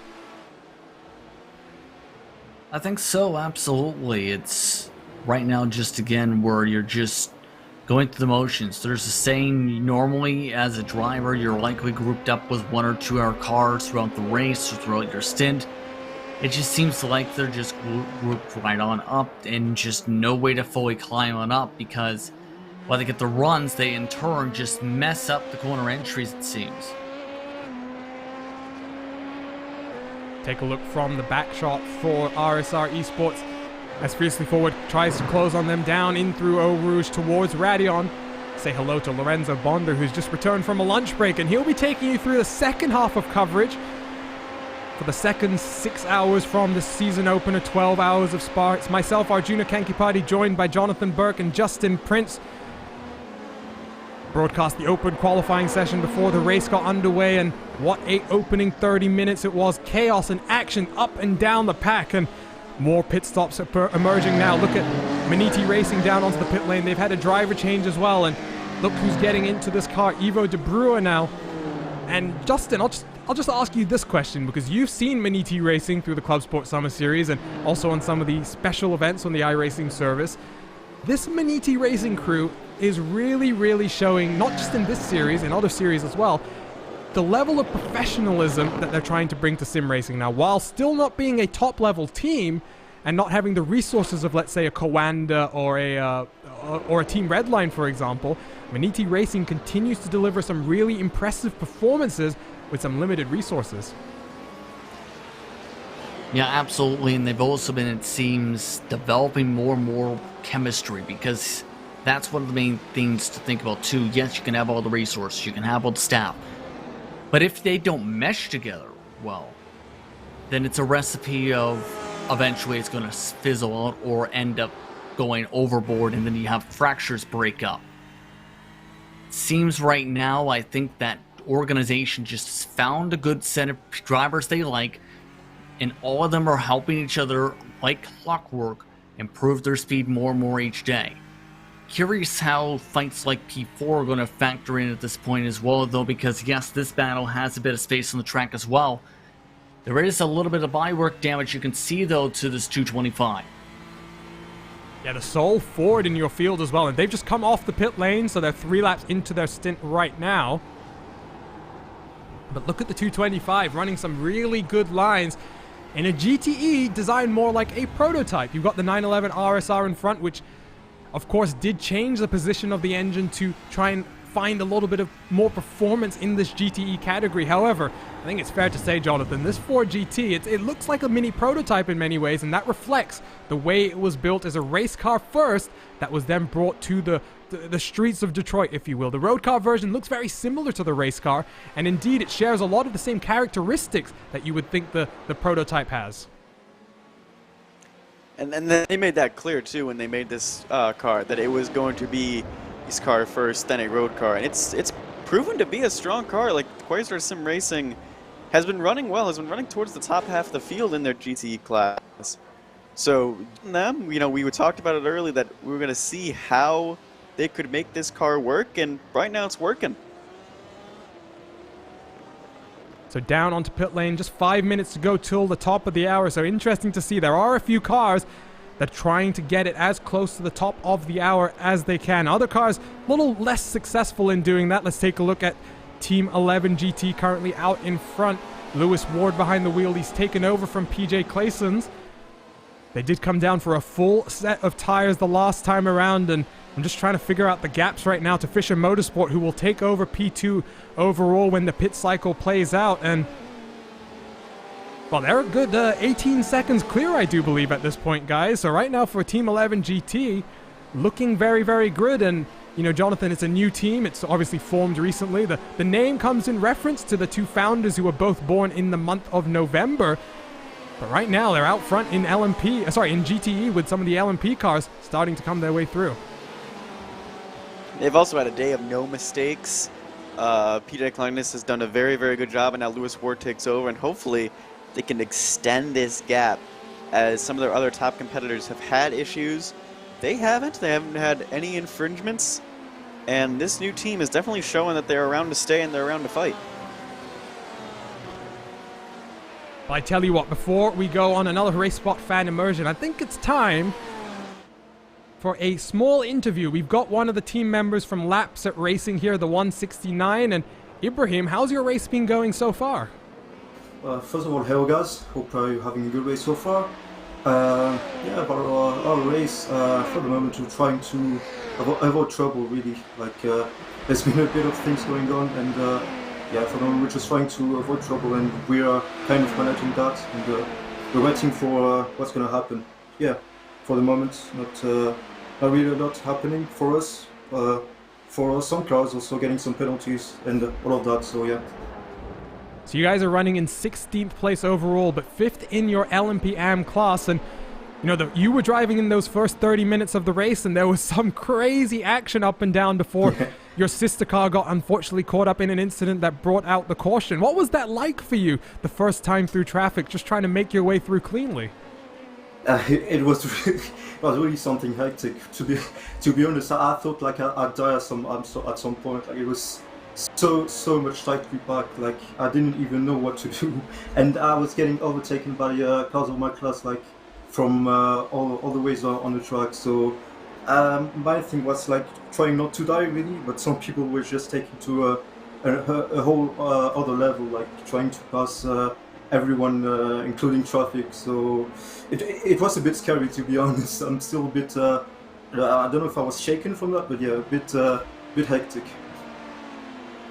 And well, one question that I have for you is obviously the information that was provided to us by David coming into this race is that you two are going to be completing all 12 hours by yourself. So how are you guys trying to cope with the mental and physical fatigue that, you know, you have in a long 12-hour race like this? You obviously just finished your first stint of the race and handed it over to your teammate. What are you doing over the next few hours before you get back into the car?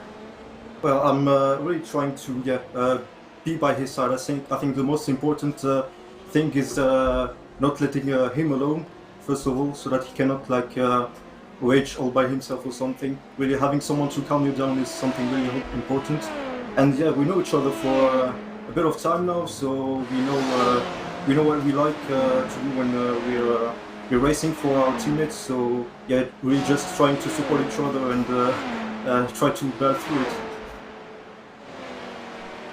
Well, one more question for you, Ibrahim. You obviously were now 9 hours into this one. We're 3 hours away from the halfway points being awarded. How does that affect how you guys look at the strategy for the next 3 hours? How focused are you on trying to get the maximum points that you can get? Well, yeah, really, it's something really important because obviously there's still like the biggest part of the race remaining, so we don't really know what's gonna happen. So we're just trying to get to this midway point and trying to get the points.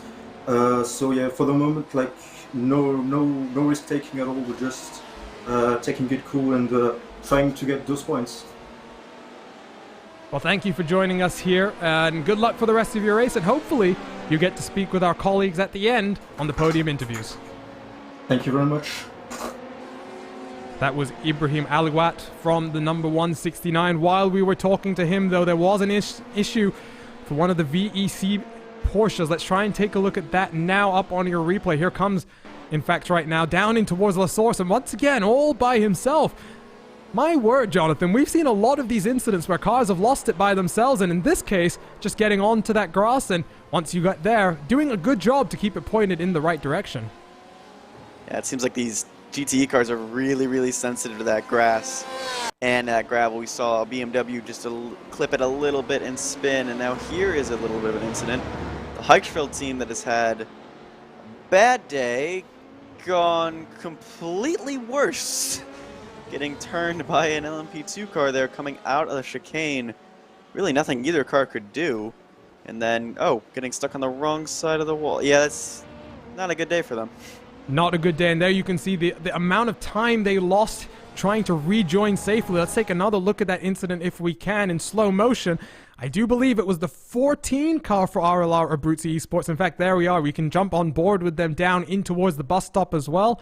And here you can see the Corvette misses a little bit the apex because of the other car that was lapping him, but he manages to get to the apex of the second portion of the corner, and well, around he goes and nothing he could do. There was another incident that's just happened for the RSO car. Let's try and look at this. Second place in class they were just a moment ago, down in towards the bus stop chicane, and oh no, don't be an incident with a Porsche. Oh no, that was all the Porsche's unfortunate fault as well. I think if we try and get an aerial look of that one, that might also be another one where the car braking under grass. Here we go. We'll get a good overhead look of this one down into the braking zone. Look at the Porsche. Just dipped half a tire into the grass there, Justin, and nothing they could really do. And unfortunately for Team RSO, they had nothing to do with that incident except just be along for the ride. Yeah, the second you dip your tires off into the grass, again, you're just going to snap around. It's similar to what we just seen in La Source with the previous incident.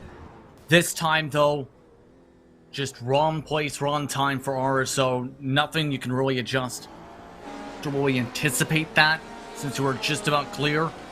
On the bright side, they didn't lose too much time. The dark side, they still had to avoid getting more trouble, I should rather say, in all that sequence. Well, we've just ticked off another hour, so I tell you what, let's take another RaceBot fan immersion here. And Jonathan, can you pick someone in our LMP category to ride on board with? LMP, how about Evan T. Ferrari, the PND racing car, leading in the LMP-M class? So let's jump on board then with the number 182. They've led a lot of this race so far, and hopefully continue to go well for them. Let's jump on board then for a few laps of Spa-Francorchamps.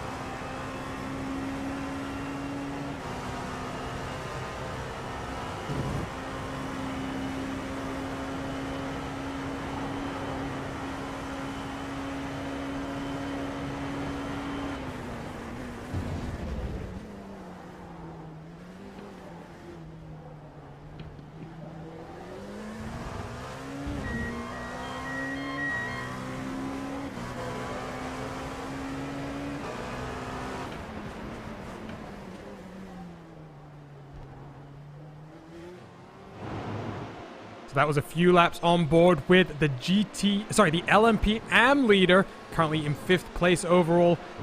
Has a nice healthy gap to the rest of his competitors in class and having a very strong showing in the overall race results. Let's go ahead then and run down once again your standings across the board, and out front it continues to be Alpine Stars Geodesic Racing, who now have an 8-second advantage after that penalty to Pure Sims Esports in the number 2. Then have RLR Abruzzi Esports completing the podium with RSR Esport by G Performance closing in on them in 4th place.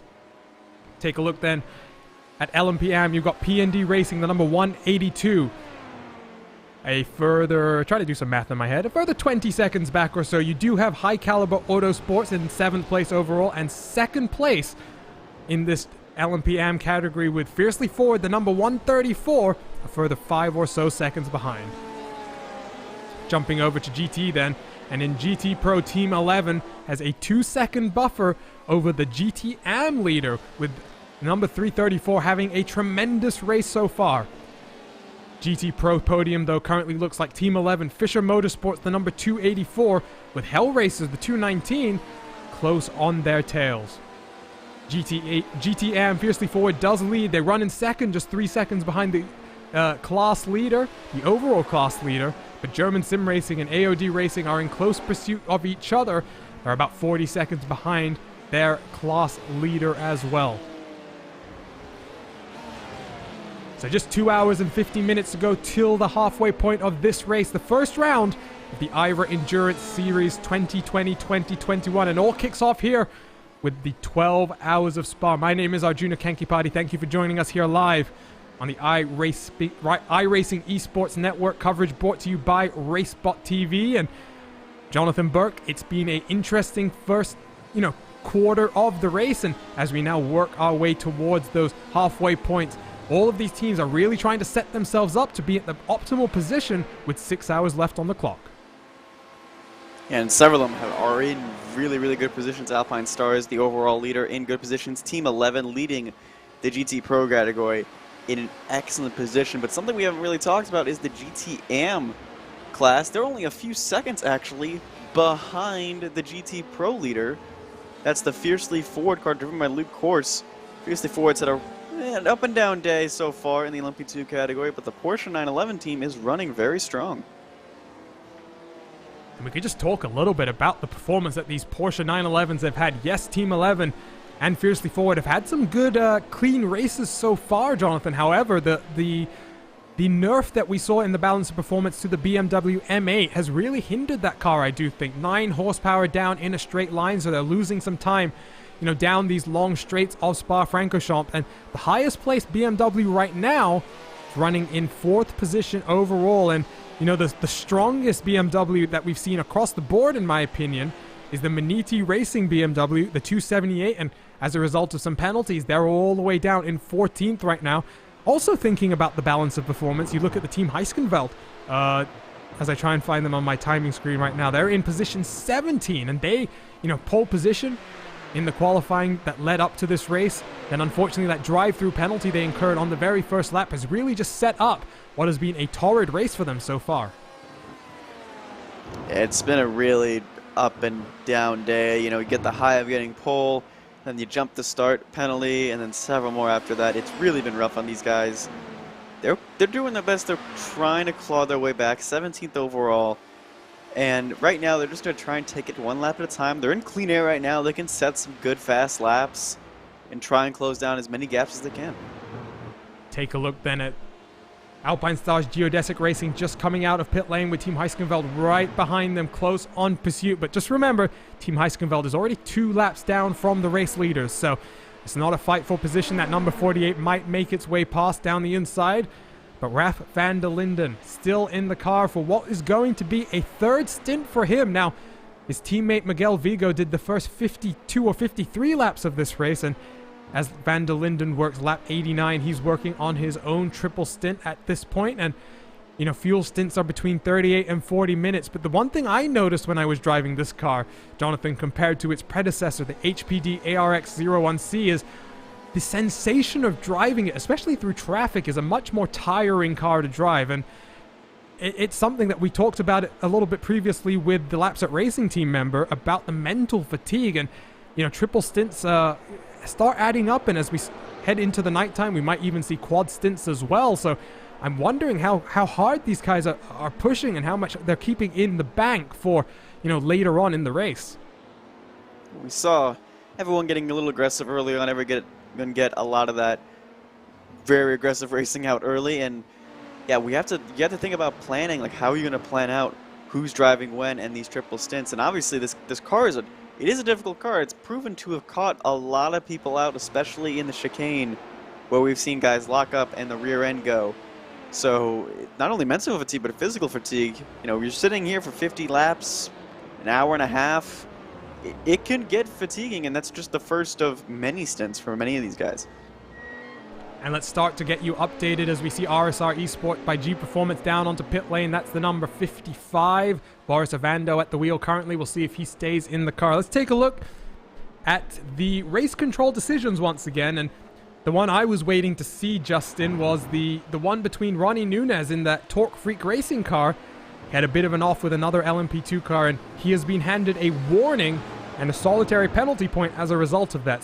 So far, we haven't seen any big incidents really since the last hour or so, I would say, that have resulted in penalties other than the ongoing battle with teams having to deal with that 3-second rule on the pit lane. And we've seen another few incidents there where teams have got drive-through penalties. And yeah, other than that, though, it's starting to clean up a little bit, and we still have most of these cars running out on track. All 54 cars other than the Laps at Racing team number 168 still circulating. One of the drivers who are on Munstead listing, in fact, is Delta Sport U4K again. They're going to have to serve some potential penalties coming up here. And at the same time, this is all while this is scheduled pit stops going on. So this is going to put a huge ringer in the works because, again, you can't serve the penalty at the same time as serving your pit stop.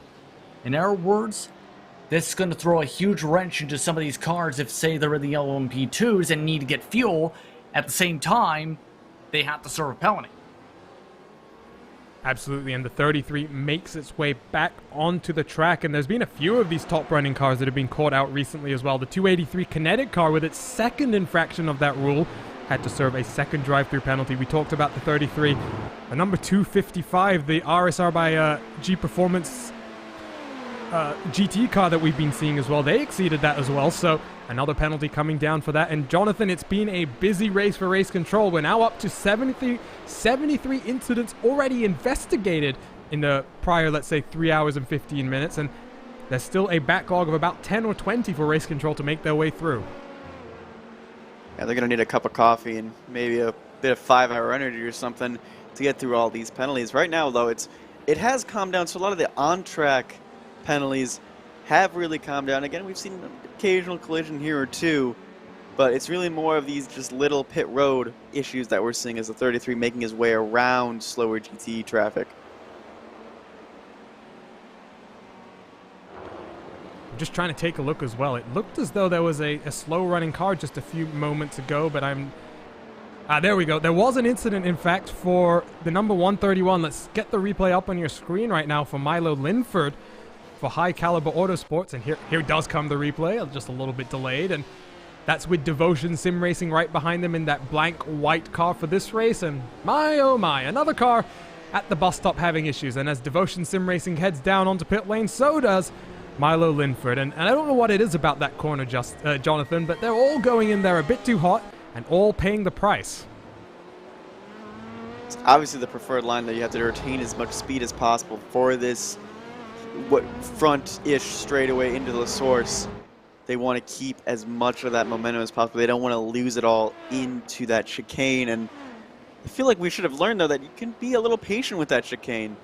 That's probably, I think, that we're in the double digits now for how many LMP2 cars have slid through or gone around in that slow corner. As you see behind the 131, there's a gaggle of GT and LMP2 cars. Yeah, all the traffic now is separated on track as well. Like, they're all intermingled. There's not really much clean track for any of these competitors to be able to use. But take a look then at battles happening in GTE. You can see further back, that's the gaggle you were referring to. AOD Ferrari are trying to hold off Latima Racing, the number 227 behind. And as they went too wide, that was Delta Sport, the number 33, that made their way through. But this is a battle for 7th and 8th in overall GTE. Now, we have to say this once again, that BMW is in GTE Pro and not fighting for class position with the AM car, and the Ferrari's going to let him go. And Justin, that's not been something that we've seen too often. We often see drivers being a little bit too harsh, I would say, in the AM category. They're being a bit too willing to defend a position that in all reality, they'd probably be better off if they gave up the position, didn't lose as much time forcing the pass by, and then working on just sticking in the draft of the pro cars that, get past. I think that's just a mixture of experience coming in for the driver, but more so race management. Because at the same time, you have to think about it this way. Some drivers, when they're more on the bottom tier or still in the development stage for road course racing or any type of racing, they're likely going to be pushing the issue, trying to go flat out and trying to make it aggressive moves. But as time goes on and as you learn and pick up the motion of the track and learn and adapt to your surroundings and follow along with some of the data, you learn over time that if you manage or I should rather say, management of how you make these passes is such cruciality. And at the same time, you have to also realize, is it really worth fighting hard for one position when you can, in turn, just try and follow on behind and in turn save both of your cars and tire wear? Absolutely. We're watching the number 33 Delta Sport U4K continue to try and charge back up through the field. Another penalty, unfortunately, applied to that car as a result of that pit lane infraction. And I'm trying to just look at this race control decisions again and do some math. So we've had 74 incidents, guys, being adjudicated, 75 now, by race control in just over 3 hours and 20 minutes. That's a lot of incidents and a lot of work. And Jonathan, you mentioned maybe needing a little bit of coffee, but we talk about the IVRA system and having these life safety cars and all of it, and the penalty system as well with the penalty points. It's all meant to encourage, hard but fair racing, and we've seen that for the most part, especially when you consider most of these penalties are all down to that pit lane infraction that we're seeing so frequently from some cars.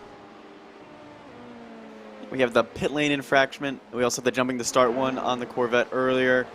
So some of these are for collisions, and some of these are just for little things that people are forgetting or people are doing over and over and over again. And you know, obviously, probably as the race goes on, maybe the amount of penalties will go down. Maybe everyone will get sorted.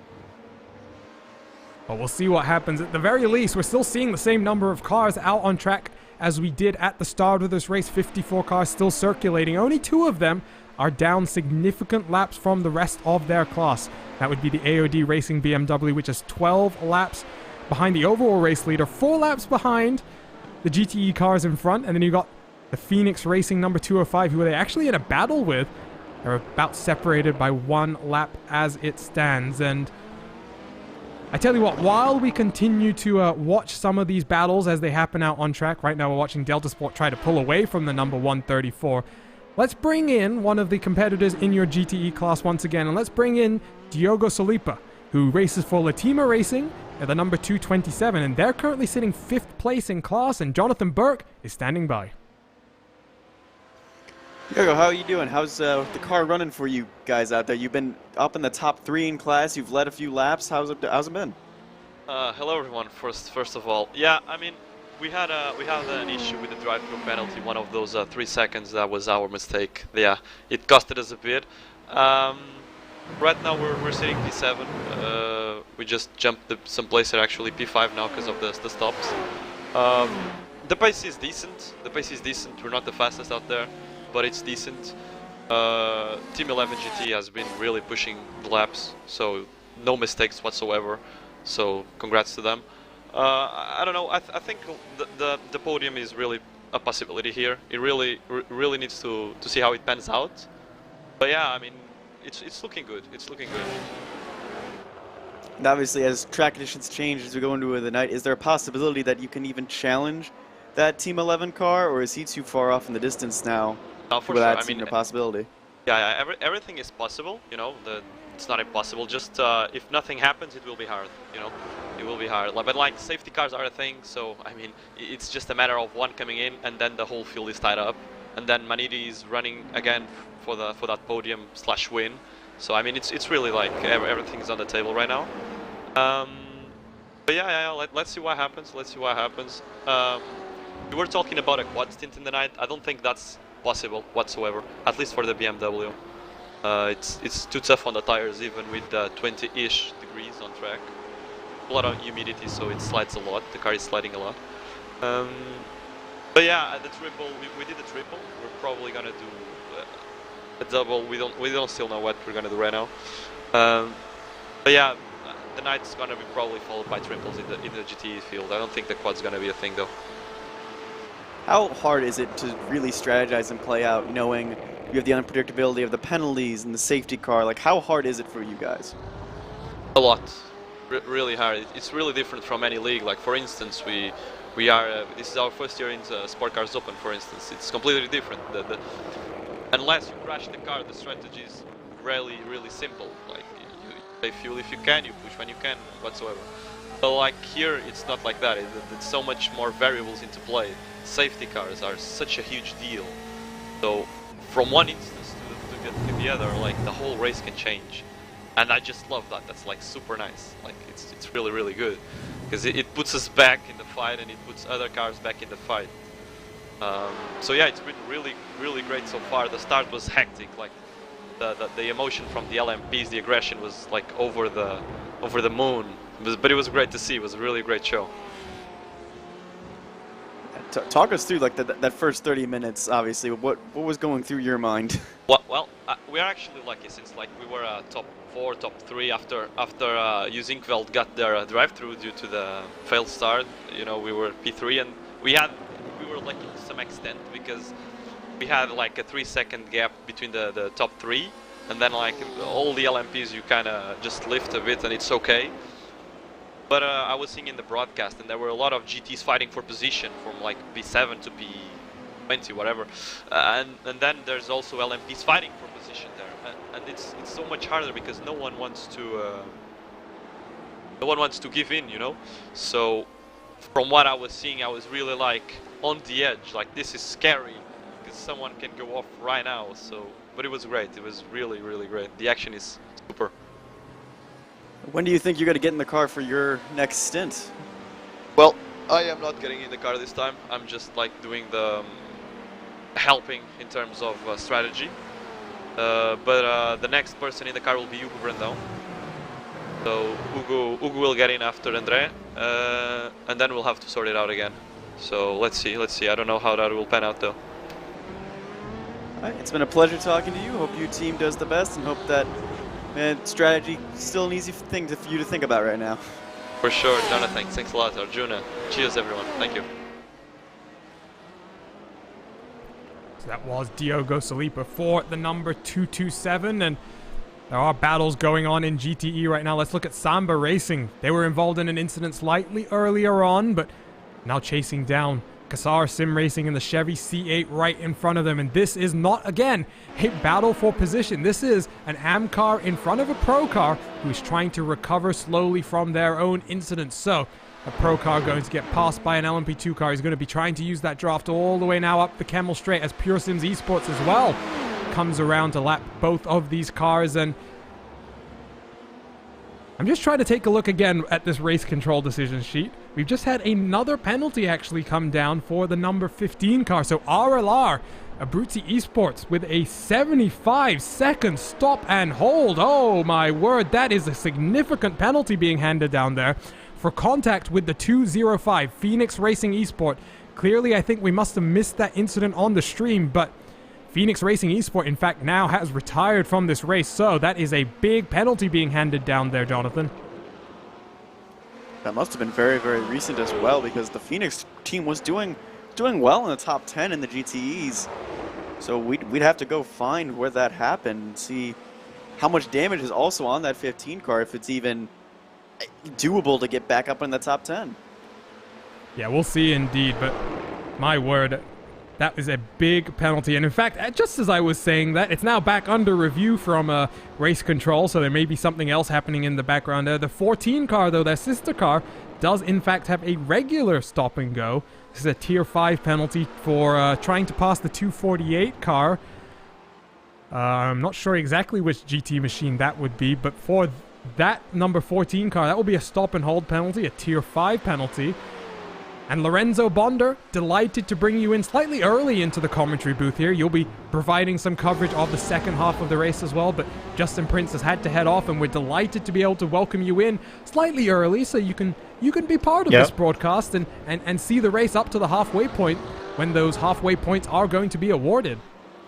Yeah, it's been a very interesting race. I couldn't catch the entirety of it. I gotta admit, I was focused a little bit on the Porsche Esports Super Cup broadcast, supporting my fellow countryman Jeff Giassi. But it's been a very interesting race from what I saw. Those 31st minutes you guys brought up time and time again has been quite wild for a track like this. Normally we see Spa kind of heating up after the first hour, between the first and second hour, where the traffic gets more frantic. But it has been an interesting race as far. These race controls, well, what should I say? Decisions has been also very interesting. Has kind of shifted the race dynamic a little bit. Has kind of put the teams into motion. Have put them also to the back burner. You know, make them a little bit more safer on how to make overtakes and things, whatnot. But it's been a very interesting first half of the race thus far. It has been indeed, and the balance of performance in this GT class that we continue to watch battle for 5th and 6th on track as it stands. There's also a battle going on, by the way, between the GT AM leader who's trying to hold on to the Latima Racing team that we just talked to, one of their team members. This is your leader in GT AM, fiercely forward, number 334, up in 4th position overall. A very strong performance from them. And Jonathan, as we head towards halfway points as well, it's good to see the number of AM cars that are competing well. However, there have been a few teams in the League Discord server who've been complaining a little bit that, you know, some of these AM cars are looking quite professional in many ways. Yeah, and the tough thing is, because they're scored in different classes as well, it becomes an issue of when you're passing one another and fighting each other for overall position, is it really worth it? Obviously, right now, the Fiercely Forward car, I think, is just content to sit behind this BMW. He's got a great class lead and really fiercely forward. The amateurs on the LMP2 side as well had performed well until a few incidents. But we've had a few issues. LMP2 pros and LMP2 AMs get together, and then the pros and the AMs and the GTs get together. It's been interesting to see, and it's gone both ways in a lot of these incidents, so it's really hard to say either side or either class is in the wrong. Absolutely, but one thing is for sure, I think, as we continue to wind away the hours towards the nighttime, I think it's going to start getting a lot more hectic. Once we pass the 6-hour point, and all eyes are focused then on the end of the race and accumulating the most points that you can get. I tell you what though, let's take a look back at your overall race leader for just a second, because really, they haven't had much coverage time at all, the number 62 car. Alpine Stars Geodesic Racing, Raf van der Linden continues to lead now by 12 seconds from Pure Sims, the number 2 car. And as they work their way through Chapek, that's Pineapple Racing, the 185 behind them, trying to stick close to them, maybe save a little bit of fuel, get a little bit more draft from their car, but it's been an impressive performance from them, Jonathan. They have had that penalty, obviously, that's come down. But despite that early caution that may have flustered some teams, I think, the number 62 car has done exactly what they need to do. And as we work our way now past the halfway point of another hour, the number 62 team really starting to look like very strong contenders, I would say, throughout this season. And they've also been very patient, both drivers so far that have gotten in the car, with getting through lap traffic. I think that's made a big difference too in their gaps. You know, going back, they have 12 seconds on second place, and then there's another 30 seconds back to the RSO team. So this is a good spot for Alpine Stars. They really don't have to worry about too much pressure from Pure Sims, although there's still going to be a factor, but it's been a really good showing. And we take a look at that Pure Sims car as it crosses the line as well. In sim time right now, 1:34 p.m. So we still got a ways to go before we hit those nighttime hours. Probably 6 hours, I would say, before the sun starts to set. Now we must point out that the session was set up in the month of October. So, Lorenzo, that is going to mean that the days are a little bit shorter, the night is a little bit longer, so a bit more nighttime running, and we'll see what that plays out for the teams here today. Yeah, and one thing we shall also be looking for is that track temperature is actually at its peak. We're not going to see any increases on the temperature, so it's going to be really interesting to see how the cars behave with this minor changes, because I think we're just going to get right about the 18 degrees when the nighttime comes, which is where the track will be at its coldest, and then maybe you can save a little bit of those tires. I think Diogo brought up a great point that maybe triple stinning might be out of the way because the humidity that it is on track is relative 76%. So it is one of these key factors that might play some tricks into these cars. I totally see maybe a team triple stinning down into this nice section because of the tire limit that we have. But still a lot in the open. But in terms of relative weather, this is as hot as you can get into this track. Absolutely, and we are standing by with another interview. Always great to have the teams jumping into the booth with us and talking to us about how their race has gone and how the race is going to hopefully go. But right now, Jonathan Burke is standing by with the driver of the 205, Bernd Schmidt. Bernd Schmidt, how you doing? Unfortunately, the car is retired and there's been an incident on track. Take us through what happened. Yeah, hey guys, thanks for having me.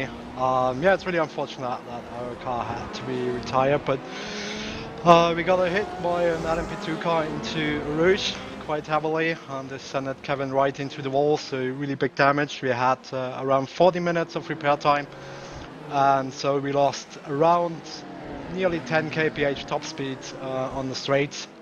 So we decided to not be a dangerous piece of GT on the track for all the other competitors and just call it a day, which is really sad because we had a real good pace. We have been on P7 in class until this happened, and Kevin was doing a really great job pushing the car to its limit, chasing the other cars in front. So yeah, I think could have had a fight for the top 5, but yeah, what shall I say, sometimes you win some, you lose some, so this time we definitely lost. And obviously, we spoke with a few teams that had like the BMW package. They're saying towards the end of the stint, the tires were wearing off. How was the handling, especially as we got longer and longer into the stints for that Corvette?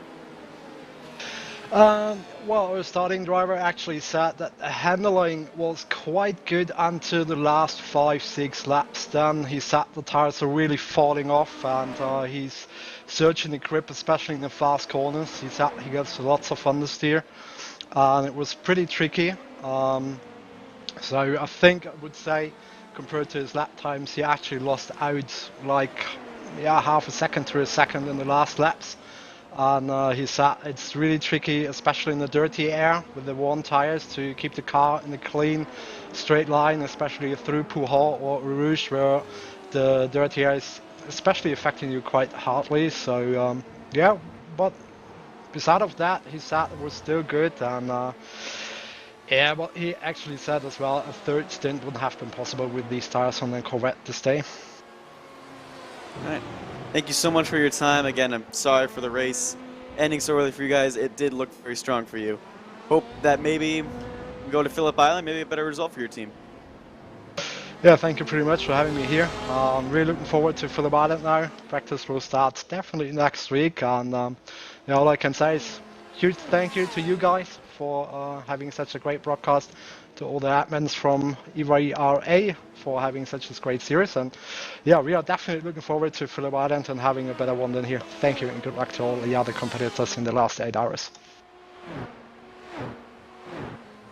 So that was part of Phoenix Racing Esports, the number 205, unfortunately out of this race. And while we were talking to him, there was an issue for one of your LMP AM cars leading the category. Let's take a look at the replay here. It was involved with the AOD Porsche, and you could just see so much indecision on both parts there.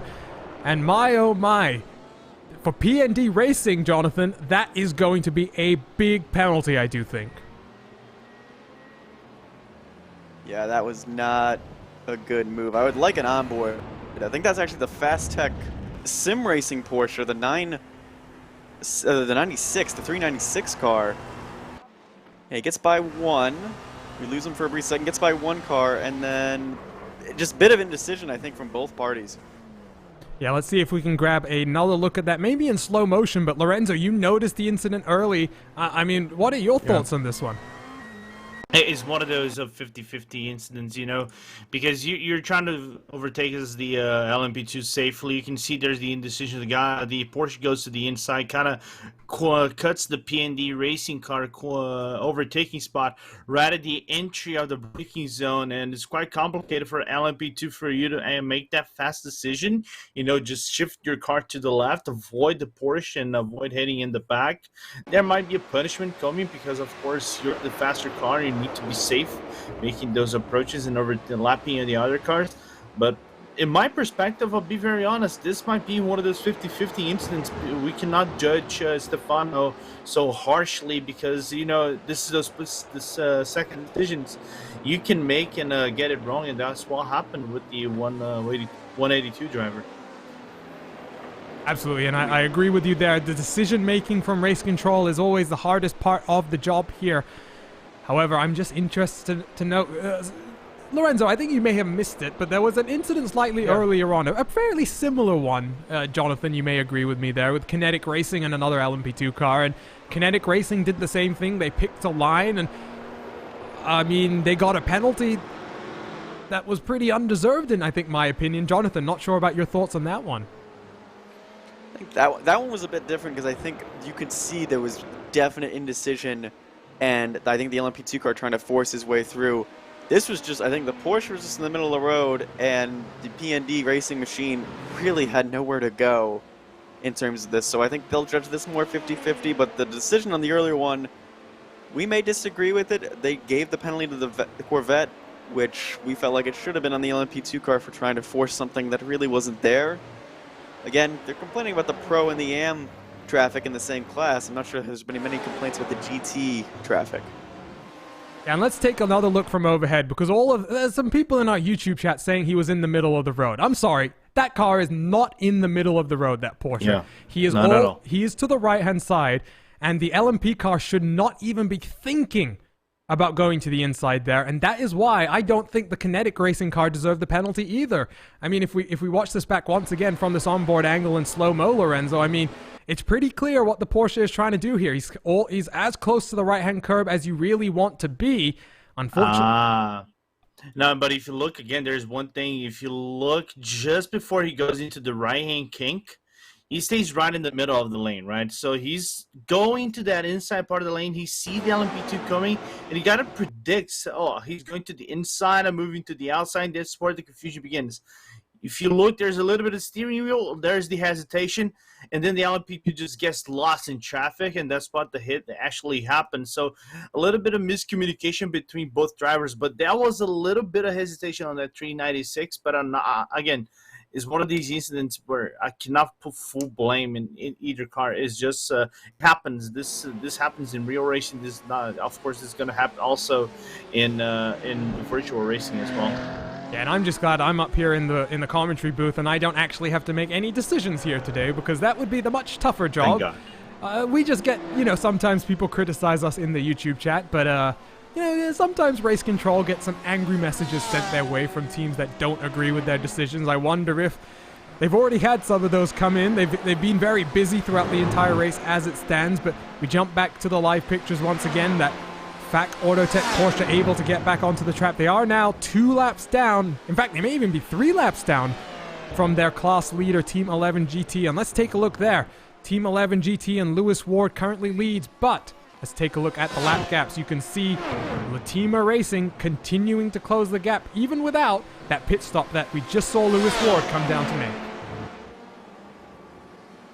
make. Closing the gap by a couple tenths on that first lap and a few seconds on lap 94, so maybe now is the time for Latima Racing to try and pounce, try and get him while he just came out of the box.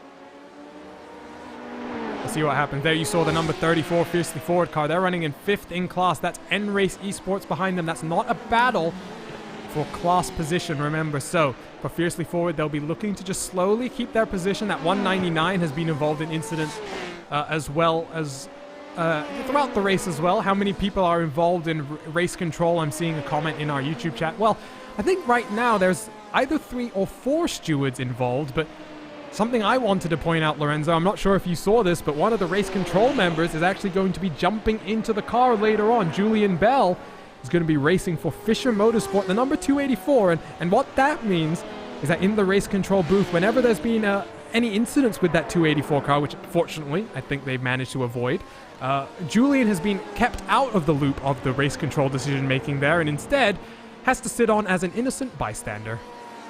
Yeah, of course, this is those kind of moments. I've done race control for one of these teams, and I try to be as impartial as I can be.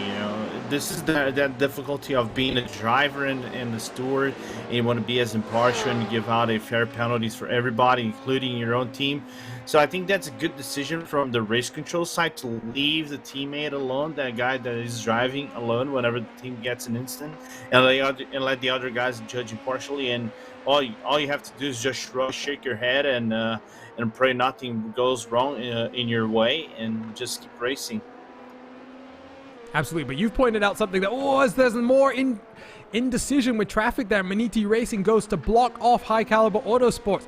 As they head through the second section of the corner now, the Maniti Racing car once again just checks up Kinetic Racing and Matthias Magnussen. But you said something in the YouTube chat that I quite like, Lorenzo, and now that's something that's implemented in other simulators in other ways, but as we see the overall race leader now actually putting a lap on Kinetic Racing, it would be very nice, especially in situations like that in traffic, to have the ability to use the flashing headlights, not just the flashing headlights, but also the indicator lights to say, I'm going to go left, I'm going to go right. And I think that would be very, very beneficial to help teams communicate, because of course, in a private series like this, race control is very specific. You cannot use any of the iRacing provided voice communication tools to communicate with the teams around you. But if you had those indicators to be able to say, I'm going left or I'm going right, it's a little bit easier than a random flash of the headlights, which could mean I'm coming to send it into the corner now. But by the same token, that could mean I'm going to wait a few corners. Feel free to run your line. Yeah, and this is one of the key aspects. They want to try to enhance the drivers a sense of placement. As you can see, the geodesic overtaking their friendly MA car as they go into the Lacombe section. They just overtaken the Ford GTE right ahead of them. It's one of those key things, you have to develop your racecraft and be aware of your spacing and how far the car might come, and maybe go for that bomb or so whatnot. Maybe the side blinkers would help in this situation. I don't know if people would use them, as we saw a comment on the YouTube section right here. But it's one of the things that might help. It definitely does help in whenever the classes are basically the same. GT3 to GT3, or maybe GTE to GT3 is commonly used because the speed difference is pretty much the same as we're seeing in this. And with the Fisher Motorsport, as we're about to look at the replay right here. What a miserable day it's been for the 385, unfortunately, and as the number 14 sends it into the corner, the 385 just loses it by itself, and VEC Sim Racing, the number 372, came so close to collecting up the pieces. Let's take another look on board then with VEC, because my word, Jonathan, it just seems like for this Fisher Motorsport team, nothing can go right today.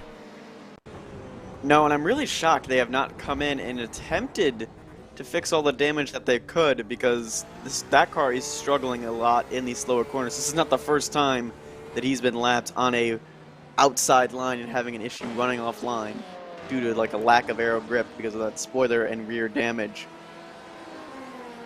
So that's at the back end of your GT field. Let's take a look though. The team that took home pole position earlier in the day, but all the way down in 16th place right now. They are involved in a fight for position as they try and close in on 283, the Kinetic Racing car that's had an equally difficult day as Torque Freak Sim Racing now looks to the inside down through Pouhon. And interesting to see these Corvettes further back in your field. They've had to pace both teams here, Jonathan, both the 283 and the 248. However, like we say, incidents and just endurance racing, if you will, has caught up with them. Especially in a series like this, you can never expect to have the perfect race, as Team Heiskeveld getting a great exit off the corner while 283 getting checked up by the lap traffic in front. This battle is really on. And these two should be battling towards the front of the field, not in where they're at, because they both have been running at the front of the field. Heiskeveld has set the pace early. The Kinetic Racing car has been fast. It's that there's been incidents.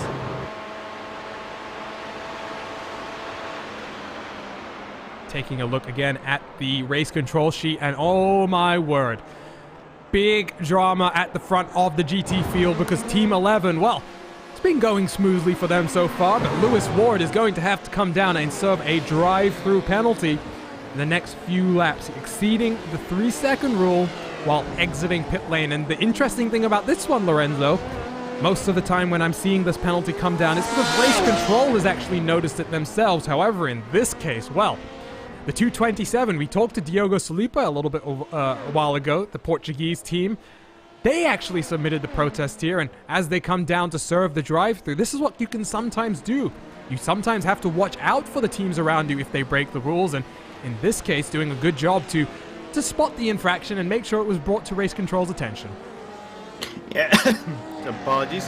Yeah, it's one of these key situations where you might get it wrong. I was just looking over here on the sheet. A lot of these teams are getting these infractions on the pit lane, so it's quite complicated for you to get these placement right. But the problem is you lose so much time in that pit lane. Luckily for them, it's not the full layout. It isn't a full run out where you have to get it also in the All-Star finish line, where you'd have to do in the spot 24 hour. So they just got the half section of it. So you lose right about 25 seconds of the full run. Well, they lose P2. They are right about 5 seconds behind the Fiercely 4, which is now our team lead. But big damage nevertheless. And actually, GTEM is now in control of this overall race in GT. Fiercely Forward GTEM.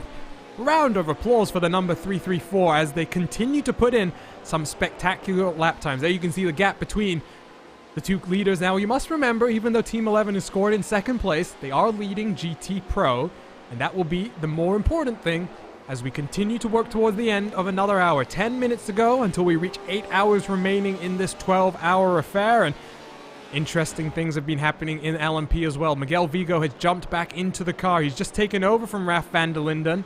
There you can see total pit lane time, 55.2 seconds in the pit box.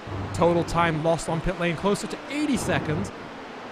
We've dropped down to third. We still wait for 2 cars to pit. Pure Sims Esports and RSR by G Performance. We'll see what the strategy happens as well. Meanwhile, there has been an incident for another team, and that's Real Pixel Motorsports.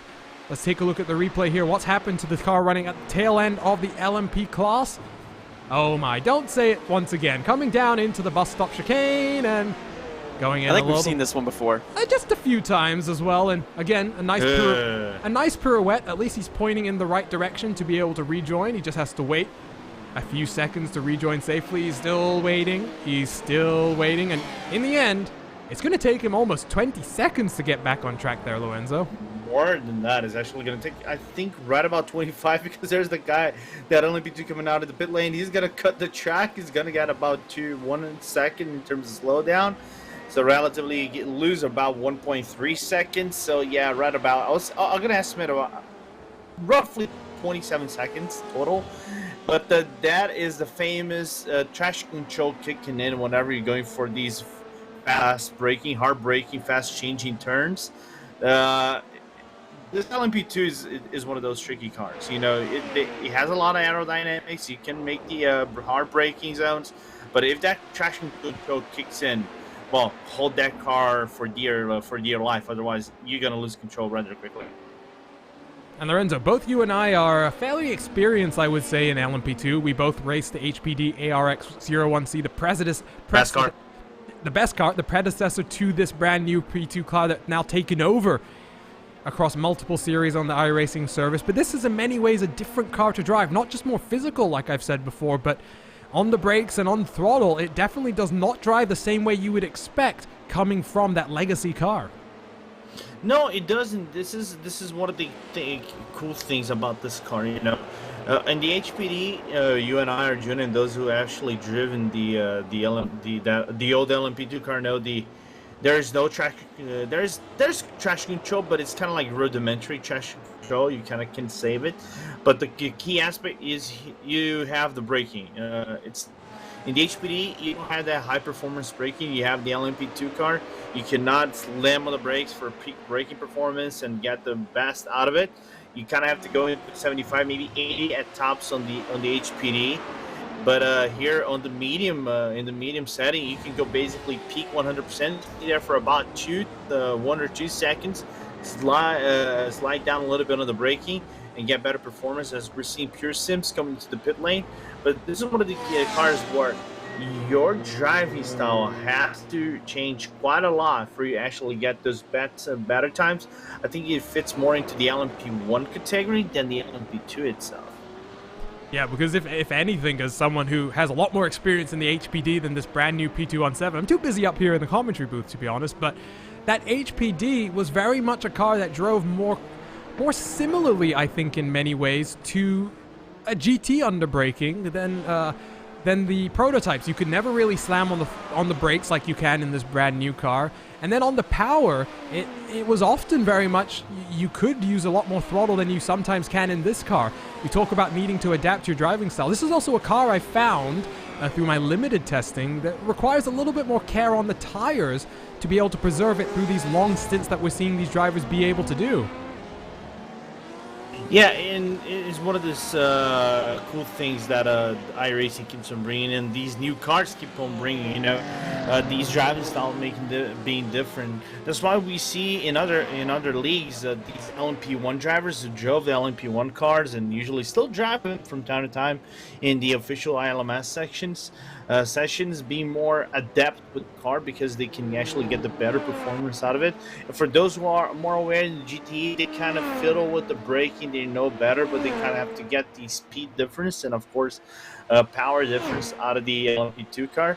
But it is a cool new addition. Of course, we're seeing many of the top drivers now being adept of the LMP2 car instead of the GTE. Oh, it's the new butt. They want to try to get a new sense out of that car. I totally expect this car to be more of a trademark. I'm not going to say trademark, but basically the trendsetter for future leagues here in iRacing. It's really cool. It's a really cool car. It really is, and watching it at Road Atlanta during Petit Le Mans was epic. But here's an issue. Another issue, unfortunately, for the number 33 car, just trying to hold position behind Latima Racing heading into No Name Corner, and get an onboard look at that one, Jonathan. But, well, this number 33 car has been through the wars, and unfortunately now I'm sure their team manager in our YouTube chat isn't going to be too thrilled with how the race has gone compared to the promise they showed off the start. Here you can see just a little bit too much of the curb, and round that car went fairly quickly. This has been another big battle zone for the LMP2 cars, is No Name Corner. We've seen it a couple times, especially on newer tires. That corner tends to be very aggressive. It's almost like he was trying to put the power down, trying to find a way around the outside of the Latima Racing machine, and just could not find a way. Luckily, he did not hit anything, although he does have a lot of marbles now on that car.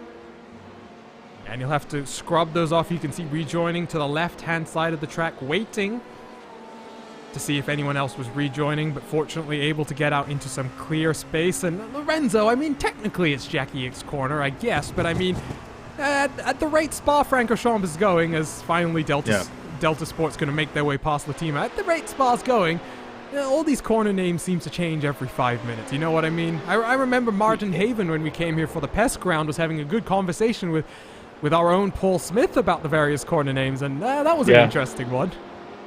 Yeah, it was an interesting one. You know, these corner names changing every single 5 minutes, or if it's needs, they actually take around the track.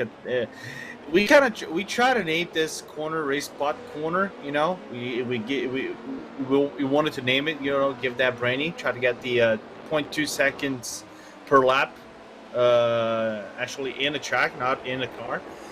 But unfortunately, the people in Spa, they didn't want to actually us to name race spot corner. They decided to just give it to the legendary Belgian driver, former Ferrari and multiple-time Le Mans winner, the name of that corner.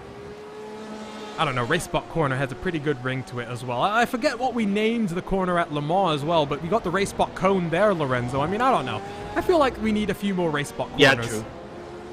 Yeah, we need some spot corners. What we need also is I've been joking about this. If we ever did Le Mans, if we do Le Mans next year, get the race spot cone death counter in Le Mans, because they kill the cones every now and then. Unfortunately, we don't have cones here at Spa, but if we get that in the future, you know, we might get the cone corner just before the final Mulsanne corner. So we're setting ourselves up slowly. We're gonna get there.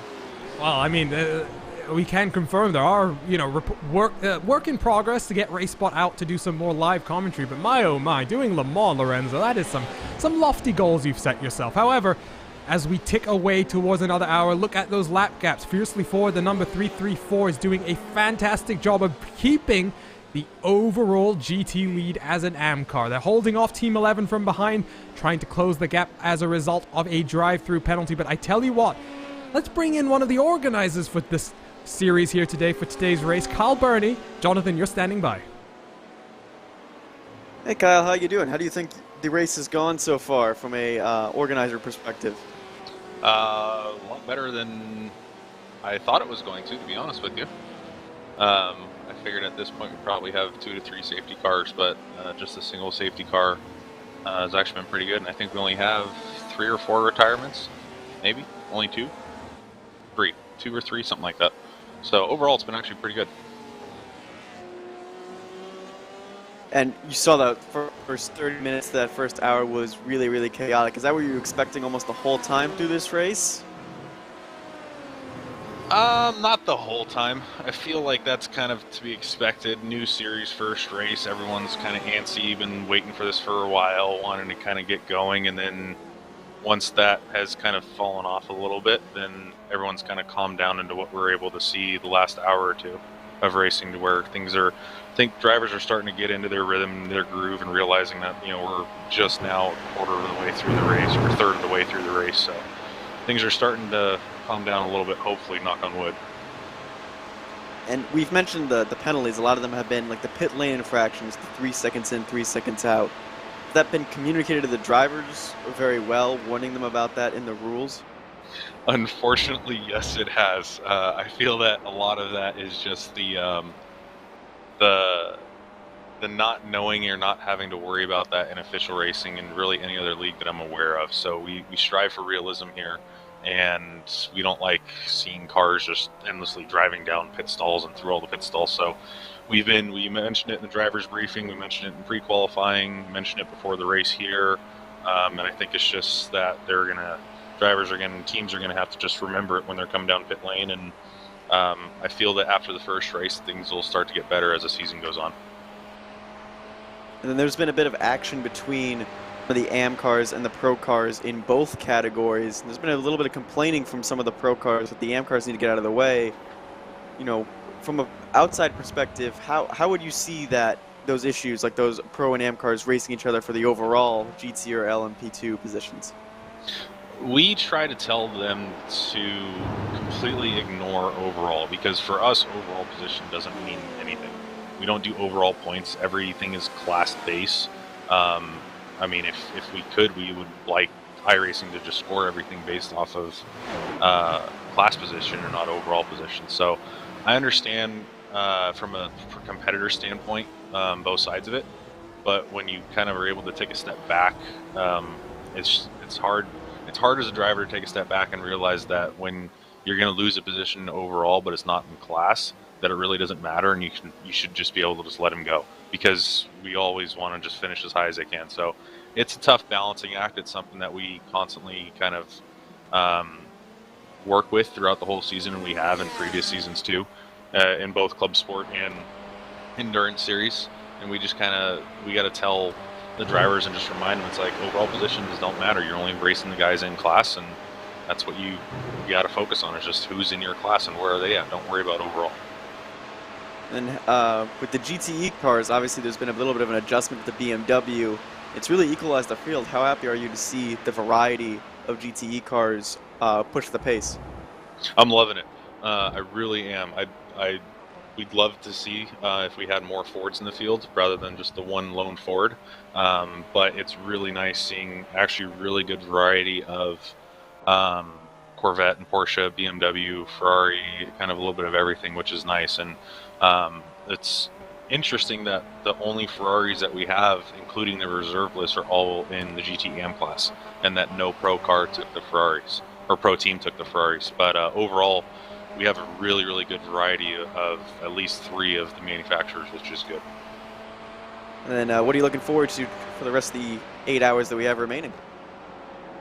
Just enjoying good, clean, hard racing. I mean, after pre-qualifying, the average corners per instance for the field, I want to say last season was around 90, 95 after pre-qualifying. This year it was 115. So really, really good, clean racing, kind of by the whole field. And it's just, we've been seeing a lot of really hard, clean racing here. I mean, there's always going to be incidents. We have those incidents, that's what we're reviewing. But overall, it's been some really, really good, clean racing. Like I said, I'm somewhat surprised that we're a third of the way through the race with only one safety car period. So that's kind of, it surprised me, but it's a good surprise. I'd like to bring in Arjuna here for a few quick questions as well.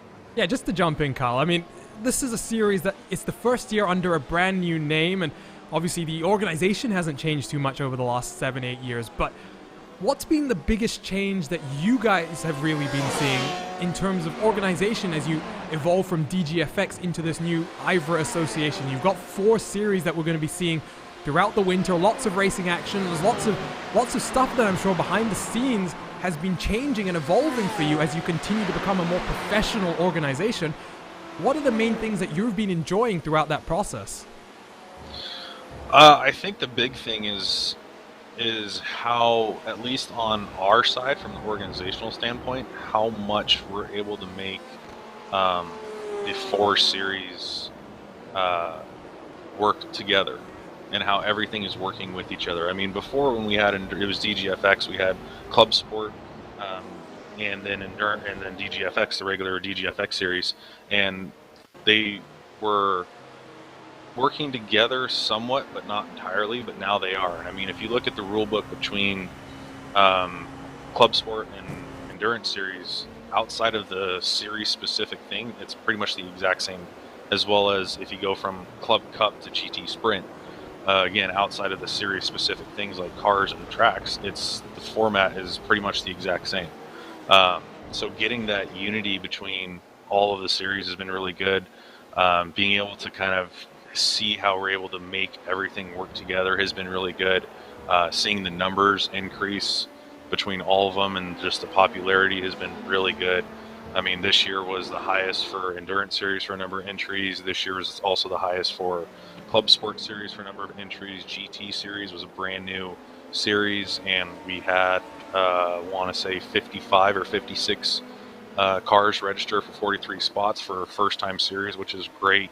Club Cup, I know that's really high up there as well for the number of entries too. So it's just what's been nice is just seeing how there were some questions kind of just in the public of, oh, it's another organization that might just be something different, whereas we kind of went into this whole thing as treating as if we're IMSA, like the organization of IMSA, and we have all these different series that runs under IMSA, but they all correlate with each other and work together. And seeing the success of all of them it's been really good, and we've all really enjoyed it. And we've been looking forward to this race specifically for 6 months now, because I mean, kind of when the whole pandemic and COVID hit back in February and March is when the four of us all got together as organizers and kind of came up with this idea of let's kind of rebrand and create something new. And just one more question then before we let you go. Thank you for jumping in. It's great to be able to talk to, series organizers and just explain the vision, I think, in a lot of ways to those watching and those competing, watching TNT Racing, battling it out with one of the AM cars as well. But one of the things that, the series has been known for in the past is not being afraid to try out new and unexpected things. I think last year on the Belle Isle round that you guys had with all four classes, which is totally chaotic, and it was initially looking like the trip to VIR in a few months' time was going to be a split affair with LMP and GT classes racing separately, but it was announced recently that that's going to turn into a 5-hour race around the Grand West layout. What prompted that decision, and why did you really make that choice to go to such an unusual layout? In many ways, I refer to it as like a Nürburgring Nordschleife in America. Yeah, I mean, that's a really good description of that track. So the main reason we wanted to do the split was primarily because of the P1s. The P1s, we didn't want to have them on the same track as VIR. I mean, even the P1s on VIR, just normal with these cars, we felt like it was just going to be too dangerous. So we wanted to kind of get the split. IMSA, and we take a lot of our inspiration from, it's a mix between IMSA and WEC in real life. So IMSA in real life, obviously they have the VIR round, which is just the GT cars. I think they do it at Lime Rock too. So we're saying, can we do something like that with what we have? And we were able to with that event. It's like, let's have them both run them, but kind of do that. So when we got rid of the P1s, that's when we're saying, let's, the speed gap isn't as big. These cars are pretty good. Let's see if we can run them both on the same track. But then, like you said, we like to do things different. There's a lot of series out there and a lot of official series where they run kind of the same tracks. But there are a lot of tracks out there that are really, really good tracks, but they're just not popular. I mean, when we first went, I think two or 3 years ago to Barber, and we had 60 cars for a 4-hour race from P1s, P2s, and GTEs at Barber. When we first announced it, everyone said that we were crazy and we're nuts and we're stupid for being able to do it.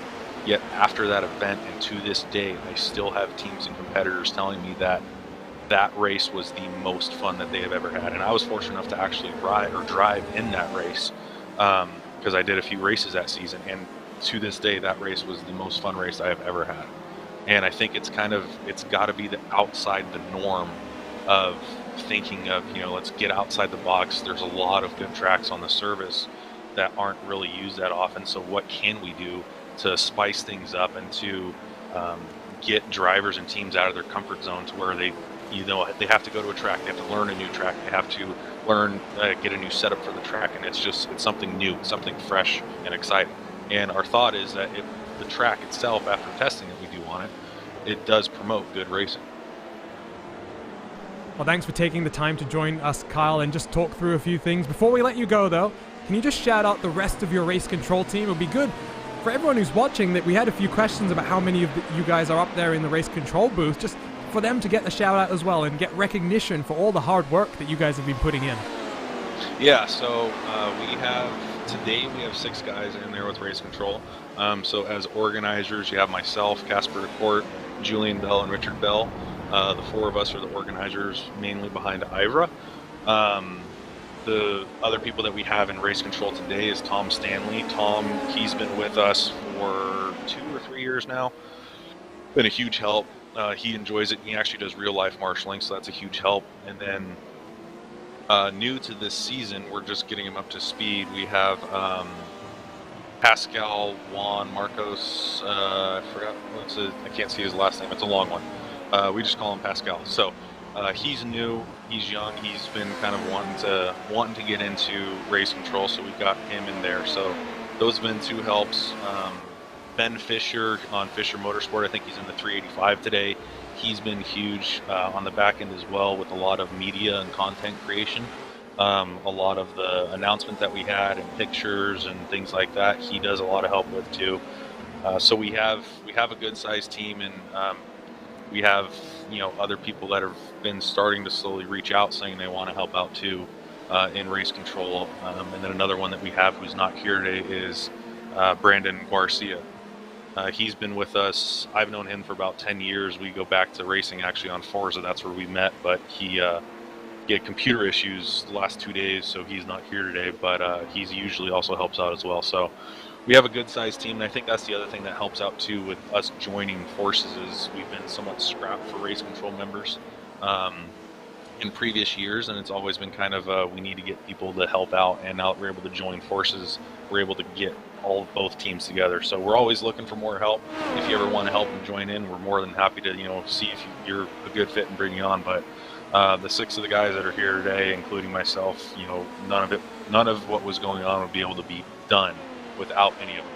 So it's a huge help to them, and it's definitely not a one-man show by any means. Well, thanks for joining us, Kyle, and good luck in the next 7 hours and 50 minutes, and hope to see continued action from this field. Thank you. That was Carl Burney, one of the series organizers, just talking to us, and we saw a battle in class, and that was Laps at Racing, the 169 car, managing to get past iLivery's 141. It's time for another RaceSpot fan immersion. We went a bit long just talking with Carl there. Great to get some insight from him, but let's ride on board then with the 141 for a few laps around Spa-Francorchamps.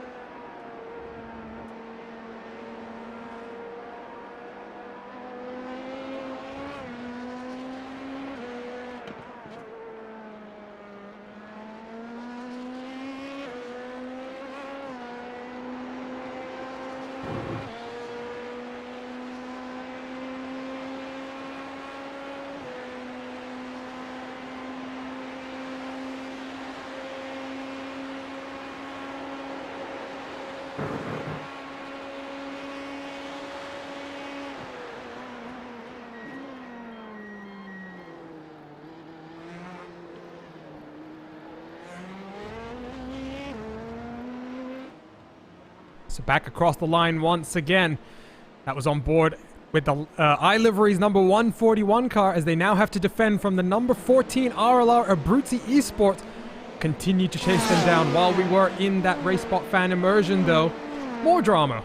And this time, for a team that needs a little bit of luck, potentially. No luck EM Sport in their very dashing number 313 Chevy Corvette CAR, and just losing the rear end in a lazy spin there, Jonathan. And fortunately, you can see an LMP2 car coming up behind. No contact.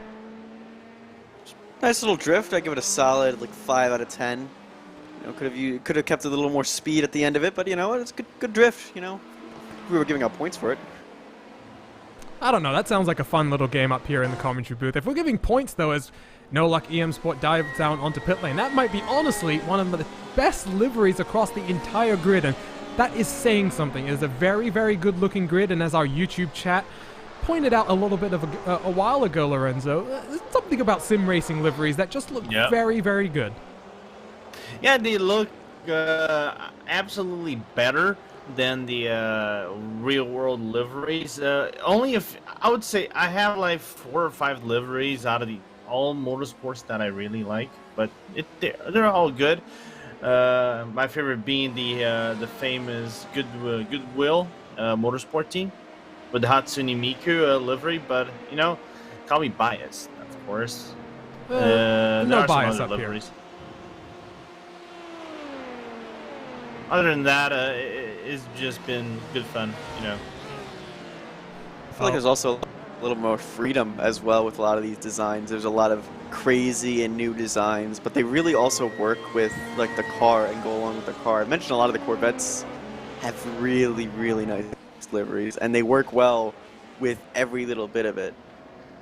And I think it's fair to say that the Dallara LMP2 car, Dallara, I love you, please don't hate me for this, but it's not the best looking of the LMP2 cars, and the Cadillac DPI that is based on this chassis is a little bit of an improvement in the looks wise, and it's a lot of hard work that goes into painting sim racing liveries. Just a quick shout out to some of the names you may be familiar with. You've got the likes of iLiveries. You got Sim Racing Designs and David Gibbons, who will be very happy, I hope, with this shout out. You've got the likes of Max Eru, and I can keep going on and on. Harpoon Designs, etc., etc. So many great painters putting in some great work. But I tell you what, let's take a look then at your overall race standings once again. It's a little bit past the top of the hour, but continues to be Alpine Stars Geodesic Racing that has a 15-second gap to Pure Sims Esport. David Baker currently at the wheel for them. Team RSO 48 seconds behind your race leader, completing that podium for LMP Pro. If you take a look at 5th place in this LMP classification, LMP AM leader PND Racing 1 minute 15 seconds behind the overall race lead, is doing a fantastic job to keep the pace up despite having a few issues here and there. The rest of your podium in the LMP class, though, Fiercely Forward, they're 2nd place in LMPM, in 11th place overall, and 7 seconds behind them, RSR by G Performance, the number 156. Moving over to the GT category, and there is Team 11 heading through Eau Rouge and Radion. They have a 27-second gap to Latima Racing, the number 227, and that is despite having to serve a drive-through penalty in the last 45 minutes. Fisher Motorsports, the 284, completes that podium with Fiercely Forward, the number 334, doing a fantastic job to keep some really impressive pace in an amateur-based car. Kassar Sim Racing, that number 326, is holding on to 2nd place in class as well. They do have to come down pit lane shortly, though, as compared to the 334 in front of them. 3rd place in the GT AM category. You have to go ways down the order to 13th place overall for VEC Sim Racing, the number 324. So far, it's been a very intriguing and exciting race, and I tell you what, let's bring in a team that has continued to show some impressive performances here in the iRacing Esports Network, and indeed in IVRA competitions as well. Let's bring in the duo of Matthew Crisp and Silas Vriolik. I hope I didn't butcher your name too much there, Silas, who drive for Fiercely Forward, and Lorenzo is standing by. We're here with the Fiercely Forward drivers. Go ahead, Matthew. Yeah, we've had an interesting race so far. There's one point at the start of the race we thought we were in for a long 12 hours. We had a small collision. We dropped right to the back, and then that safety car, we basically went from the back of the field to the front. And yeah, we're sort of back now where we think our pace belongs. Yeah, because you guys have, both of you in the 34 and the 134 have been kind of, climbing up the rankings and bit by bit. I know the 134, like Arjuna mentioned, is in second place in the AM class. So you guys are slowly climbing forward. Good performance this far. But from the Fiercely Forward team that we've seen from the past year up until now, it has been quite a big rise in terms of you guys getting good results, and the team environment overall is pretty much all united. You guys got some really good drivers, and like for example, Erwin Woodstra, which is one of the really good LMP drivers that I probably know of. You got Taylor Lane as well in the car as well. So you guys pretty much got a lineup that is solid for all the good results, but can actually get more experience as well. Yeah, we had a couple of races. We did sort of the SEO events, they did the one-off events at the beginning of the year, and that really helped us learn about how to do these longer races and learn about the other teams and how they go about preparing for these sorts of races. And yeah, we've brought a lot of new people on board, and yeah, now the results are starting to show, and hopefully now we can put together a full championship campaign and hopefully challenge you up at the front in all three of the classes we're competing in. Right, and I go now to Silas. You're driving that 134 car. The team, again, doing really good this far, but about nearly a full lap down on the PND Stefano Conte, but still, we nearly had that issue with Stefano and one of the 369 Porsche in the bus stop. So how difficult has been as an LMP2 to overtake these GTE cars and try to get time and time again, try to get closer towards that front of the field and try to get a win for the AM class in the LMP2 AM category? Yeah, it's been quite difficult to get past some of the GTs. I mean, they're not making it super easy, but I guess they're not obliged to. But I mean, if you're just patient and wait for your time, don't force anything, usually everything just works out okay. Right, and as overall, both of you, Matthew and Silas, is there any perspectives coming forward into the season for the Fiercely Forward? You guys are looking for the championship, or you guys try to still develop some of the drivers and then go aim for something bigger in the final races of the season? What is the expectations for now as a team overall? For the AM class in LMP2 and in GT, we've got a real shot at the title right there. However, we need to keep it together then in the race, because I qualified on pole and then lost a few positions and then spun, of course, in the bus stop chicane, and now we've climbed back. But yeah, we'll have to see in about 7.5 hours where we end up. All right, Matthew. Yeah, definitely. I think top 5 in the series is definitely our aim. There's some incredibly quick guys out there. We've seen Geodesic up front who have been almost unstoppable so far. They've even copped themselves a penalty, and they're still at the front, still the fastest guys. But yeah, this season's going to be extremely competitive, and a non-finish or a poor score is really going to affect the whole season. It's not a particularly long season, 7 races, I think. Yeah, so any mistakes are going to be really costly. Yeah, just really quickly before we wrap this up, we're looking at the incident with the RLR Abruzzi number 15 car with Erwin Woodstra, who just standing right mid-apex into La Source, just getting 2 cars. I think that was one of the Devotion LMP2 guys just getting off the track. But Matthew, Silas, any words you guys want to give out to sponsors, teammates, any people watching from you at home or whatever they're watching, you guys want to give any shout outs? I'll start with you, Matthew, first. Yeah, to shout out to the team and thanks for bringing me on, giving me all these opportunities. It's sort of one of those things 6 months ago I didn't think would ever happen. Sort of, seeing these races on the esports network, didn't think I would ever be participating in them, let alone joining you guys for an interview. And so, shout out to the team. And Silas, what about you? Yeah, just shout out to the team. Shout out to our sponsors, Gomez Sim Industries, Opencast, and Porsche Sport. I mean, we're happy to be here. All right, Silas, Matthew, still a long ways to go. I hope you guys do really well. You guys have been a team that has been looking up a bit, and good luck. to the rest of this race. Yeah, thank you. Yeah, thank you guys. All right. Back to you, Arjuna. That were Matthew Crispin, Silas Vronik from both Fiercely Forward cars. Yeah, and clearly I butchered his name because he was laughing when I introduced him. So I apologize, Silas. Don't worry, people butcher my name as well. And in that interview, we saw a replay that involved Erwin Woodstra, who spun the car, and David Baker doing a good job to avoid the spinning car in front of him. And now he retakes the race lead with Miguel Vigo down on pit lane for a full service as we expect David Baker to come down in a few laps' time. Let's take a look at another replay that we didn't get to see in that little interview section. And for Milo Limford and High Caliber Autosport coming through Les Combes, he's going to get a little bit loose coming now into the next part of the corner. Malmedy. Oh my, that is not necessarily an incident we've seen so far in this race today, Lorenzo, but it's a very easy place to lose the rear end of the car as we jump on board. Yeah, we're looking at as he goes through the first part of Lacombe and he goes into Malmedy, and that curve I think is infamous in iRacing because I think we've seen time and time again, Arjuna, you are probably one of these individuals who have been victim time and time again in that specific curve, that if you catch the back left into that curb in a certain spot, you just basically lose totally the rear end of the car and you basically go for a spin. So it's not surprising that car actually went for a spin in that specific part of the section. Luckily for him, he actually avoided the entire the barrier on the inside. As we're now talking about Fiercely Forward, they're in a class battle with the RSR Esports by G Performance, and good battle as they're coming into the Blanchimont section.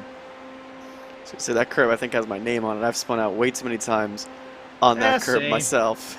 Same. So we see Tyler Lane and Nathan Block. Nathan Block has been, unfortunately, not on the good side of the stewards, especially with that. Yeah, dangerous pit entry there as he gets the Hellraiser cars. They both peel off into pit lane. Yeah, let's take a look at that replay because my, oh my, I'm not exactly sure what is going on sometimes in these races. Let's get a look on board then from the Hellraiser's point of view coming in towards Blanchimont. This is on board with Hampus Paz. And the number 19 using all of that curb, and you'll see RSR look to the outside for just a moment, but it's though it seems like they forgot they had to come down pit lane. There you'll see the 19 was also already committed down onto the lane, and I mean, Jonathan, let's be honest there. There's not much that the number 19 could have known that the RSR car was actually coming down pit lane there. I mean, there was no indication, no nothing, and just an odd move there from the RSR car. It's also made worse, but he was trying to make a pass on the outside of a GT car. Like, that does not help his case whatsoever. And unfortunately for the RSR team, they've been a part of a lot of incidents like this where they're in lap traffic and they have a collision like this. If he looks to the outside right here, looks like he's going along, the Hellraiser is going to go, all right, I'm going to go on the outside of you, and then nope, just cut off right on the entry. Traffic management is so important, so and they also got very close as they were braking down onto pit lane speed limit as well. This is a Pro versus a NAM, we must remember, and both of them doing a full service change as well. And as they come out of the box and we jump back to the live pictures, there you can see the number 19 has managed to get out ahead of RSR by G Performance. They spent 5 seconds shorter in the pit lane, so that is why that gap has been brought up so much. Let's jump over to your current race leaders though, Pure Sim Esports. 30 minutes to go until another hour has been ticked off the clock, and as things stand right now, if I do some quick math in my head, Lorenzo, none of these teams are really in the position where they're going to avoid a splash and dash at the end of this race. However, if you're Pure Sims Esports, you're going 2 or 3 laps longer at this stage than Miguel Vigo and the number 62 behind. It's still an opportunity to potentially close the gap in that final phase of the race. Yeah, from what we read is there's a possibility of the safety car procedures, you know, helping these teams if they get maybe 1 or 2 more safety car procedures. The fuel range might be good for them. You know, it's very interesting. So, but as we speak, so far, just 1 safety car procedure is not enough. They probably gonna have to make a splash dash by the end of the race, and there's nothing much they can do about it. That's just the nature of the LMP2 cars. They don't go for long. That 75-liter range just takes you right about 40 minutes, 42 minutes tops into your stint. If you can actually do some slight fuel saving, it's not by much. You have to kind of like maybe, just lift and coast, but still, that's as far as you're going to get into that car. Yeah, absolutely. And Alpine Stars Geodesic Racing take back the race lead. David Baker still on pit lane awaiting that fuel to be put into the car, and he's away rolling from the lane right now. 32.4 seconds was his stop, so the gap's not going to change too much out front. But we jump back to a battle for 6th and 7th because Dirk Van Tulden has gotten into this Torque Freak Racing by Carrot car. Interesting team name there. He's trying to chase down the number 14 in front of him. RLR Abruzzi Esports, the number 14, still has to come down pit lane in about 2 or 3 laps time. But interesting to note here, Jonathan, this Torque Freak Racing car has not really been up at the front for much of the race. They're one of the teams that hasn't been too happy about how hard some of the AM cars have been racing them. However, they still are up now, closing in on top 5 in class. Now, they struggled early on. They started towards the rear of the field. Again, not really appreciating how the AM cars are racing them, but they've done a really good job. Right now, they're just putting their head down and getting after it. And there's been some slip-ups by the RSR and the RLL teams, with a little bit of penalties here and there. So they can really capitalize and really make a good run out of this. And I tell you what, take a look now, left-hand side of your screen. You'll see positions gained and lost from all of these teams. You'll see there, Pure Sims Esport. I talked about what a disappointing qualifying performance they had. Well, up 10 positions. They'll be pretty happy with how things gone. Look at Torque Freak. They're up 9 positions themselves as well. Then you go back to someone like Delta Sport U4K. They're fighting back up into 12th place as it stands. Wait for that graphic to maybe update with Fiercely Forward showing incorrectly right now. But there's been some big movers and shakers, as I would call them often. And there we'll see again, once again, just wait. Hopefully that will update properly. But you'll see as we scroll through the list of drivers in that LMP class, you'll see High Caliber Autosports had to start all the way at the back, up 32 places as things stand. You look at the likes of Fiercely Forward in the AM class as well, up 9 positions. Kassar Sim Racing, the 326, up 14 places. But then, take a look at the end of that field and you'll just see, Lorenzo, some really bad numbers for a lot of teams that we'd expect some stronger performances from. I mean, think of Alpine Stars Geodesic Racing, that number 201 car. Look at the contrast in performance for their LMP2 car versus the GTE. Yeah, this is a problem, you get into those first 30 minutes of racing and it gets pretty frantic and you try to just negotiate traffic and whatnot. And especially for those two teams you just mentioned in Phoenix and Alpine Geodesic Code, they have a pretty strong lineup. They're not bad. They're very strong. And they have very capable drivers of getting good results. But unfortunately, those incidents at the very start of the race will pay them off. I don't know if they're going to be able to recover it in time, because still have a lot of rounds left, and let's see what will happen to those boat cars. They're going to have a long task ahead to actually get back into the standings where they want to be. But also one of the things we should mention, those pit stops also playing an effect for some of the teams because it has been very tight, and we should expect more penalties coming soon because it isn't going to be surprising to actually see them getting those penalties for pit infractions. Oh, well, speaking of pit infractions, Lorenzo, look at that. Oh! Right on cue. Casper Arid in the number 107.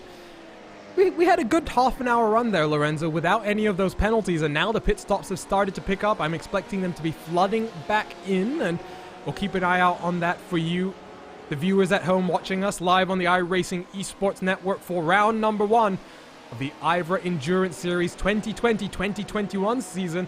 All kicks off here with the 12 hours of Spa. We're almost done with 5 hours of racing action, and we work our way towards the halfway point of the race when halfway points will be awarded. Why is that important, you may ask? Well, 100 points are available at the end of the race if you win, but for someone like Team 11 GT or the Fiercely Forward car that they're chasing in front, these are two cars, Jonathan, that in Pro and Am respectively are looking very good to secure 50 points at the halfway point. Fiercely Forward, that car has really not put a foot wrong all day, and the Team 11 has only had one minor penalty. But right now, it's actually not the top car in the class. It's actually the Latema Racing team. We interviewed one of the strategists a little bit ago in that BMW, the all-Portuguese team that's leading. So it might be a fight at the end between Team 11 as there's a LMP2 car that's just off to the side right before the chicane. And I'm trying to figure out who that was. I'm not exactly sure. There has been something happening on track, and that is the potential for a caution sometimes. Here, I finally figured it out, and we'll go back and take a look. Cue the replay, please, and here comes that replay. This is the number 12. This is Real Pixel Motorsports, who I think may have some damage to that car, and caution is out. Yeah. Caution flag flies for the second time today, and I do believe it is as a result of Real Pixel Motorsport getting stuck on track. Yeah, I was gonna mention that. It was just right about the bus stop. They were standing right before the bus stop chicane actually started. They cannot get it back, and that's why they caused a safety caution procedure. And drivers will soon line up in the grid, and this is one of the key moments right now that might help those LMP2s that just pitted, because some of the teams are still have to come to the pit lane. RLR Bruzy has to, the number 14 has to come to the pit lane. The TNT Racing has to come into pit lane. So it might help some of those teams already done their pits, try to save the tires, try to save a little bit of the fuel. It's complicated. Oh, big incident. Yeah, let's take a replay of this. It's with, I believe, the AOD Ferrari, and oh, word. We saw this again and again, haven't we, Arjuna? We have, and you know what? Someone said this in the YouTube chat a little while ago. If you're an LMP car going down the inside into the bus stop chicane, I mean, we can both say this as LMP drivers here, Lorenzo. I mean, there's no justification for it other than just getting a little bit angry. You'll see the AOD Ferrari, though, as we'll try and get an onboard look then with the Real Pixel car, because this one might be more of a racing incident, to be honest. It does look as though, to be completely fair, Real Pixel was going for a gap that existed for just a second. AOD Racing looked like they were going to the outside of the corner, and as you jump onto the slow-mo here, you can see, oh, there's a gap, and they thought they were going for it. The closing speed didn't give them a chance to react, and around they go, and that is a big accident, Jonathan. That's a big accident. Back suspension broken. I really don't think the Ferrari had a chance to get out of the way. That Pixel car came up so quickly, and we've seen this is where most of these incidents happen with lap traffic. Is the sister car, the AOD Racing, also overblew the corner. But yeah, just not a lot of time to react. You can see the LMP2 car coming. He thinks he's going to duck to the outside. Nope, I'm going to duck inside, and boom. And just watching that replay from the rear end of the AOD Racing Ferrari as well, Lorenzo, I think it's hard to pin any blame on the Ferrari there. He was carrying his line. He was committed to the line. Coming out of Blanchimont, which is such a high commitment corner in these GTE machines as well. It's not like in the LMP2 car where you have infinite downforce. You can see using all the track width there, and just an unfortunate late dive there for that Real Pixel car. Yeah, the Pixel car just went for a gap that I think again never existed. Then, unfortunately, the car just accrued so much damage on that suspension that unfortunately cannot go back. I'll agree. No blame on the Ferrari, in my opinion, as well. He just went for his lines, tried to stay as much safe as he could possibly stay, and then again, it's one of those tricky scenarios that we mentioned time and time again. You want to try to get it right. If that LMP2 was actually just about reaching the, I would say about 0.3 of a second coming to Blanchimont on that Ferrari, this wouldn't have happened. I think the Ferrari would have been aware and would have given more room. But then again, you're coming from far back, trying to go for that kamikaze-esque move. It's never going to work. Well, the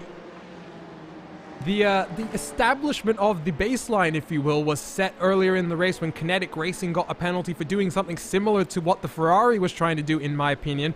Currently just trying to go see if I can get that replay queued up again. You'll see all of the cars on the left-hand side of your screen getting a wave around.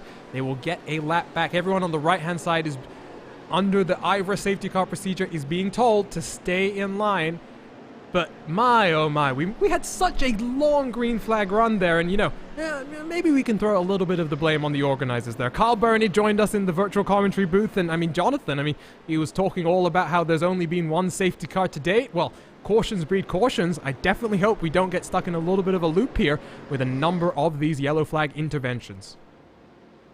Well, the nice thing right now is that it kind of happened like midway through a stint on both the GT and the LMP2 side of things. So the order did not really get jumbled up a lot.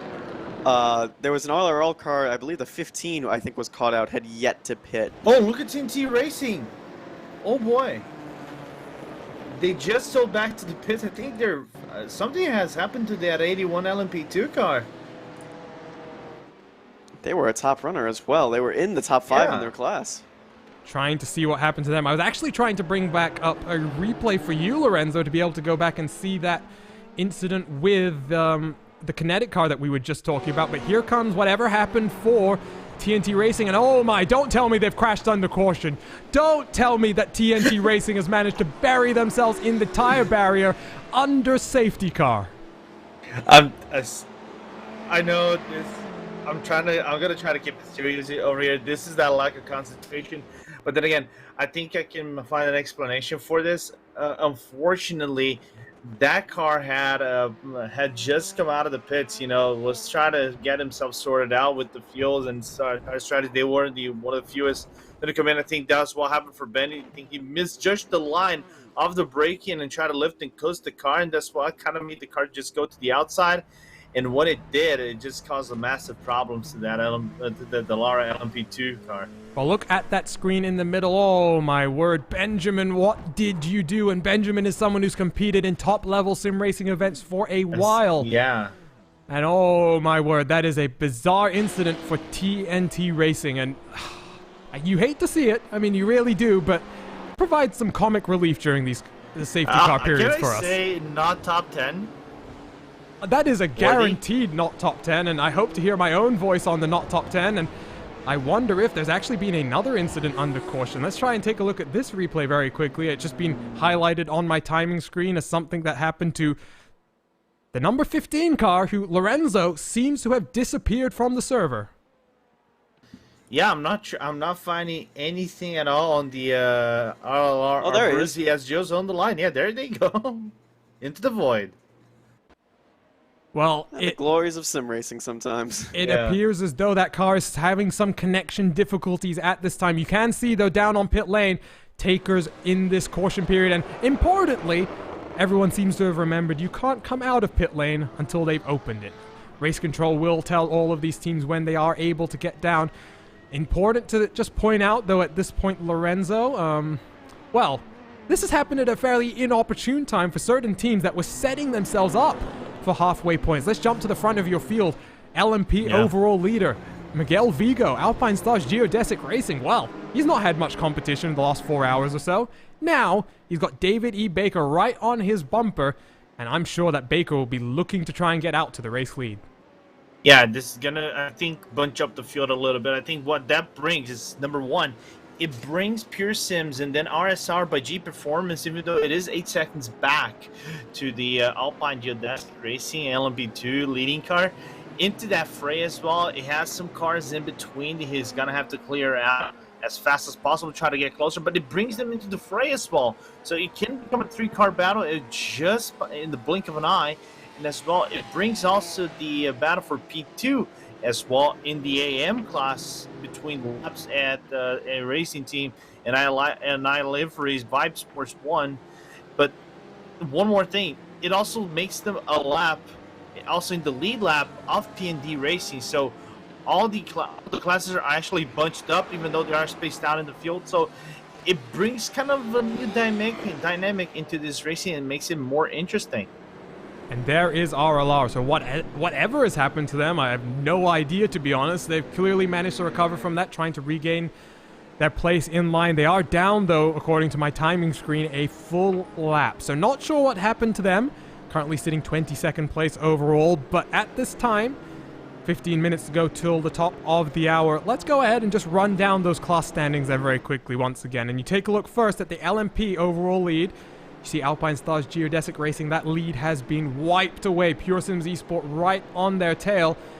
Do have to look 6 seconds back to RSR Esport by G Performance, but we'll see if they're able to work their way through traffic and quickly get back up to the race lead.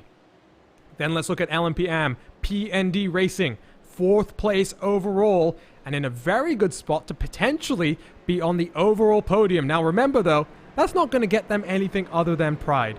People there fighting iLiveries by iLiveries Vibe Sport 1, who is close to 8 seconds off the rear of the PND team.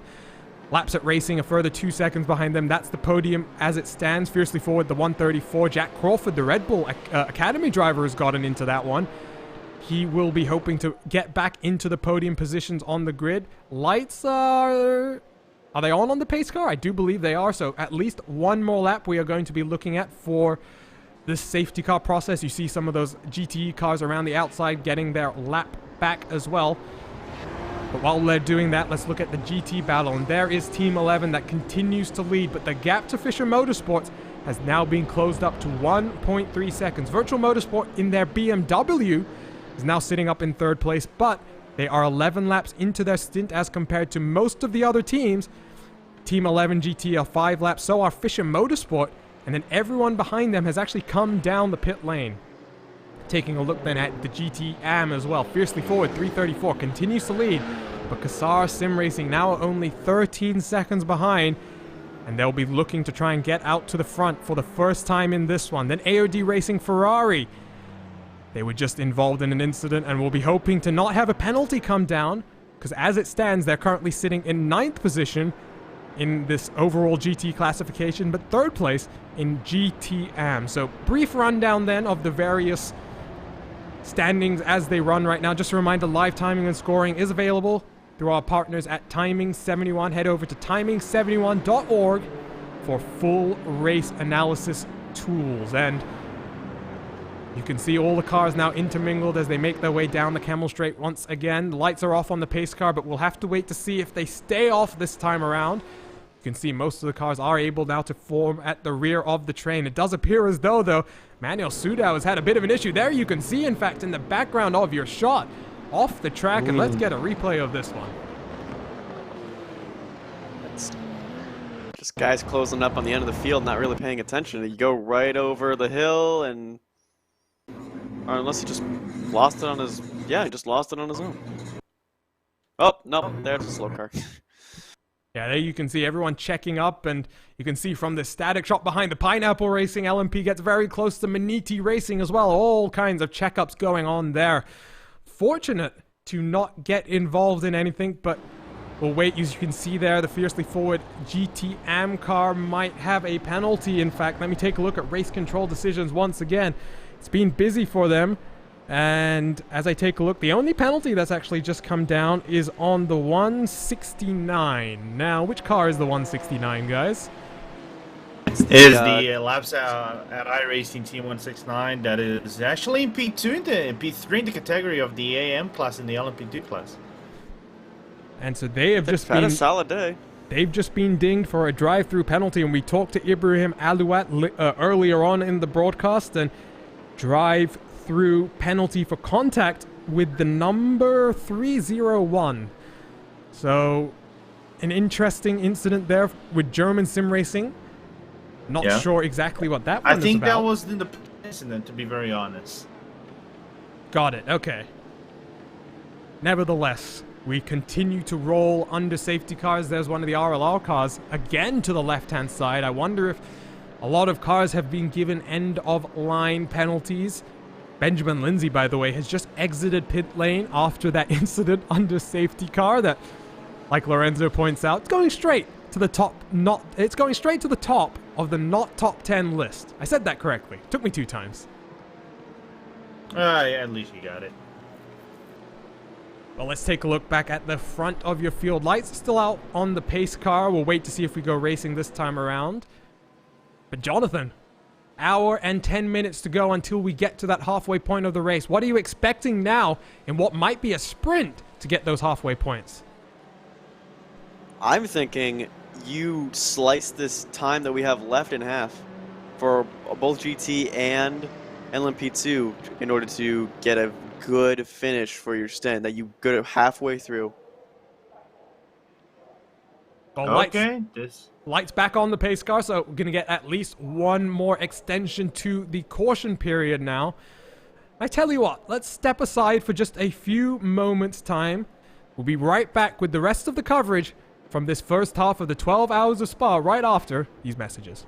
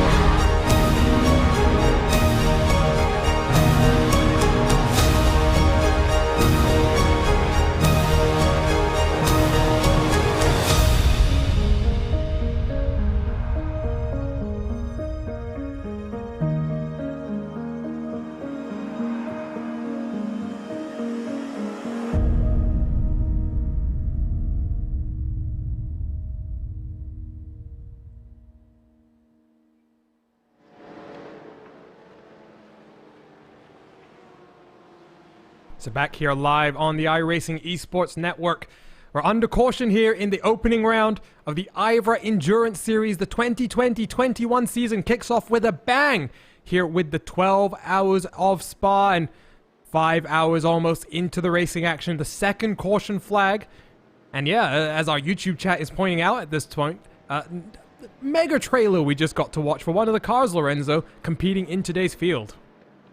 Yeah, that beastly Corvette GT, I was gonna say GTE C8R car, which I actually saw that car back in 2019. The first iteration out of it. It wasn't in the Daytona 24. It was the C7R still, but still beastly V8, godly like sound. I have to admit, even though it is a car that has been polarizing people, just because it doesn't look like your traditional Corvette. It looks more like a mix between the Corvette and the 458 or the 488 of the Ferrari. So people kind of say is the Corvette C88R. So it's a polarizing car, but it's still a great car nevertheless. Great addition to iRacing. Oh no, guys. Oh no. I hate to do this. PND Racing. What a race it had been for them so far.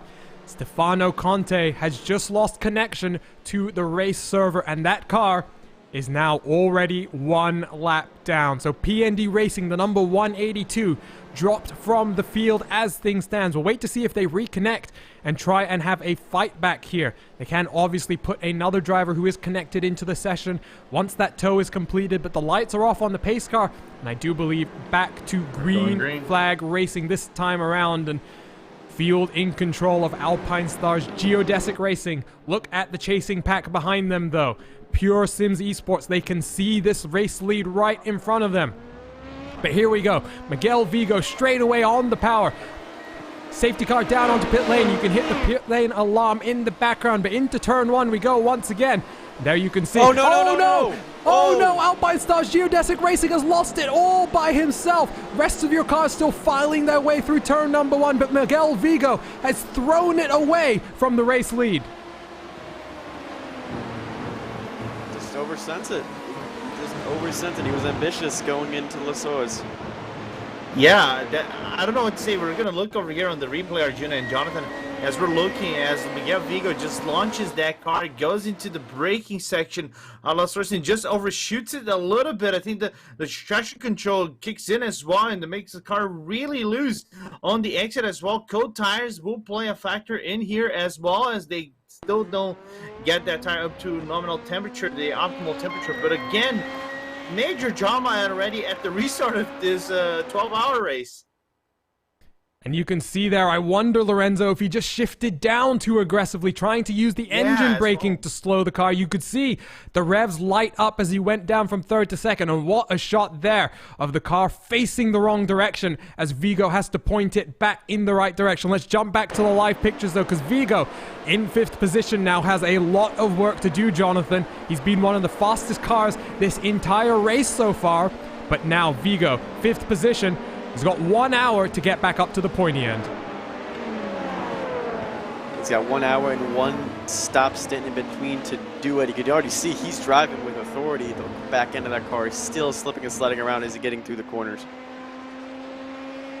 And my oh my, one of those Alpine Stars Geodesic members had just said when the caution flag flew that this was not looking good for their live point situation, and my word, were they right. Miguel Vigo, a very uncharacteristic mistake, but out front, Pure Sims Esport in the number 2, David Baker, has now taken over the lead of this race.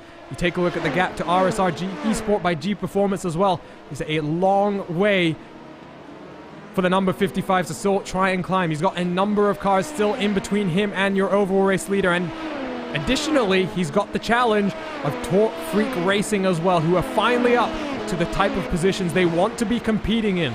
This is a team that's competed in all the top endurance series across the iRacing service and now looks to go up into P number 2. Great run through Radion for the number 2 car. To the outside they go. The number 55 going to try and hold the inside, but without the benefit of draft. The number 1 is going to be able to sweep around the outside down into Les Combes, and here comes Devotion Sim Racing as well.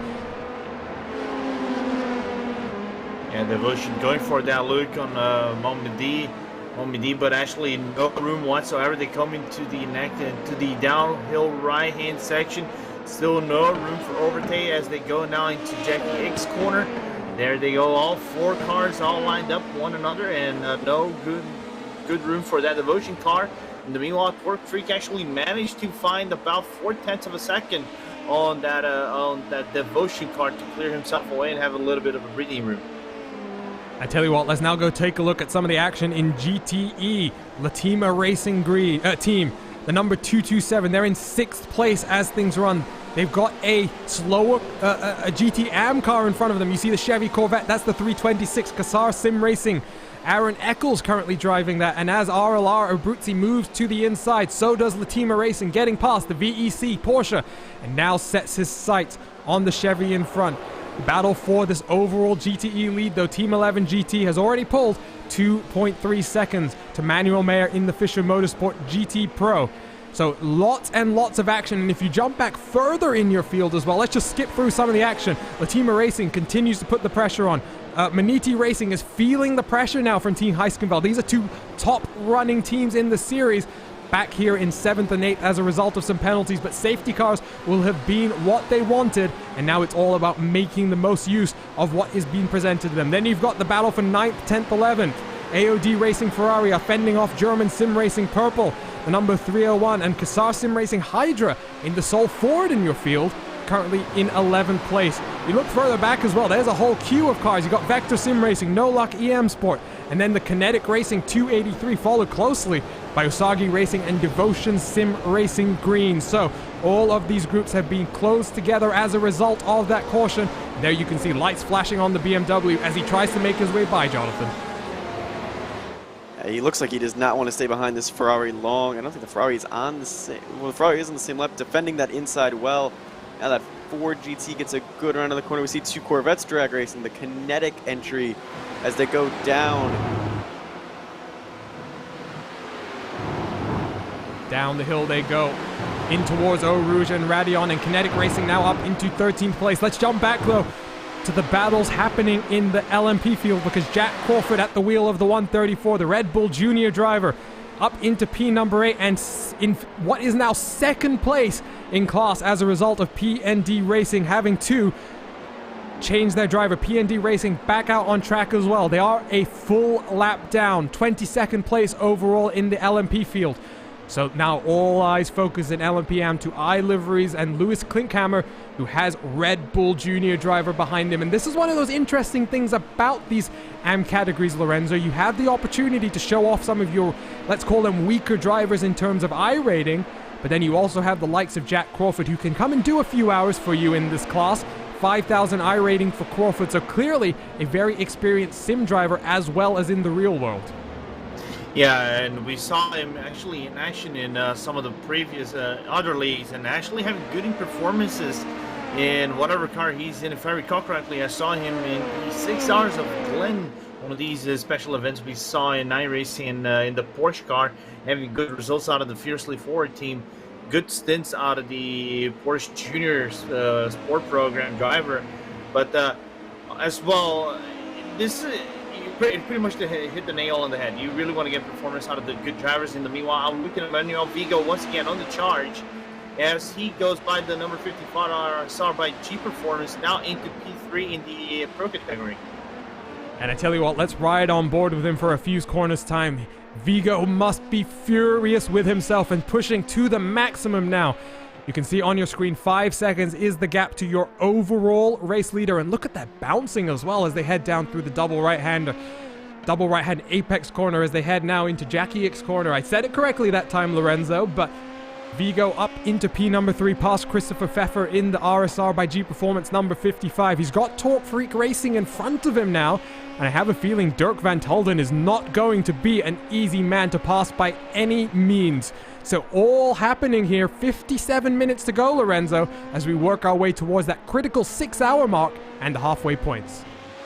Yeah, we're looking at the halfway points, and drivers are basically going for that, what we call the ILMS 1 hour sprint race, even though it's in ish, but we're going for that full full pace out of the drivers right here, and Manuel Vigo just going for every single little line of aggressiveness out of that LMP2 car. Gap to him for Pure Esports is right around 5 seconds. I was looking at this battle as well between iLiveries and the Frisley 4 as Jack Crawford actually got real close on with Klinkhammer, because Klinkhammer is struggling a little bit with that car.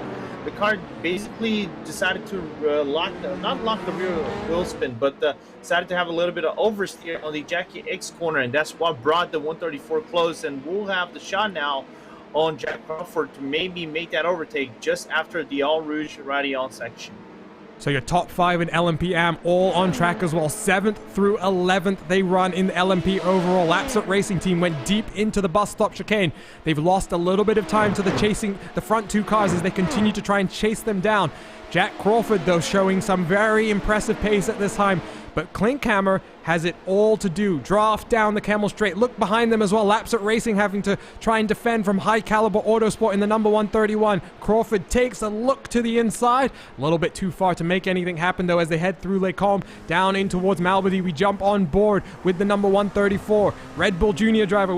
It's so cool, Jonathan, to have these caliber of real racing drivers really committing to sim racing in the way that they are. Crawford has been really committed to the Fiercely Forward team since he started competing this past summer, and great to have him here today in the IVRA Endurance Series. I think it's nice too to see some people that are really committed to the sim racing also translate that skill into the real world. You mentioned Jack Crawford is a very high rated driver. He's the highest rated on this 134 team. You know, F Formula 4 driver, got a Formula 3 test this past weekend, so he's obviously a good driver. As we look back into a GT race, it's Corvette on Corvette. However, this is AM on Pro. Not sure how long that they're going to hold each other up. And you can see as well, Maniti Racing has been passed by the Team Heiskenveld Corvette, so Maniti Racing now down in what is 8th place overall. I tell you what, though, things are just starting to calm down. We would love to have the opportunity to talk to some of these people who are waiting in our waiting room right now, but there you can see, look at the gap. Number 62, Miguel Vigo is closed all the way up onto Torque Freak Racing. They head down in towards Los Source. He's going to try and set the move in towards the Camel Straight, I do believe. Look at it, the run. He's now going to get off the corner. We do have a few of these interviews that we'd love to get to. Johnny Verhoff from Maniti Racing is standing by and has been for a while.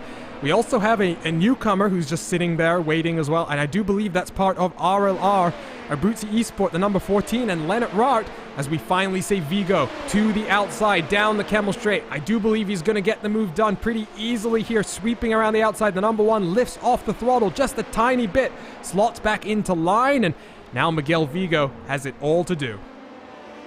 Yeah, great move by Miguel Vigo, but he was close, and I mean really close to an accident. You guys didn't see on the frame.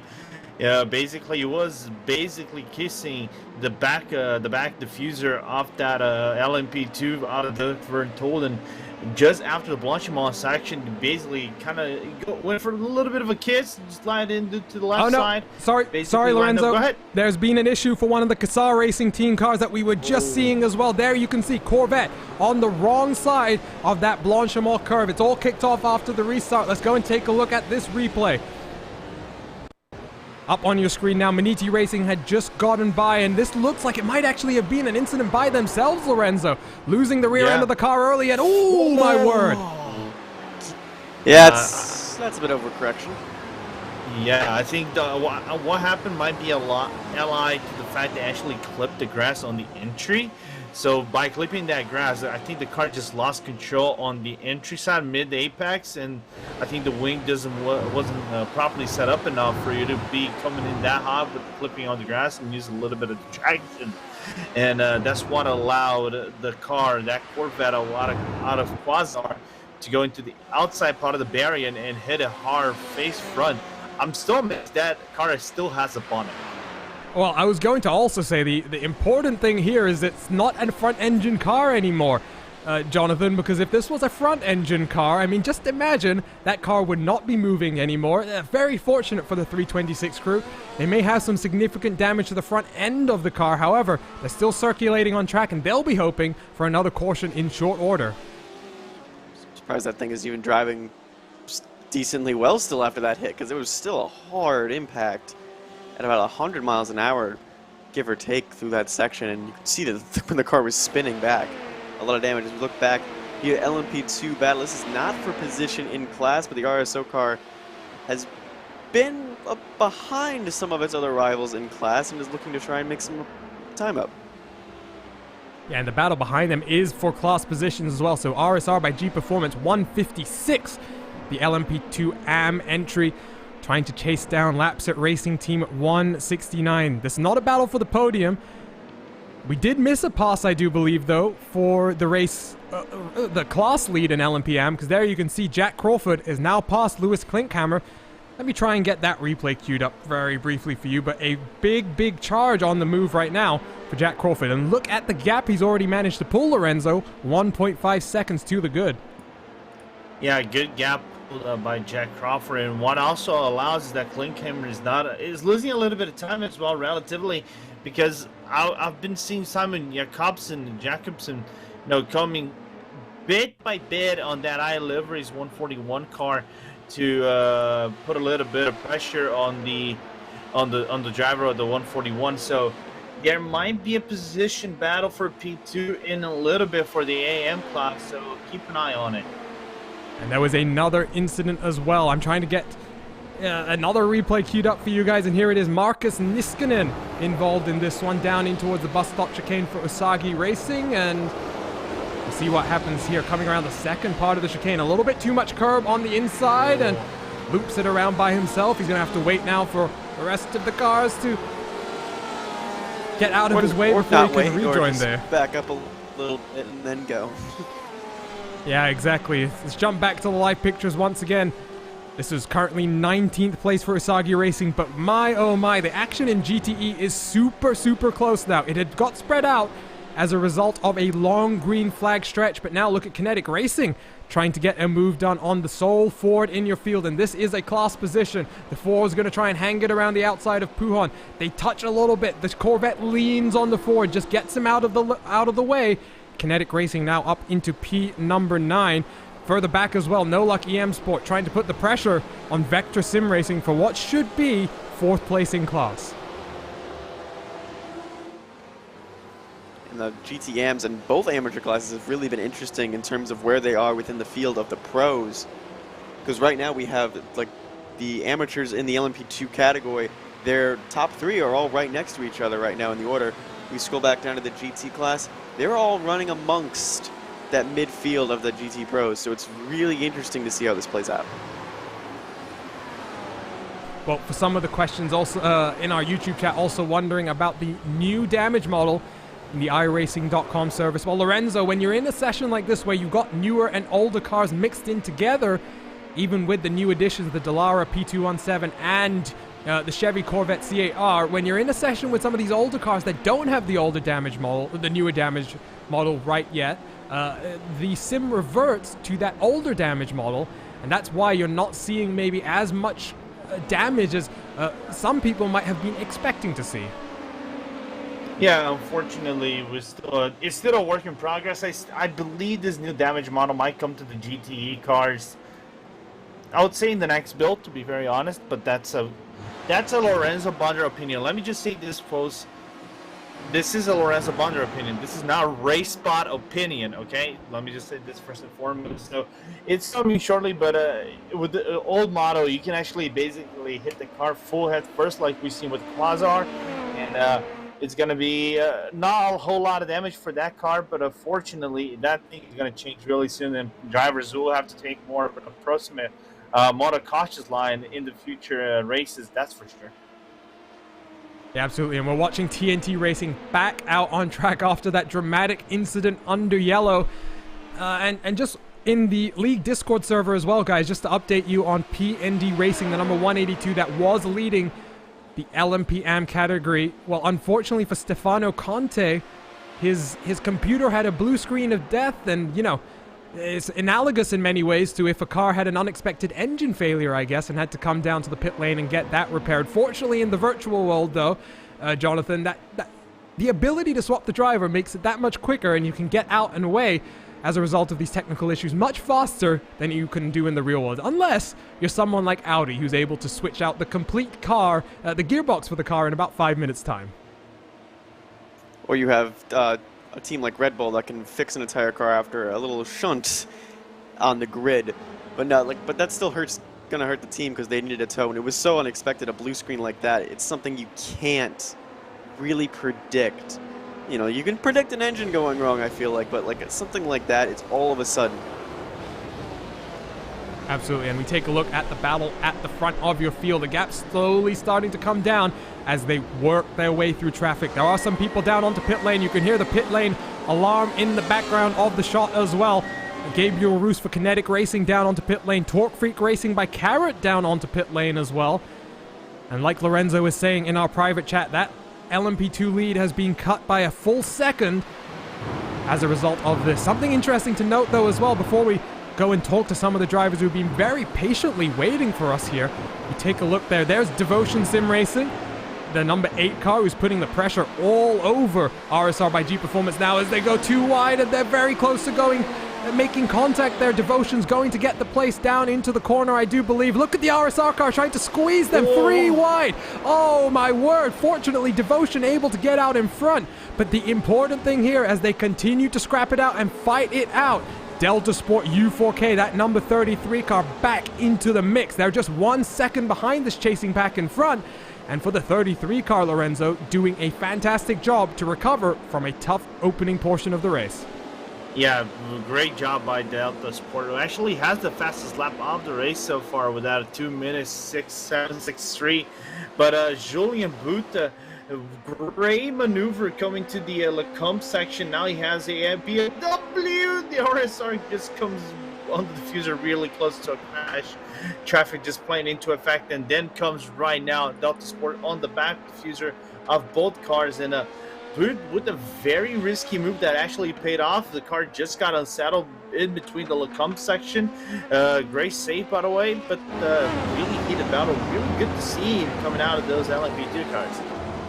It really is, and in many ways, watching some of these onboards, Lorenzo, feels like you're watching LMP1 cars as they work their way through traffic, just without that additional level of boost. The way that these cars are really able to throw everything into the corner is incredible. They're going to look to maybe have 3 wide once again down into the bus stop chicane. The Ford is going to brake deep under braking. RSR by G Performance able to get to the outside line, but unfortunately AOD Racing Ferrari is going to slow them up. And here comes the challenge from the number 33 from behind now as well. So all seems to be shaking up at the front of your field. The gap between first and second has opened back up to about 4.5 seconds as a result of all of this traffic. So gaps are going up and down constantly here. Lapset Racing Team number 169 down onto pit lane as well. So despite that long caution period that we just saw, we didn't see many takers onto pit lane in the LMP2 category. And we will be seeing those pit stops very shortly. Some of these cars aren't going to be able to go all the way till the 6-hour mark. That will hurt them in the battle for the halfway points that we've talked about on a number of occasions. Delta Sport look to the inside there. They want to get up into third position once again. They were up and leading the race 30 minutes in, but since then, nothing but trouble. But Jonathan, we talked about the spirit of endurance racing, that number 33 car really embodying it at this stage. They've been putting on probably one of the best recovery drives of the field so far. They've had to really work for it to get back up into the field. And this is going to be a really hard fight because halfway points are on the line, but then we also have to think about the strategy of where the stints are going to fall before that 6-hour mark. And there's a slow car on the track right now, Simon Jacobson. Let's take a look at the replay and see exactly what happened to him as we continue to watch that battle on screen. Here it comes for the High Caliber Autosport team, I do believe. Yep, the 131. No luck, EM Sport down on the inside. 2 goes into 1, and it doesn't work nicely. And look at, oh my word, for the fiercely forward GT AM machine. Let's take a look at that replay on board with them for just a second. But my word, they were leading this race for much of it. They almost just had their race taken away from them. No fault of their own, Jonathan. They're going to need a change of pants when they come into pit road because, like, you see that in front of you and then the wall is on your right. I have no idea how Louis got around that. Take another look, this time from an aerial angle. Let me just say this: I'm amazed that not only Lewis actually got around with the smallest amount of room to make. Look at this, just grazing the tire barrier on the outside, and the LMP2 thing on the mid corner, the exit corner, apex, and everybody have to deviate. That is a cluster that you really don't want to see, because that's kind of a blind apex. Apex turn. And meanwhile, looking at RSR going against Devotion once again on the Camel Straight. Let's jump back to the live pictures then. RSR down the inside of Devotion Sim Racing up into P number 3, but this battle is not over, and it's about to become a three-way fight. That Delta Sport U4K machine has shown the pace throughout today's race, and now looks to try and get back into a podium position. 41 minutes to go until halfway points are rewarded. The gap out front, by the way, down to 2.4 seconds once again. So Miguel Vigo really doing a very stellar job as he works his way through traffic to close the gap, to try and get back up to the lead, which he gave away on the initial restart. Let's take a look, though, because we've completely ignored them for a little bit of time, guys, at the GT battle, because Team 11, PJ Clayson's at the wheel right now. Well, 7.8 seconds is that gap, Jonathan, and my word, what a fantastic job the Team 11 team has been doing the entire race. And as they continue to run out in front all alone at this point, they've got all the clean air they could possibly hope for. And 40 minutes to go, it's looking very good to get 50 points onto the board. That car looks like it's been on rails, like there hasn't been a foot wrong. They really haven't had any major offs or any major collisions, besides a one little minor pit road penalty. Like, it's been a really good day for this group, and you can see, like, they have arguably the fastest car. They pulled out almost another second on that lap. They have it. They're going side by side in towards the bus stop as well. RSR by G Performance down onto pit road. Devotion 2. Devotion Sim Racing 2, as so is Alpine Stars Geodesic Racing. Miguel Vigo down onto pit lane. There you can see him trundling down on pit speed limiter. One thing that we haven't really mentioned is that in this series, you are required to use the pit limiter. We see often in iRacing competitions, team not using the limiter, trying to abuse a few ways to try and get as much speed as they can, but the series forces all teams to do the same thing. Vigo down onto the lane. I don't think we're going to see him change tires this time, especially so close to that halfway point. Points are about to be awarded, 40 minutes, and for Geodesic Racing, it was looking so good, and now there's a lot of work to do. Let's take a look at the battle, though, for P3 in GTE, because Virtual Motorsports, the 270, is having to fight off Hell Racers in the 219 behind them, Lorenzo. Yeah, looking at that P3 battle, Hellrace is now getting prejudiced a little bit on as they come to Jackie X corner. That's the 182. I'm just taking a quick look over here. The 182 of P&D Racing just overlapping them as they come by the exit of Jackie X corner as they head down to pool on. Both the MA cars trying to battle one another, and that Hellrace's car just trying to go for the charge, but not getting lucky with the traffic, so you can actually get close for an overtake spot.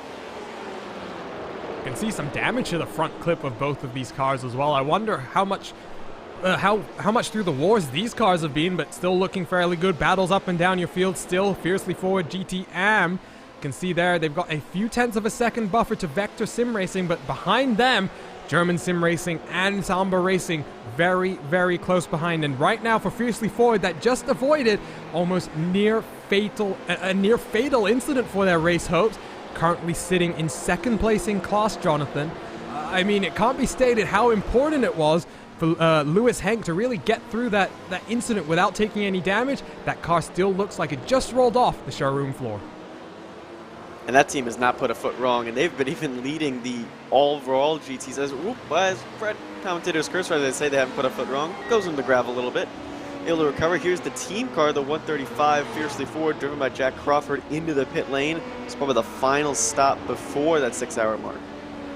Absolutely, and you can see the 33 Delta Sport U4K car also down onto the lane. As a result, the only car who's really been able to extend the stint as far as they would have wanted. Current race leaders, Pure Sim Esports, David E. Baker at the wheel. We'll see what the gap is to the Alpine Star Geodesic car when the pit cycle all plays through, because Alpine Star Geodesic, if we jump back to them, just coming around the start-finish line right now. They're going to move up into what is going to be 11th place net. Still waiting for a few cars to dive onto the lane. You can see, though, Torque Freak Racing by Carrot doing a good job to stick close. They were passed fairly easily, Lorenzo, by Vigo, but for right now, for Dirk Van Talden, the most important thing is really going to be just sticking as close as he can and hope that something happens later on in this next 40 minutes or so. Yeah, just keeping Vigo honest and keeping within touch of the Alpine, the LMP2 driver, is just good for Dirk Van Talden, because he's going to set himself up probably for a position where he can actually grab that podium, and I put air quotes around it, so to speak, at the halfway mark, as we're about to hit 30 minutes left into the halfway mark of this race and then the halfway point. And it's going to be essential for that number one car just to keep touch of the Alpine. Otherwise, it's going to be complicated for him to get close and then make any overtake attempts. And I'm going to say really quickly, as we saw Pure Baker coming into the pits right now, so race lead into the pits for Pure Sims. Really good stint from David Baker, getting the maximum efficiency out of the car, going one lap further than everybody else. Well, everyone there's still 10 cars yet to pit in this LMP class. We watched the battle between second and third Team RSO and Hell Racers scrapping it out. They'll inherit the race lead for just a few minutes, and not important necessarily for the points at halfway, but this might be playing out nicely for these teams when we look at the end of race results. Something's happened, by the way, to Guillaume Jobard as he comes down onto pit lane. Let's take a look at this replay. Might be another incident down into the bus stop chicane, and there you can see making his way through slower class traffic. That's one of the Porsches, I do believe, and that's a little too much speed, and fairly impressive job there, Jonathan, to actually gather it up in time to be able to dive down the pit lane. I felt like that was almost like a last-minute decision to come down pit lane. Like, he saw he got loose, and he's like, yep, I'm coming now. You can see just a lot of speed. Like, it doesn't go down in the first. Like, that was an impressive save, too. Look at the hands on the steering wheel moving back and forth. Yeah. If I may add really quickly, I think that was intentional for him to come into the pit lane. I think he just overshot the bus stop. I think that's what we saw indeed, and let's take a look at another replay for Devotion Sim Racing, another French team, and that's deep into the corner, and they're going to be very glad there, Lorenzo, that they were able to get away without hitting any of those barriers placed around that portion of the circuit. The rejoin had to wait, but fortunately for that Corvette, it could have been worse. It could have been a whole lot worse. We're looking at another angle here on the onboard out of the Devotion car, out of Christophe Le Mans, and the car just losing the end, the tail end during the braking zone, and normally you don't lose the tail brake, the braking on that part of the track. If the car is straight, you don't lose it. I think okay, we got an incident right now with the RSR Esport G Performance we just saw a few minutes ago, battling for position. And that was with, I do believe, Devotion Sim Racing as well. Yeah. Let's see if we can get an aerial look at this. As they run down the Camel Straight in towards the Lecombe chicane. Here comes that replay. Devotion to the inside. And oh boy, they just tried to get out of the corner a little bit, just tuck in behind the number 55 Lorenzo. But, I mean, they did it a bit late, and they just rolling on the brakes a little too much. Yes, there might have been, we're going to say the N-word once again, a little bit of netcode potentially involved, but at the same time, Devotion could have been a little bit more aggressive in slowing that car down. Yeah, we're looking over here on the onboard. Yeah, that netcode is definitely happening between both cars, but Julian Boot, just when I think he didn't want to stick to the inside, I think the contact, unfortunately, I'm gonna say this much, gonna be a bit more Bodo, was imminent. I think the contact, even Boot was on the inside, would have been imminent between both cars. Unfortunately, it was so hard, basically braking at the same time on the Lecombe section. It was unavoidable.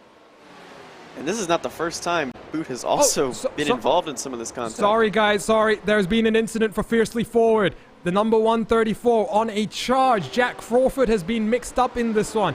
And there you can see down in 15th place overall. Let's get a look at the replay as he makes his way towards La Source hairpin at the start of the lap, but coming through Blanchimont, gets caught up with some lap traffic. And that's not what the incident was, so it's going to be under braking once again. The Red Bull driver catches himself out. Very lucky to have spun off into that area of track where no one's going to come. That rejoin, though, is not the safest. Oh, there was another Porsche as well that went off. And that's because Window wide as well. there were more incidents. So let's go ahead and take a look at a few more replays. This is for the 248. Marcel Tai, Team Heiskenveld were on a recovery drive of sorts, but down in towards the bus stop. That's the Virtual Motorsport BMW that gets it all wrong and slams into the side of that Team Heiskenveld car. Too much mustard on that hot dog right there. They just sent it. And Heiskenveld once again getting through these tail end of problems. You know, it's a car that has a lot of top level drivers, as we're seeing Virtual Motorsport going for that move and just losing control mid braking, and big hit on that Heiskenveld car. Yeah, Virtual Motorsport definitely will get a penalty for that, a big move. And luckily, who's that LMP2 car that is right on the frame? Because he got really lucky to avoid that damage as well. There's been some very interesting shakeups. Let's go ahead, though, and take a look back at what will end up being the net race lead once the pit stop cycles have all played through. The gap between Pure Sims Esports and Alpine Star Geodesic Racing has a number of cars down onto the pit lane right now. Just wait for that graphic to get up to date. It's looking like 4.75, 4.8 seconds is that gap as it stands. So with 30 minutes to go, just over 30 minutes until half points are awarded in this one.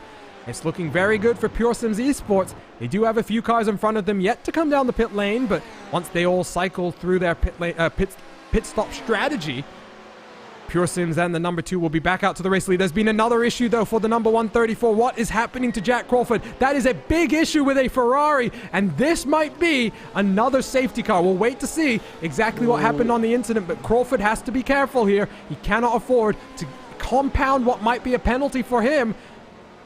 Already from a rejoin slightly earlier, that rejoin is safe. We'll now wait and see what exactly transpired in that incident. It was Crawford down in through the chicane, and 3 wide doesn't work, guys. I don't know why you're trying this. Word. Oh, that's on the Ferrari. That is definitely on the Ferrari. So there was a BMW as well on the inside. Looks like the Somber Racing team, that yellow car. It's just nowhere for Jack to go. I mean, let me just say this. I've done this kind of move in the past. This is the absolute move you really don't want to make. You know, be 3 wide right in the middle of 2 GT cars. Because here's the problem.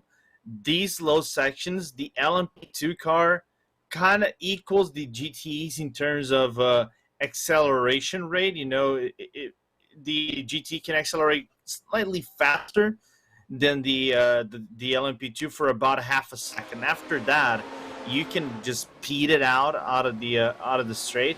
But this is the situation you kind of need to be safe to do the kind of move in the Ferrari. Unfortunately, in this occasion, I don't know. I know the blame is on them, in my opinion, but it's complicated, you know. You know, I'm going to throw up a alternate point here. I think the Ferrari gets squeezed, and yes, he could have lifted, but if you're that BMW on the inside, that's a bold, opportunistic move that has forced that AOD Racing Ferrari to have no room. Let's take another look if we can do it from the vertical shot in slow motion as they work their way through that second part of the chicane. That BMW wasn't really close coming into the braking zone, and unfortunately for the Ferrari, just unfortunate. He had a little bit of space potentially, Lorenzo, but you know, Crawford and the line that Crawford was always trying to take, getting down onto the power, was always going to take him into the path of the Ferrari. So, you know, 3 don't go into 1. There you'll see once again the absolute send that Samba Racing BMW is about to do down the inside. Crawford struggles to get the car turned in, lots of understeer into the corner. And then on the exit, you can already see you can't afford to run on that green part of the track, Lorenzo, because that does give you one of those incident points that are so vital here at Spa. And also one of the things, if you run that on the green spot, is actually going to make the car a little bit loose on exit. As fortunately for Jack, he didn't accrue a whole lot of damage. Now he goes into that Ferrari once again to clear himself off. But it's one of those tricky scenarios. The GT kind of assumes the LMP2 driver will be quicker on exit, but it kind of, again, equals out on acceleration on these slow sections for a little bit. Then the LMP2 car is, of course, quicker. But again, I think the other thing that could have that aided the situation was the LMP2 car that was in the left-hand side of Jack Crawford and allowed the situation actually to happen. That situation to happen. And I then tell the you, BMW coming down the inside, and that wasn't even for class position, which is what confuses me, is why the Samba Racing BMW sent it like they did. Well, I think some of our YouTube chat is now also wondering why Crawford maybe didn't run a tighter line through the second part of the corner. Well, I think you just said it there, Jonathan. I mean, the BMW's diving for a space that I don't think Crawford was expecting for him to go, and he just ended up leaving a little bit too much room. But I tell you what, Lorenzo, 25 minutes to go roughly until the top of the hour, and we hand it over to part 2 of this broadcast. Yeah. Why don't we finally bring in Johnny Verhoff, who has been sitting very patiently waiting for us, and you're standing by with the driver of the 278. Yeah, so let me bring in Johnny Verhoff from the Maniti Racing GTE. Finally, first and foremost, Johnny, let me apologize. I think the race didn't want you to get interviewed as we're looking fiercely for, and I think the TNT Racing just go by your GTE car. But you guys had a pretty eventful race thus far. You know, climbing from a really good spot up into P3 at one point, then climbing down a few other spots due to some other issues with the LMP2 cars. But all in all, still within the top 5 of the GTE category, Pro category to be more exact.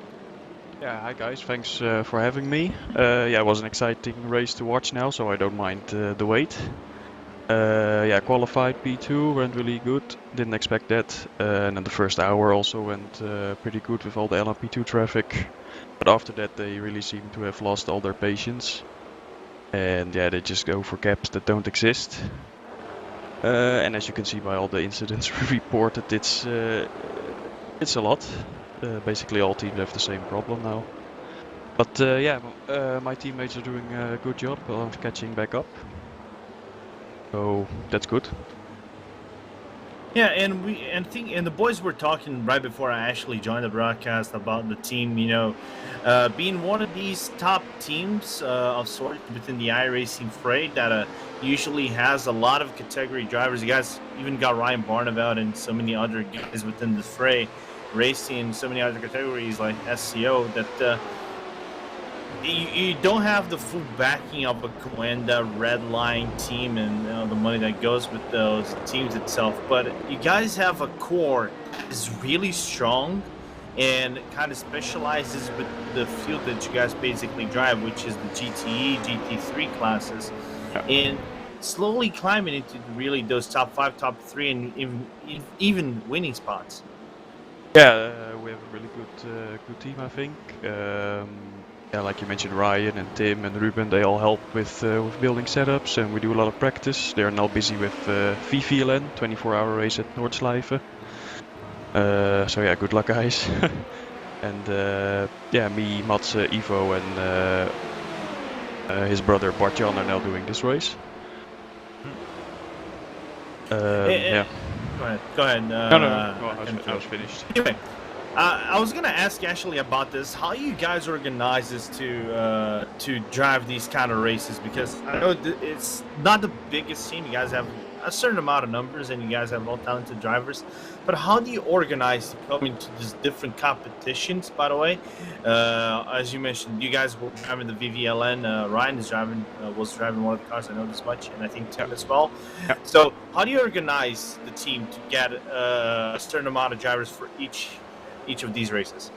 At the beginning of the 4th season, I think, we sent out just a questionnaire of all the drivers who wanted to do which league, basically, and then we all responded, and then we entered the leagues that we wanted to do. Like, we have now 4 cars in SCO, 2 GT3, 2 GTE. Yep.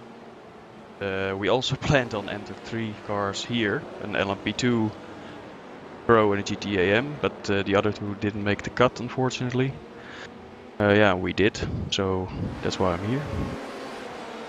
Fair enough. And as a perspective for the team, I know you guys did well really so far. You guys right now P3 in the pro standings because some cars actually went to the pit lane, including the leader of the class. But where do you guys stand in the championship? What are the expectations coming out of the Dutch team out of Maniti? For this race, you mean? Over the championship? It can be both, actually. You decide. Yeah, I'll start with the race. Yeah, we started P2, so that was very good. But yeah, everything can happen, and then the safety car can help you or not help you. So yeah, we're hoping for top 5, I think. If we have some damage on the front end, so we're like 5 kilometers an hour short on the straight. Hopefully that will be fixed next pit stop when we take tires. Yeah, so P5 for this race, I hope, and a solid podium for the rest of the championship, we hope. Fair enough. And well, Johnny, before I let you go, anyone you really want to give a shout out to from the team, sponsors, and supporters, and what else? Yeah, big shout out to the team, of course. Everyone in the Discord always helping and friendly. And also want to give a shout out to my mom. Yeah, she's been going through a tough time recently, so just want to say hi, Mom. I know she's watching. Thank you guys for having me. Johnny's mom. But well, Johnny, it's been a pleasure to talk with you, mate, and good luck to the team. I hope you guys do really good, as we're seeing a good charge from you guys before you guys come into the pit lane. Yes, thank you, and nice broadcast. Thank you. And Arjuna, that was Johnny Verhoef from Manati Racing, and very interesting perspective out of the team. I know that, as you guys mentioned, the team that is slowly growing up within the iRacing fray, you know, kind of doing it out with the other top teams in the different categories. Good perspectives out of the team, realistic perspectives. Yeah, absolutely. 20 minutes, by the way, to go until the top of the hour. We are going to be moving to a second portion of the broadcast on YouTube. We split it up into 2 sections for the 2 broadcast crews that we do have. Just though to let you know, we'll be running at least 10 or 15 minutes longer on this portion of the broadcast. So don't go anywhere. We'll switch over in probably 30 or 40 minutes time, I'm assuming, and we'll continue to watch all the action past the halfway point as well. Let's jump back to the front of your field for just a few seconds, though, because Jonathan, while that was all going on and while we were talking to Johnny Verhoef, look at the inroads that Miguel Vigo has been making into David Baker and his lead out front. That 62 car is driving angrily. He lost the lead off of a silly little driver error, and I'm not sure how much of a fight the 2 cars going to be able to put up, because it's consistently, lap after lap, this 62 car is the fastest one on track.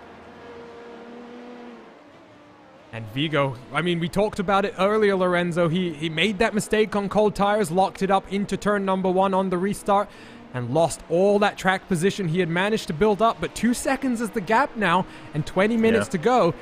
I mean, there's a possibility to get back to the point here, but I'm not sure how much risk he's going to want to take, with the consideration also being that, you know, he's got a further 6 hours to go after this, and while 50 points would be great, the main focus is always on getting the race win at the end.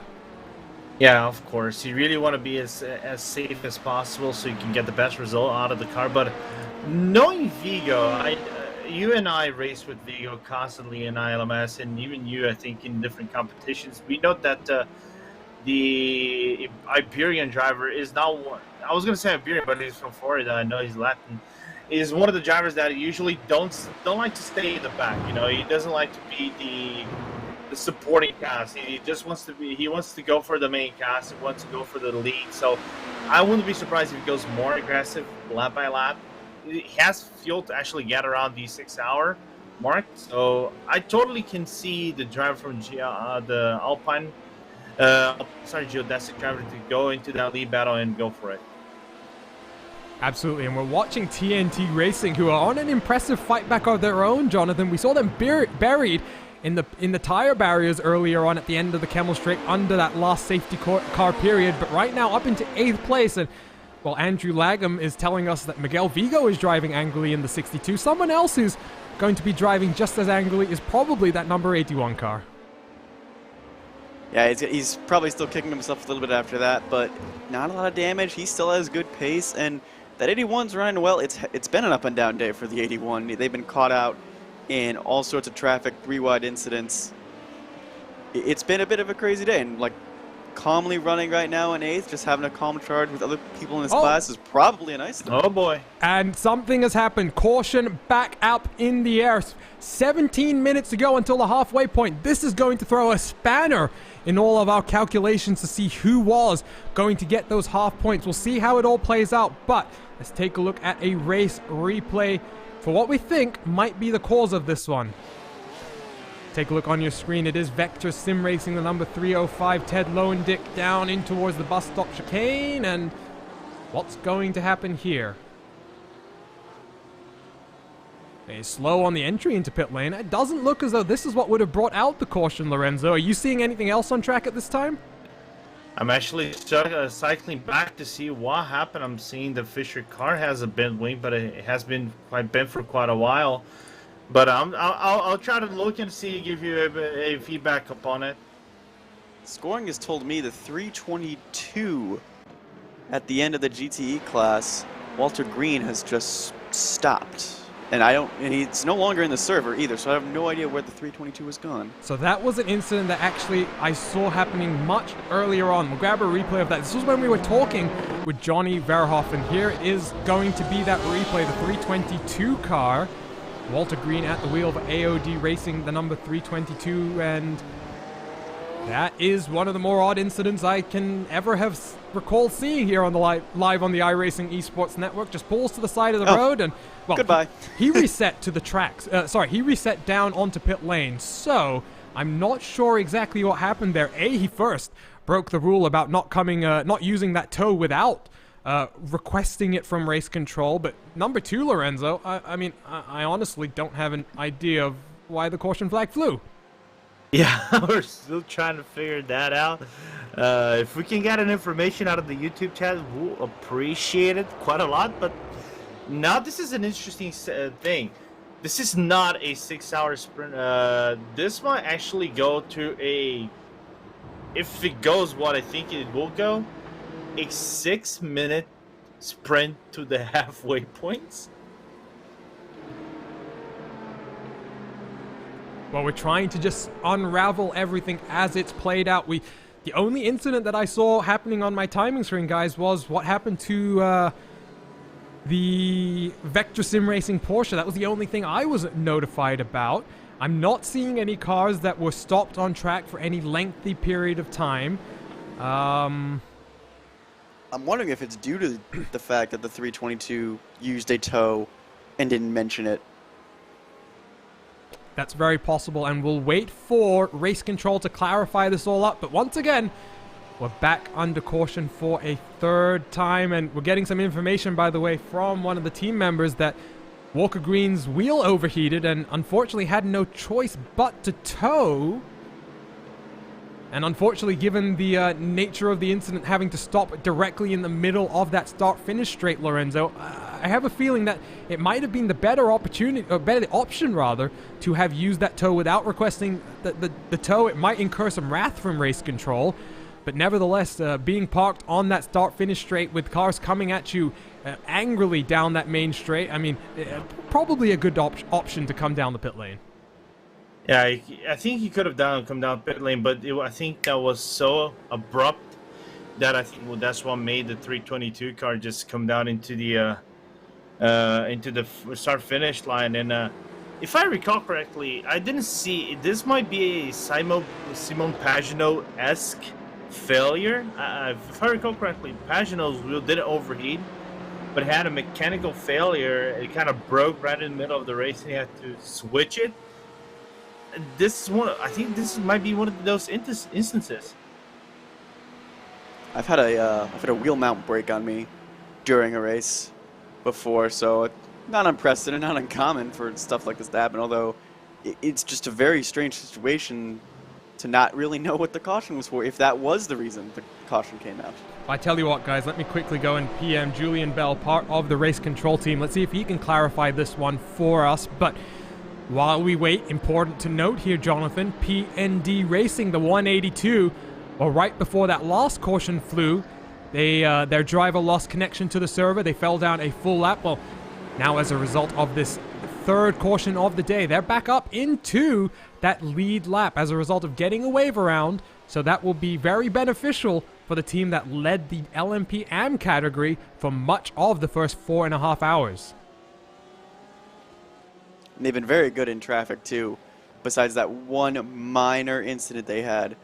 So obviously they're still going to be contenders now, and depending on how many get a wave around and how many penalties there are still to give, if there are still any waiting for race control. Again, I know they've been busy, but we can really see them contend again.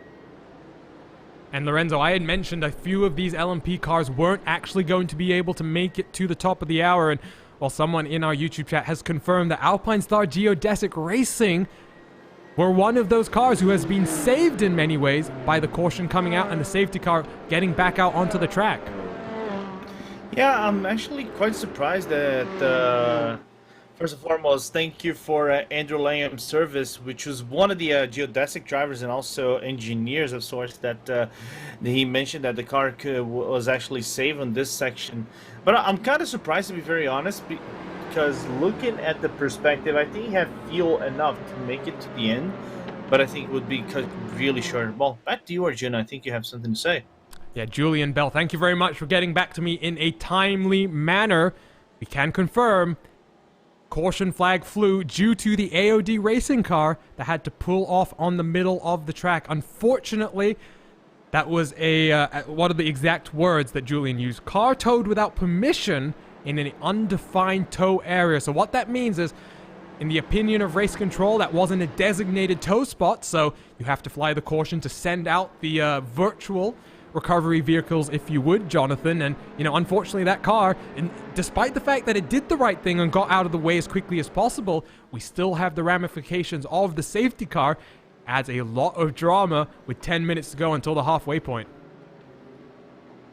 I don't even know if there were any safety areas marked out to safely tow near. Maybe like all the way down at the end of the source is the only one I can think of that might have been a safe to tow area, but he just had to bail if the wheel overheated, because otherwise he's going to go down to the source and slam the wall and possibly ruin the race for his team.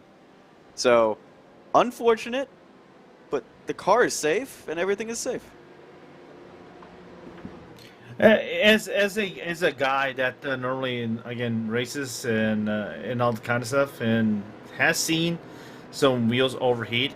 As a guy also had his G27 a little bit overheated one of the races. I kind of feel for him, to be very honest. My G27 only overheated once. Out of these 6 years I've been racing with this wheel, 5-6 years I've been racing with the wheel, it was just the one time I actually pushed it so hard, the wheel was like burning, and I was like, okay, I have to stop this car. Otherwise, I'm gonna have to call the firefighters and probably put a fire down in my house, put the fire out. And I mean, it's not just, it doesn't just happen on some of the lower end wheels as well. Think back to Spa 24 Hours last year. Max Verstappen's brake pedal, we won't say the brand because they're a team competing in this race here today. The brake pedal broke on him with just under an hour to go. They had to get him out of the car, get a new driver back in. Then I think back to, Max Verstappen again. I hate picking on you, Max, but these are just the examples that spring to mind. The recent, I believe it was the BMW Sim Cup 120 recently a few weeks ago, where Verstappen had his wheel cut out at some point. Not sure if he's using the Fanatic brand that sponsors Redline, but, you know, sometimes you just get very, very unlucky with your hardware failure, and unfortunately for the number 322 car, the timing could not have been worse. I don't even think for the rest of the field it could have been any better, because this now is like an 8-minute sprint to halfway points. But the other thing is, this is not like NASCAR stage racing where the caution's going to come out again at the 6-hour mark.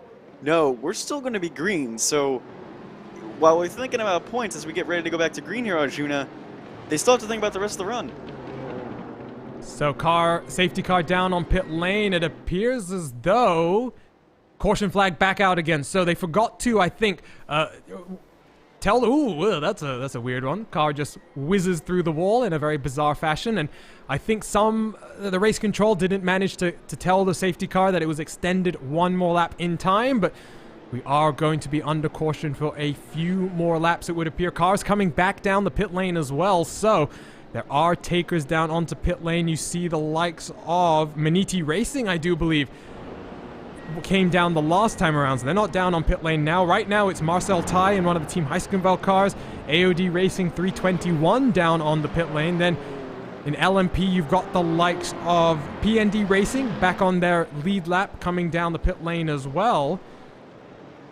So a long way to go. 7 minutes to go till the top of the hour, and those halfway points do get awarded, and clock continues to tick off under caution, and we will just wait a few minutes. Just a reminder, part 2 of this broadcast will be delayed by 10 or 15 minutes. We will let you know before we jump over into part number 2 of the broadcast. And Jonathan, just another question for you before we hand it over in just a few minutes to the rest of the Race Spot crew to take viewers through to the end of the race. It's your first endurance race here on the iRacing service, and I can't actually think of a much better one to be able to come and commentate. The drama of having safety cars has really just mixed up the order that much more. It makes it feel like realistic. It makes it feel like we're watching a 12-hour IMSA race or a 12-hour WEC race. And it does make it the race interesting, although it's a little unfortunate how this caution was brought out. But it does shake up the order and just change the strategy as well, too, because we mentioned some of these LMP2 cars weren't going to make it. We go back to green, 6-hour mark passes. There's going to be a scramble on pit road for some of these guys that pitted way early in the stint. And it still remains to be seen if we're going to get any green flag action before the end of this hour, and that will determine exactly how fast and hectic the racing will be. But 5 minutes 50 seconds to go, and you know what? Let's just do a little bit of Race Spot questions for the next 10 minutes or so while we wait. If anyone's got any questions, go ahead and pop them in the YouTube chat. We are waiting here. I want to see Burn Mylander do that. That's a good one. We saw the safety car with a rather odd route to get back out on track just a few moments ago, guys. But, you know, this is one of the leagues that uses the official iRacing safety car. They just manually have a lot of manual processes that need to be put in place to reorder the cars. I think back to another league which I've been fortunate to compete in, the V8 SCOP series in Australia, which runs a V8 Supercars league. They have a manual pace car, which adds a little bit more of a dimension in some ways, I would feel. When you have the iRacing pace car, Lorenzo, I mean, everything operates in the same way. You know exactly how fast the pace car is going to go, etc., etc. But when you have a human-driven pace car, it often adds a little bit more unpredictability in many ways. Yeah, as a guy who actually driven in other leagues as a pace car, I can definitely say it shows a different bone into the mix. But to be very honest, in those leagues, we kind of defined a normal default speed of like 110, 120 kilometers. Where the car can actually go and everybody would follow. It can heat up the tires and everything. I think this is pretty much the same. I think cars right now are going basically on the safety, a little bit above the safety car level. And we're probably going to go, I'll be very honest, this might be a safety car procedure up until the hour. So we might see one more lap here with the yellow flag, and maybe we're going to get into green on the next one. Unfortunately, we're not going to get that one lap sprint, basically a green-white checker like we see in NASCAR for the halfway points. And just a reminder, by the way, our beautiful cameras that are showing you all of these pictures right now, brought to you by Istvan Ballo from TrackCams 22, and Tyler Maxon provides all of our car cameras for today's race. But one more lap under safety car, and looking at these times, Lorenzo, the order that they cross the line in now is going to determine those halfway points. And there's a taker down onto pit lane as well. TNT Racing having to come into pit lane, so they're going to give up a healthy dose of points here and drop to the back of their field. I think they were some of the early pitters early on in the stint. Yeah, they were. When the previous one actually happened, Jonathan, there were only two cars, which are, I think, if I recall correctly, are the RLR Abruzzi 15 car and that TNT LMP2 car. So again, they're coming down in the pit lane. I think the field just about to run out, or going for a different strategy to try to equal out the other cars in the field. But interesting scenarios, giving up those points. Unfortunately, you're not going to get those halfway points you really want to have at the end of your halfway performance. But again, it's about the long run. You know, you really want to get the good victories, the good points at the end of the race, try to get the podium. So as a 6-hour race, is still wide open, still unpredictable. So 6 hours, 2 minutes, 24 seconds. We're definitely going to cross the standings now. So why don't we quickly, as we continue to watch the cars pacing around, we'll just run through top 8 cars in each category. Pure Sims Esports, they are going to take home 50 points in just a few moments' time. Alpine Stars Geodesic Racing must be wondering what might have happened if not for that second caution. Talk Freak Racing have managed to work themselves up into P number 3, and an impressive drive from that number 1 car, qualified all the way down the order. Delta Sport U4K in the number 33 on a recovery drive of a lifetime, up into 4th as it stands. Top 8 all in LMP Pro. If you take a look at the LMP AM standings, which we can't show you up on your screen right now, can just talk about Nomad Sim Racing. They're currently leading that class, the number 122, but right behind them is the Lapsat Racing team number 169, and we spoke to one of their drivers a few hours ago. Pineapple Racing has moved up into 3rd spot in class, another second behind the Lapsat Racing car, but they have adequate racing, Rusty Spatulas, and Fiercely Forward LMP in close order. Run you through the GT cars now, and this has been almost domination from Team 11. They had a very healthy gap coming into this 3rd safety car period that's been evaporated, but the 284 Fisher Motorsports Porsche 911 continue to try and push on in the hopes to try and challenge the number 211. Kinetic Racing as well on a recovery drive of their own. They are slightly offset on the strategy as compared to some of the other teams around them. However, they will be securing those 3rd place halfway points, and I'm sure that factored in to their overall race strategy. Latima Racing, number 227. We talked to Diogo Salipa a little bit ago. Hell Racer, the 219 in 5th place. And then you've got your your GTE AM leader, number 301, German SimRacing.de, which is going to actually now move up into 5th place overall, it looks like. Other cars in that GTE AM category to watch out for: VEC Sim Racing, the number 324. They're in 2nd place. Right behind them, Devotion Sim Racing, the number 350, in 3rd place in class. And take a look now of a shot of all the cars making their way through Blanchimont. Not at the speeds that we expected, but time continues to tick on. Officially 6 hours done with this race, 6 hours to go. And Lorenzo, my God, you're telling us some stories about some of the endurance commentary stints that you've done in the past. We talk about some of the fatigue for the drivers, but as we prepare to hand it over to the second crew for commentary, my word, how did you spend that much time during the Le Mans 24 hours doing some of the broadcast work? So for those unaware, I just put it that I stayed about 23 hours and a half for the entirety of the Le Mans race, doing commentary and moderating. For those unaware, I did the part 2 of the Le Mans 24. Part 3 of the Le Mans 24. And that was a very interesting race there during the nighttime. Me, Dylan Coyle, and Justin Prince covering that bit. And then, fortunately, I stayed awake due to 2 things. First and foremost, I had a good lunch and dinner. And second and foremost, and most importantly, I had a stockpile of Red Bulls, Monster Energy drinks, and coffee. But I gave up on the final 30 minutes because, don't blame me. I had a race at the same time, so it was a busy day. Alrighty, well, we're wrapping up here then on the first part of the broadcast for the IVRA Endurance Series season opener from Spa-Francorchamps. Before we let you go, over onto part number 2, we'll post the link in the chat in just a few moments. Let's take a look at the track conditions as they stand. 18 degrees Celsius is the ambient temperature. Track temperature, 21 degrees Celsius cool, and that's meaning lots of multi-stint affairs for the drivers to have to deal with. Humidity of 76%, and there's been strong gusts of wind from anywhere from 10 kph up to 20 in today's race. So for myself, Arjuna Kankipati, I've been doing double duty on commentary work and the production of this broadcast. We were joined by Justin Prince slightly earlier. Lorenzo Bonda hopped in to fill in for him. But Jonathan Burke has been joining me throughout the last 7 hours or so. Head over onto part 2 of the broadcast for the next 6 hours of racing action.